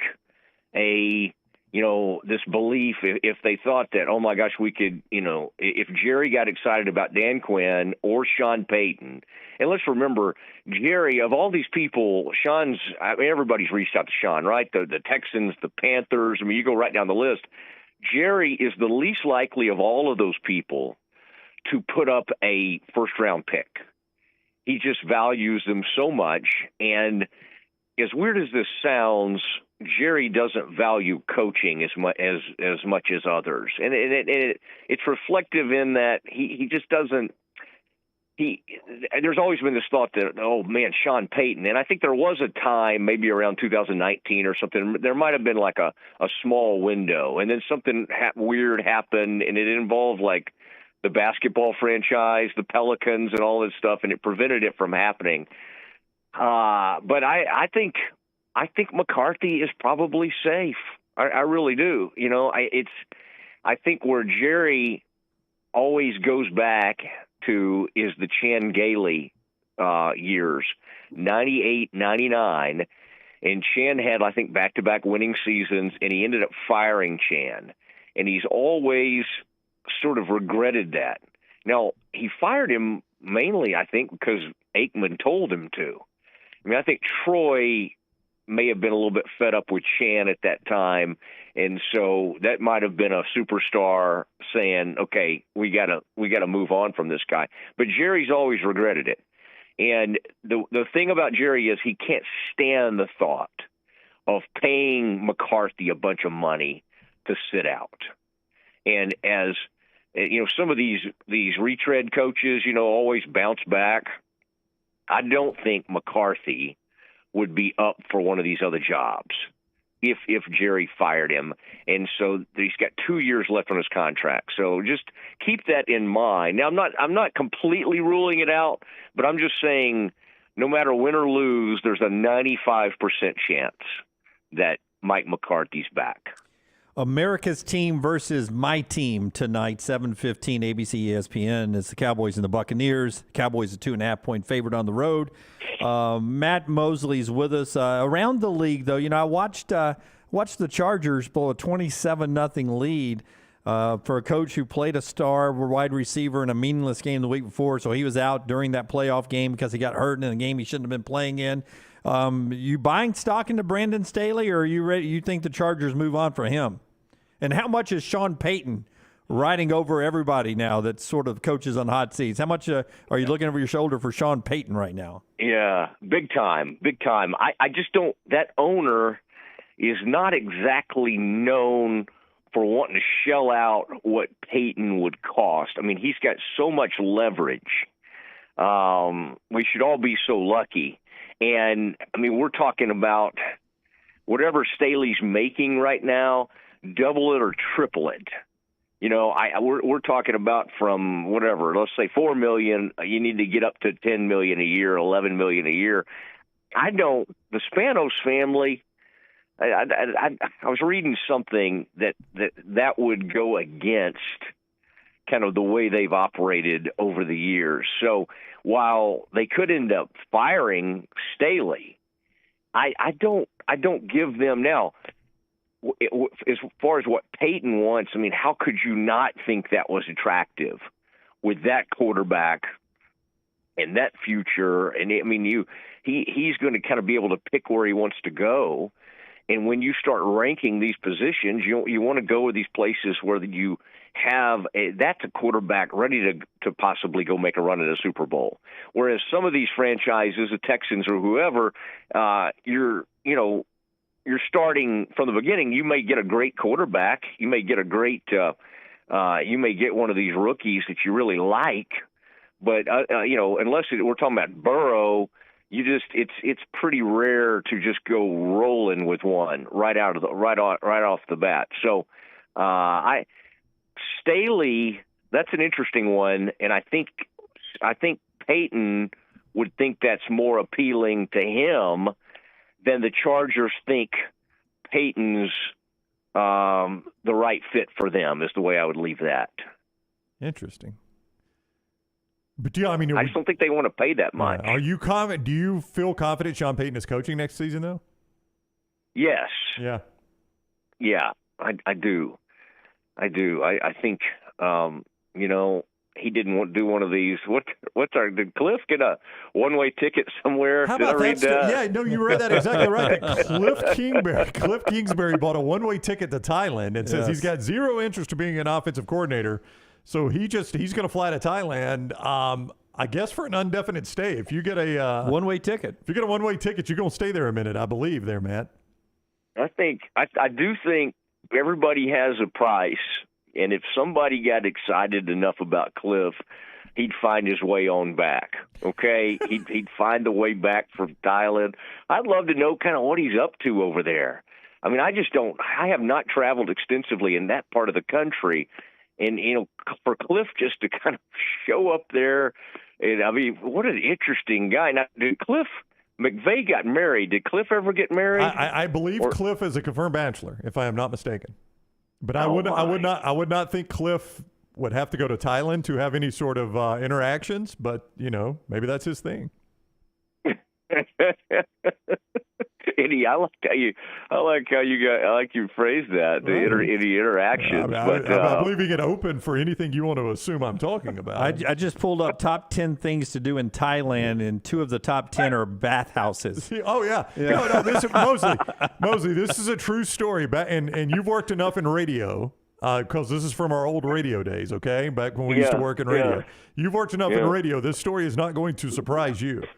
But very early in my radio career, I had a coworker that was a news guy. So, I mean, he wasn't making a ton of money, and he would save up He was single. He would save up and take his annual vacation to Thailand for just what Dunaway mentioned there. And he made no bones about it. Like, Thailand, why are you going to Thailand? Have you ever been to a Thailand bathhouse? I have not. He said, well, I have. I mean, I thought it was the creepiest thing in the world, but this dude saved up every year to go to Thailand for those bathhouses. I got to tell you, Waco, Texas, now has like a place that's this beautiful bar downtown, but it's a part Turkish bathhouse. What does that even mean? What do you do at a Turkish bathhouse? No, I mean, I don't know, but I'm thinking about getting in there, giving it a go. I haven't had a good bath in a while. I like baths. I like turkey. Yeah, let's try it. I got no issues with baths, but yeah, it's a Turkish, and like a Turkish massage, and then you get Turkish baths. Now, I'll tell you what, I like those bathhouses. This is a little different slant on this, but in Hot Springs. They've got bathhouse row there. That's kind of an old school type deal, and but you get in a bath and then they'll kind of scrub on you a little bit. Now it's generally an older gentleman doing it, so it's a different. I don't think it's the Thailand experience, guys. All right. I don't know how we got over. Well, I don't either, but my fear is that Cliff is hanging. If you ever saw the great 1999 movie Broke Down Palace, my fear is that Kingsbury's over there with Claire Danes and Kate Beckinsale, so he better stay out of prison. That's my biggest concern. Yeah, I'll forward you this article since you're thinking about going to the one in Waco. But the headline is "The First Timer's Guide to Avoiding Embarrassment at a Turkish Bathhouse." The first sentence, here's the first sentence. You'll have to read the rest of it for yourself, Mosley. Yeah. I slipped on the saggy black pair of disposable underwear that was given to me at the front desk and debated whether I should remove my bra. Oh, wow. Oh dear. Yeah, a different world there in Waco. I visited Waco. I never saw anything like this in Waco. My wife, we went to the silos and all the restoration projects. Yeah, I mean, they're the most famous people from Waco other than Mosley, those two. And Thank you. Yeah, and my wife loved all that. We did not see a Turkish bathhouse while we were there. By the way, I mean, I'm not a big fan of all that stuff you were just talking about. Chip and JoJo? You don't like Chip and JoJo? Yeah. Let's not. Okay. Did I go to school with him? I did, but we're not going to go down that path. You're not boys? I will say that it was nice that like the Branch Davidians aren't the first thing everybody thinks of That's now. That's a good point. I mean, they at least gave your city a little different PR. Yeah, I will say, and it's a low bar, but they do beat David Koresh. He is Matt Mosley. Go follow him on Twitter at Matt Mosley. The Doomsday Podcast after the end of Cowboys and Buccaneers tonight for all you Cowboys fans. Mosley, thank you for the time. Enjoy the game. Guys, I appreciate it. And by the way, congrats on Florida Atlantic making their school's first ever appearance in the top 25 in men's basketball. Okay, well, thank you. That's an important note. Thank you, Matt. Yes. For a guy who spent 10 minutes answering whether or not Michael Parsons will have more sacks than Mike Evans, right. I do appreciate that top 25 college basketball poll update. All my best. Yeah, see you, Mosley. Thank you, Matt Mosley, with us on the JohnstonRVCenter.com hotline. All right, the show being brought to you in part by our friends at Precision Sports Brownie, getting you back in the game. Quick segment coming up, and then we'll get to the Nate Oates News Conference coming up in Tuscaloosa. Hey, listen, if you're making your plans to get moving a little better in 2023, Precision Sports Medicine and Orthopedics encourages you to start out 2023 with less pain. Schedule any elective orthopedic procedures you've been putting off. Make the appointment and start saving today. PrecisionSportsOrtho.com/providers. That's PrecisionSportsOrtho.com/providers. And Instagram at Ryan Brown Live. Have you had a pipe burst, a washing machine overflow? Maybe your toilet or bathtub has overflowed upstairs and now you have water coming through your ceiling? No problem. The specialists at Dry Tech are here to help. What's important is you act immediately when water damage occurs. Failing to do so can cause mold, rot, and mildew issues. Long-term exposure to those toxins can cause many health issues down the road. So act fast. When trouble strikes, call Dry Tech 205-637-0143. That's Dry Tech at 205-637-0143. A legendary coach once said, "It's not the will to win that matters, it's the will to prepare to win." Bryant bankers have the dedication and experience to put together a financial game plan that's right for you. Stop by one of the 7 Central Alabama locations today or give them a call at 1-855-4-BRYANT to begin preparing for your financial future today. You'll find out what unbeatable service and legendary results are all about. Bryant Bank, Equal Housing Lender, member FDIC. King Real Estate School can prepare you for a new career, and they've got a new class starting January 23rd. It's taught by a working broker who teaches from real-world experience. King Real Estate School even includes exam prep for the Alabama pre-license exam. The full 10-week course is only $399, and discounts are available for military, first responders, and teachers. Visit kingrealestateschool.com to learn more or to sign up for the January 16th kickoff. That's kingrealestateschool.com. King Real Estate School license number 154952. The Next Round store is live and loaded. Check out the latest logo t-shirts and hoodies. Get your favorite team colors, the Next Round flag shirt, or grab the popular Y'all Can Have the Rest t-shirts. Go to nextround.store. That's nextround.store. Start your day online at nextroundlive.com. Get all the latest videos, podcasts, and college football stories. And it's also a great way to stream the show or shop in the Next Round store. Stay connected by visiting nextroundlive.com. Don't let a roof problem disrupt your football Saturday or Sunday. Call Greg from Pell City and Storm Restoration Roofing. Locally owned at 205-542-3531. Greg wants to give you a free no-cost inspection. Free, no cost, no obligation, 205-542-3531. He can also pressure wash your metal roofing. It's easy to see why his company's so successful. A-plus rated with the Better Business Bureau, and insurance companies trust him. You should too. 205-542-3531, or just look him up on Facebook, Greg from Pell City. The Double Down Media podcast family is live and full of content for all ages. The Mystery Fifth Hour gives the Next Round host a chance to talk about everything but sports. Pour a glass of Bama and bourbon, our weekly college football conversation, while sipping on some of the most interesting pours in the bourbon world. And in our Not For All Ages podcast, The Last Call, LT takes off the gloves for in-depth conversations with stars like Taylor Hicks, presented by Redmont Vodka. Find these podcasts and more by searching The Next Round on Apple, Spotify, and on our website, nextroundlive.com.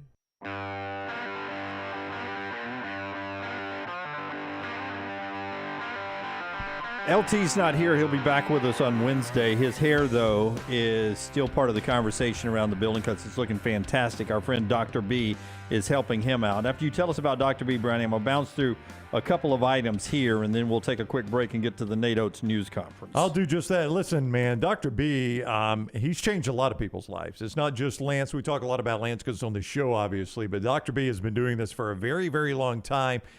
Cosmetic procedures and helping with hair regrowth, and that's what he's doing with Lance. So it started with an in-office consultation that Lance joined Dr. B's staff there in their office.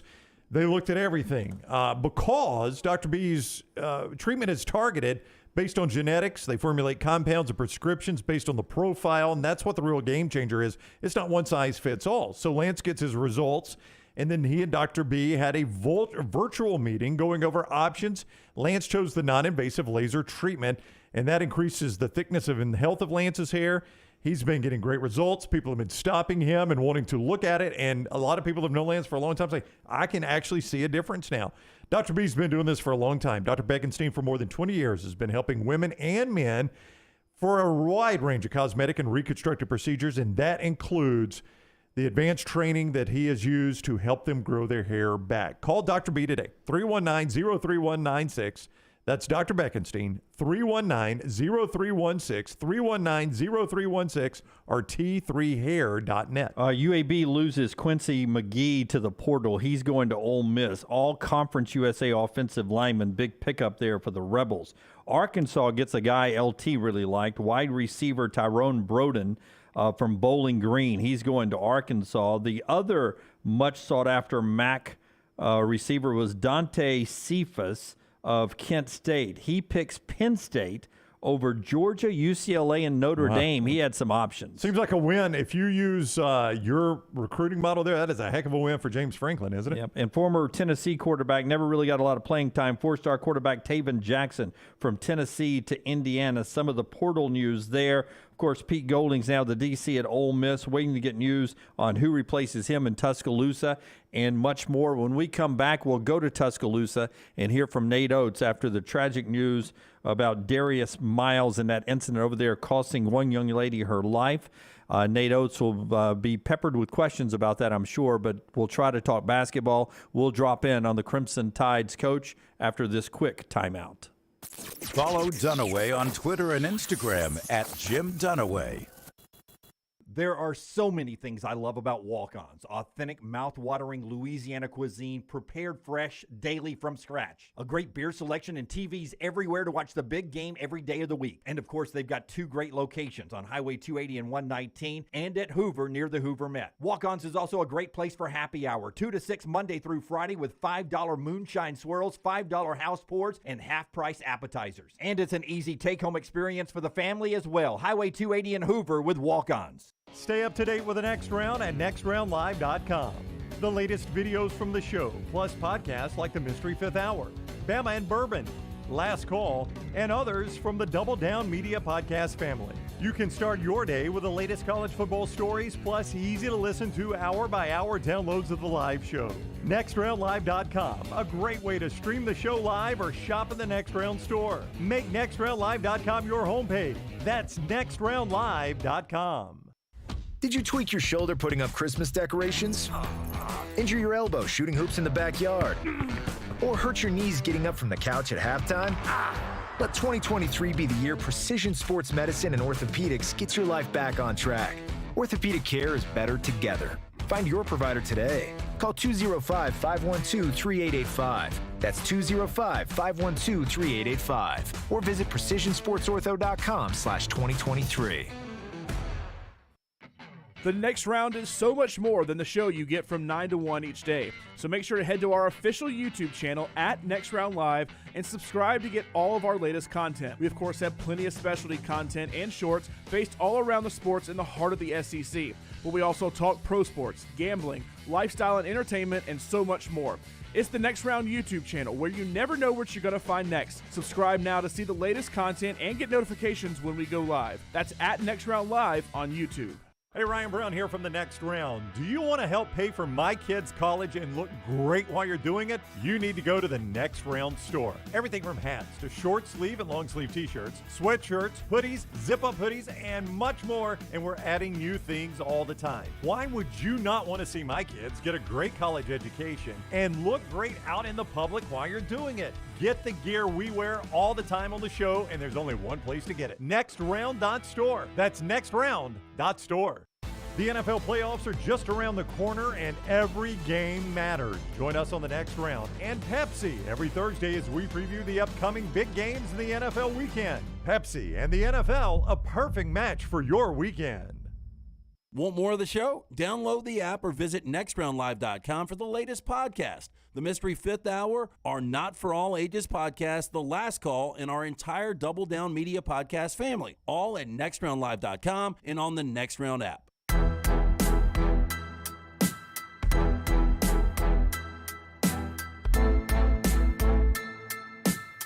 Back with you on the Next Round.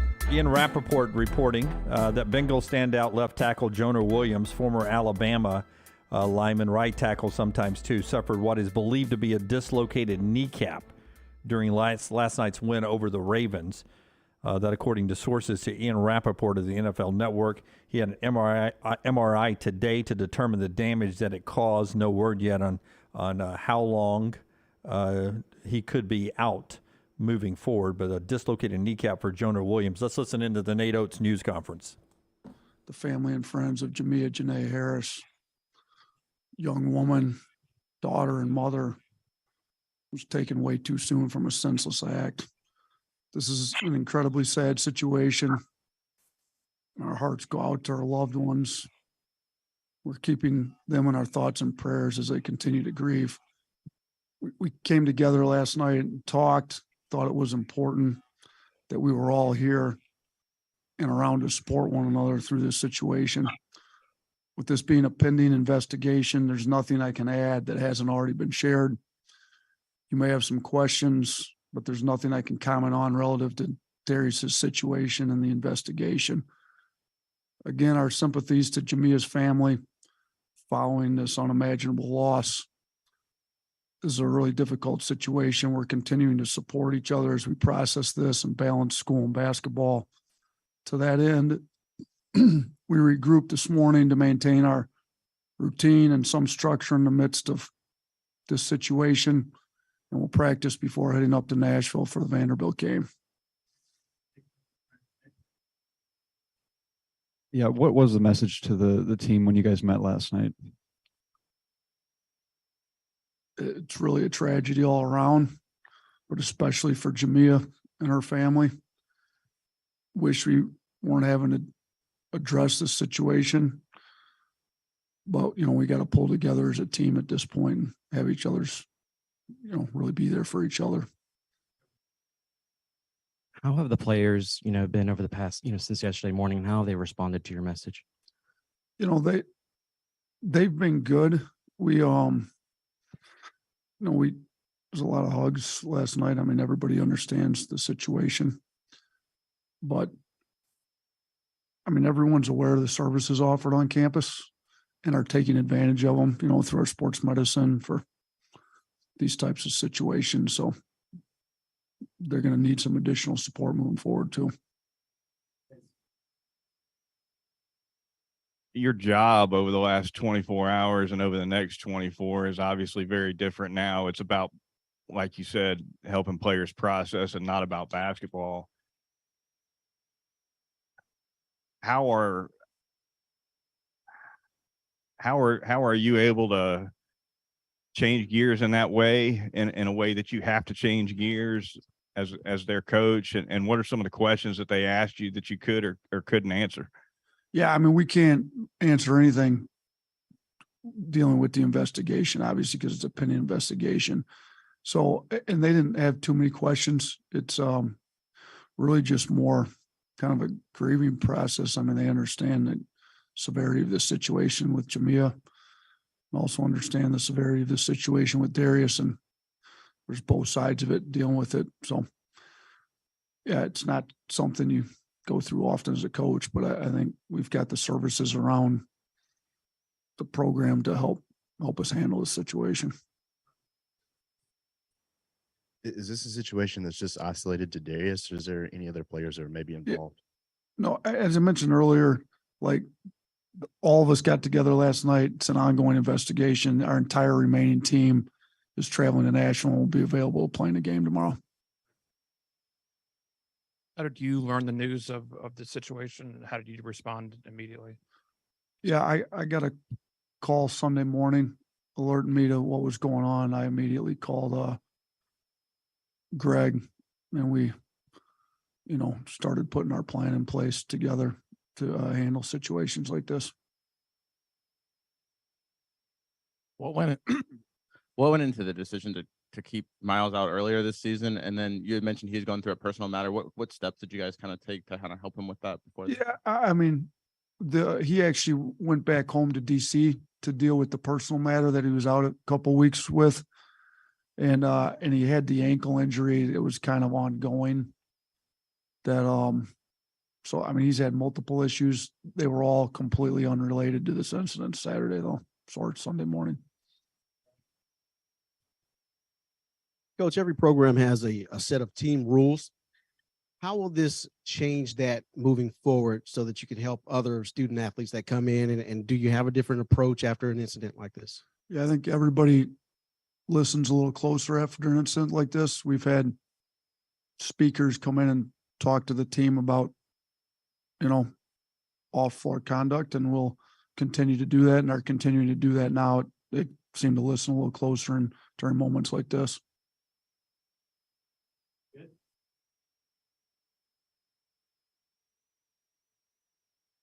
Coach, it's hard to put into words, just how to even ask a certain question, but obviously there's just humans involved in all of this, and including yourself.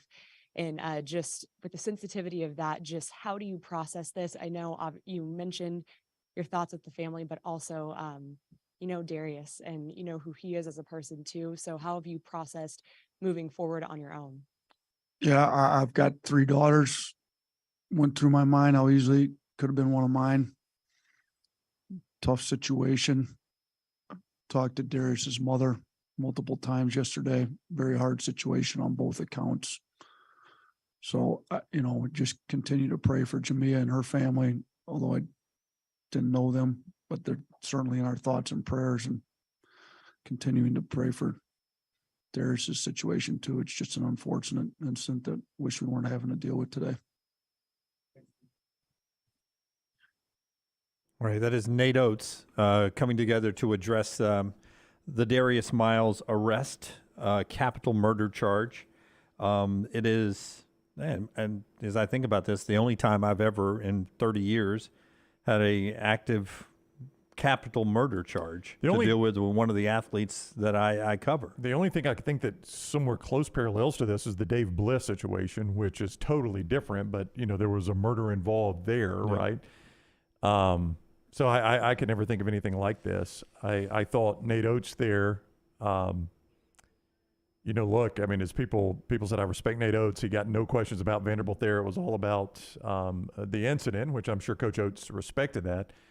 I just personally thought he's got the right tone there on focusing on the victim and the victim's family and less on someone, whoever committed this murder that made a poor decision in their life and did a violent act. Now, it should be noted that Darius Miles' attorneys claim his innocence and say he says he is innocent.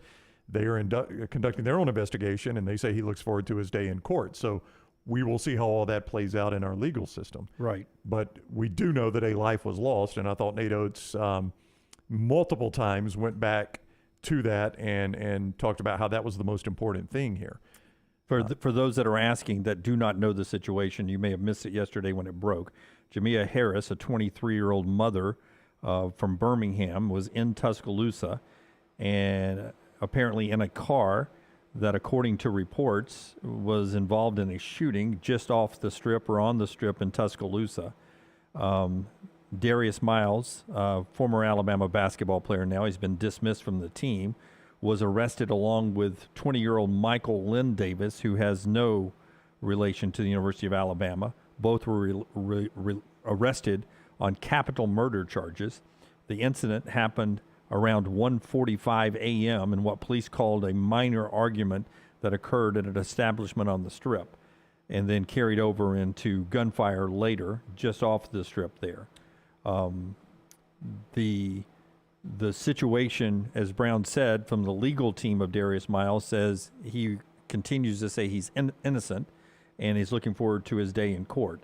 There is, Ring doorbell video that we seem to have of everything now in the world. Yeah, and it is attributed to this situation. I cannot independently confirm. I have watched the video. It is fairly horrifying. There's nothing you see. It's all about the sound that is just alarming. Yep. That is supposedly connected to this. We haven't shared it because I can't independently verify that's the exact situation. But if it's multiple gunshots that were fired. There were a couple other things I found interesting in what Nate Oates just said. Number one, he was asked about Darius Miles going back home to Washington, D.C., Dunaway. Right. And said it was a personal matter that was completely unrelated to this. A lot of people were trying to connect those two. Nate Oates did not connect those two, and he's got way more insight on this than anyone. Yeah, there had been discussion about his state of mind that caused him to leave the team to go back to D.C. Yeah, the other one, and I'm not trying to read anything into this. I'm just going to say, and it caught your attention as well, Nate Oates was asked if any other players were involved in this situation, and it was a very prepared statement-like answer by him. Yeah. As I read from Mike Rodak of AL.com, who was transcribing it, the answer from Oates was, it's an ongoing investigation. All of our remaining team is traveling to Nashville and will be available to play in the game tomorrow. I'm not saying he's saying something or not saying something. I am saying that felt like a very prepared, I know I'm going to be asked this, so I've got a prepared answer for it. Well, obviously, if you've got a guy who, even though he was ruled out for the rest of the year with an ankle injury, even though he was no longer going to be on the court, he still knows those guys, right? They're teammates. So when there's an incident on the Strip right on the campus there, you wonder who all is there, which is what sparks that question. If any other players were involved in Darius Miles' situation, and you get the response, that isn't no. It's not a no, absolutely not. Nobody else was there. Yeah. It was a very prepared answer. Quote, it seemed. it's an ongoing investigation. All of our remaining team is traveling to Nashville and will be available to play in the game, end quote. So that's it from Tuscaloosa there. Nate Oates, his first public statements about the death of 23-year-old Jamia there, and then the arrest of one of his now former players in Darius Miles on capital murder charges, one of two suspects that were arrested, identified and then arrested, and now awaiting without bond on the next step of the legal process there. All right, as we move forward, we will get back into what is happening in the NFL and college football. All that still to come right here on the next round. Call the next round now at 205-734-0923. For more than 40 years, Red Wing Shoes has been helping the hardworking people of Alabama. This is why Red Wing Shoes has created the 3-step comfort solution. Step 1, a certified fit specialist will use a 3D scan to electronically measure your feet and arches. Step 2, help you get the appropriate footwear for your occupation. Step 3, customize your boot or shoe with a Red Wing orthotic. Whether you have high arches or flat feet, Red Wing has the comfort solution for you. So experience comfort at its best. Visit one of the Red Wing shoe stores located in Pelham or Trussville. King Real Estate School can prepare you for a new career, and they've got a new class starting January 23rd. It's taught by a working broker who teaches from real-world experience. King Real Estate School even includes exam prep for the Alabama pre-license exam. The full 10-week course is only $399, and discounts are available for military, first responders, and teachers. Visit kingrealestateschool.com to learn more or to sign up for the January 16th kickoff. That's kingrealestateschool.com. King Real Estate School license number 154952. Hey, Lance Taylor from the Next Round. You've heard me for years talk about our friends at Bromberg's Jewelers, and we welcome you to stop by and see that great customer service at the Mountain Brook and Summit locations. But we'd also love for you to check out their new online shop. They've got plenty to choose from. Great gifts, big and small. Available online, they've got David Yurman, Tudor watches, select diamond and gemstone jewelry, William Henry, seasonal and favorite giftware items, and baby gifts as well. They've even got an online sale section. For more information, brombergs.com. Everyone makes New Year's resolutions.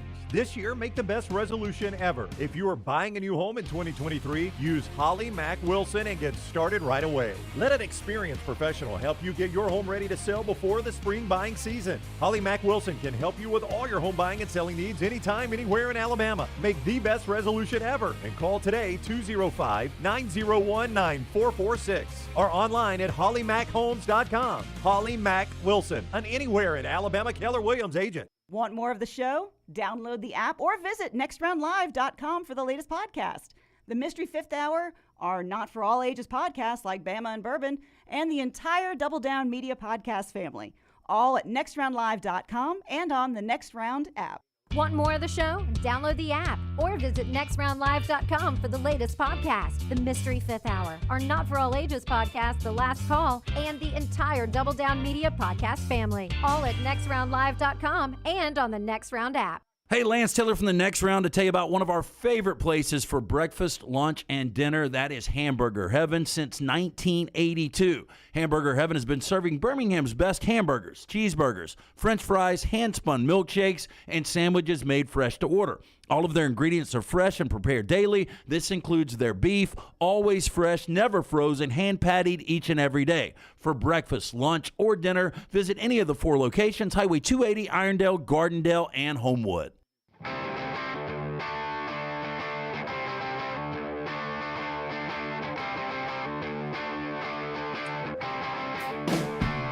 All right, we're going to hear from 2 basketball coaches here that are all of a sudden, Calipari and Musselman recognizes 2 of the best in the league, but they're having their struggles this year.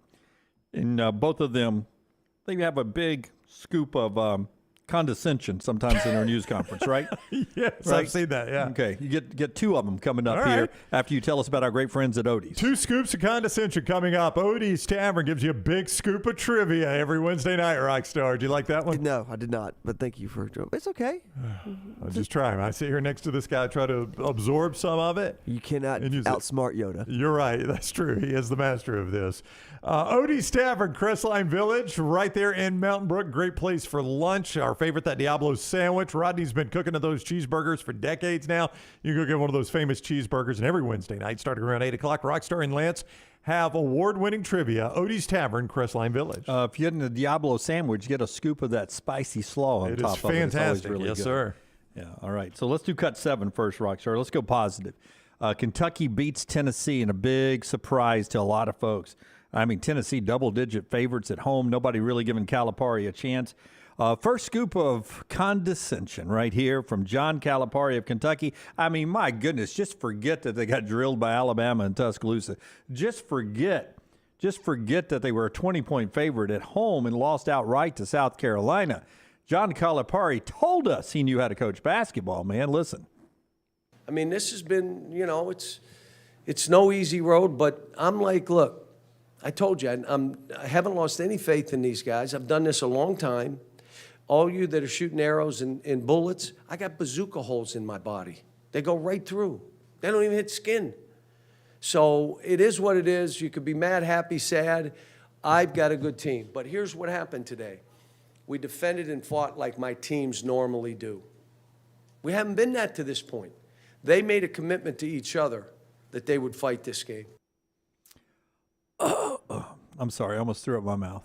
What was it, the bazooka holes? Is that Yeah. if you're No, shooting yes. arrows at me, I got bazooka holes that go right through me. I'm going to get that checked out. That is a weird, it's a Yeah. weird analogy you use there. Yes. By the way, you go back to his news conference afterwards. He's the one that's shooting the arrows at the players and stuff. Yeah, you know? he's rolled them under the bus. As Chris points out, quote unquote, my teams. It's always about him, isn't it? Yeah. That's what Chris says. Yeah. I mean, I got to hear it one more time. In the Rockstar. chat room, by the way. Will you give me just one more scoop of Calipari here? I mean, this guy is slick, man. He is slick as his hair. I mean, this has been, it's no easy road, but I'm like, look, I told you, I haven't lost any faith in these guys. I've done this a long time. All you that are shooting arrows and bullets, I got bazooka holes in my body. They go right through. They don't even hit skin. So it is what it is. You could be mad, happy, sad. I've got a good team. But here's what happened today. We defended and fought like my teams normally do. We haven't been that to this point. They made a commitment to each other that they would fight this game. By the way, Wheeler didn't play. He was scratch. And then so the backup guys actually sort of spread the floor out a little bit. And guess who was able to score 15 points? Sheboy was. Yeah, all of a sudden. They looked a lot better. Now, Yeah. the question is, does Wheeler get back in? You don't lose your job for an injury. No, or you can't not play him. Yeah, I mean, you got to play him. Yeah. But do No, I know what you're saying. Do you cut his minutes some to go with this younger rotation, great these other question. guys? I don't Yeah. know. Yeah. But that Tennessee team's darn good, and Kentucky looked good in beating them. And, maybe he does have a good team. He's got a good collection of players, but, I mean, that doesn't always make a good team. And, this team still got a long way to go to get back to where I think even people thought they were going to be this year. Okay, so listen, Eric Musselman in Arkansas, you got a guy who is considered to be the best player, the best recruit in the country. Mm-hmm. And he has barely been on the court for you. And there's, you may think he's coming back, but he's out. He's like in California rehabbing. He's not in Fayetteville. I don't know when he's coming back. He could play tomorrow. I don't know. Yep. But he's nowhere around. You've lost one guy to an injury that was a 5-star guy. And then your other guys are sort of playing like a bunch of bullies on the court, trying to get fights and doing this up on players as they're down on the ground, trying to bump into them, but acting like they're getting pushed from behind until they eventually get pushed so they can fall over them and starting fights in Nashville. A bunch of BS. And then Musselman tells it like it is. His guys are still learning how to play. Here's Eric Musselman. Yeah, I just think we got a lot of guys still trying to figure out how to win on the road, how to win in conference. I've coached a lot of games and I can't remember a defensive team giving up 63 points in a half. As the game progressed, the competitive nature slipped. And so, you get the results of a team scoring 97 points on you and, a team that scored 63 and a half.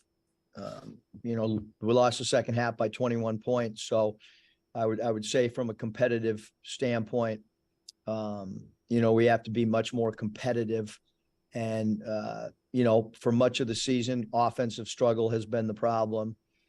Tonight, certainly defensively, was a major issue. Yeah, it really was. And that team doesn't look anything like an Eric Musselman team all of a sudden.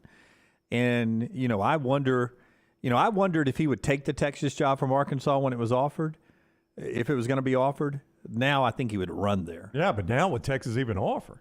Oh, yeah. I mean, think about this. This team is 1-4. They're at Missouri coming up. What is that, Wednesday night at Missouri? I mean, that's any game for them is losable right now, right? But at Missouri, that's a Missouri team that has played a lot better at home. Yep. You get Ole Miss, who's the worst team in the conference. I don't think anybody's going to argue that one, are they? That Ole Miss is definitely the worst team in the conference. Yep. So, that's at least, you ought to split the next two, and then we'll see where they go from there. One segment coming up, but for you basketball enthusiasts out there, Ian Jackson, one of the best shooting guards in the country, I believe it's 2:00 he's making his commitment today. It's supposed to be a lock to Kentucky, part of that great recruiting class coming in for Cal. But it sounds like there's a but coming. Arkansas, LSU, North Carolina, Oregon also in the mix. When you throw Oregon in, you got to think NIL too. But Arkansas, Musselman, you're just there. LSU, North Carolina, Kentucky, supposedly the lock according to 24/7. But this has not been the Kentucky year I think this kid was signing up for. It'll be interesting to see if Ian Jackson sticks to his belief that he's going to Kentucky to be part of that great recruiting class. We'll all see at 2:00 today. All right, when we come back, one more segment to go. Oh, wait. We're on time. We are on the last one. You got some time, man. It's our last segment? Yeah. We took that early break for the Oats conference. Wow, how about that? But you know what that means? That means we got time. What are we doing? Right now, I will tell you. Well, actually, I won't. Brandy will tell you about our friends at Bromberg's then. Very good, guys. That's a good catch. Yeah. Hey, Bromberg's has been family-owned and operated since 1836. They've established a solid reputation as a fine purveyor of quality diamonds as well as jewelry, timepieces, and gifts. 2 great locations for the brides and the grooms of the Birmingham area. They service your registries. They got great giftware. 2 great locations, Mountain Brook and the Summit. Online, Brombergs.com. That is Brombergs.com. Were you arguing with Rockstar and Tyler? Well, you know who I am all of a sudden? Who are you? You're Mike McDaniel. I'm that damn guy holding the yardstick at the Tennessee-Alabama game this year that would not take it off of third down. Dudaway is convinced you're wrong. Yeah. Okay, we had Mosley at the top of the hour. That's right. We had the short segment between Mosley and them. That was break, and then break 2. The Nate Oates news conference. Break 3. And now we're doing this one. That's right. So that's 4. You guys are right. Hey, Dudaway, reach up there and make a picture. You guys are right. Video replay. I'll take a picture of what's next on the agenda on the computer, and then I like Dudaway counting it off and say, "And you're right." Yeah, well, I had to convince myself. Okay, you know what I'm going to do? I'm going to throw the red flag. I got a review left. You know how I know you brought it? You said, no way, I'm going to forget the life jackets. I do love those commercials, by the way.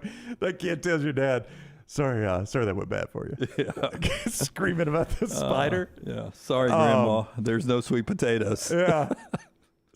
I do. I like those commercials, and I like the guy. The commercial that is way overplayed is the Burger King commercial. My gosh, that song. It gets stuck in your head on a football game. What they song? play it. BK, have it your way. And they sing it out of tune. Rules or whatever. You rule. Thank you, Lunsford, for that important correction. You rule. And then Rockstar made the point yesterday. I saw Rockstar, a rare appearance on Twitter for him, that the Vikings don't hit the horn enough. Rockstar, no, like they do it for like a second down, had a 4-yard run. Yeah,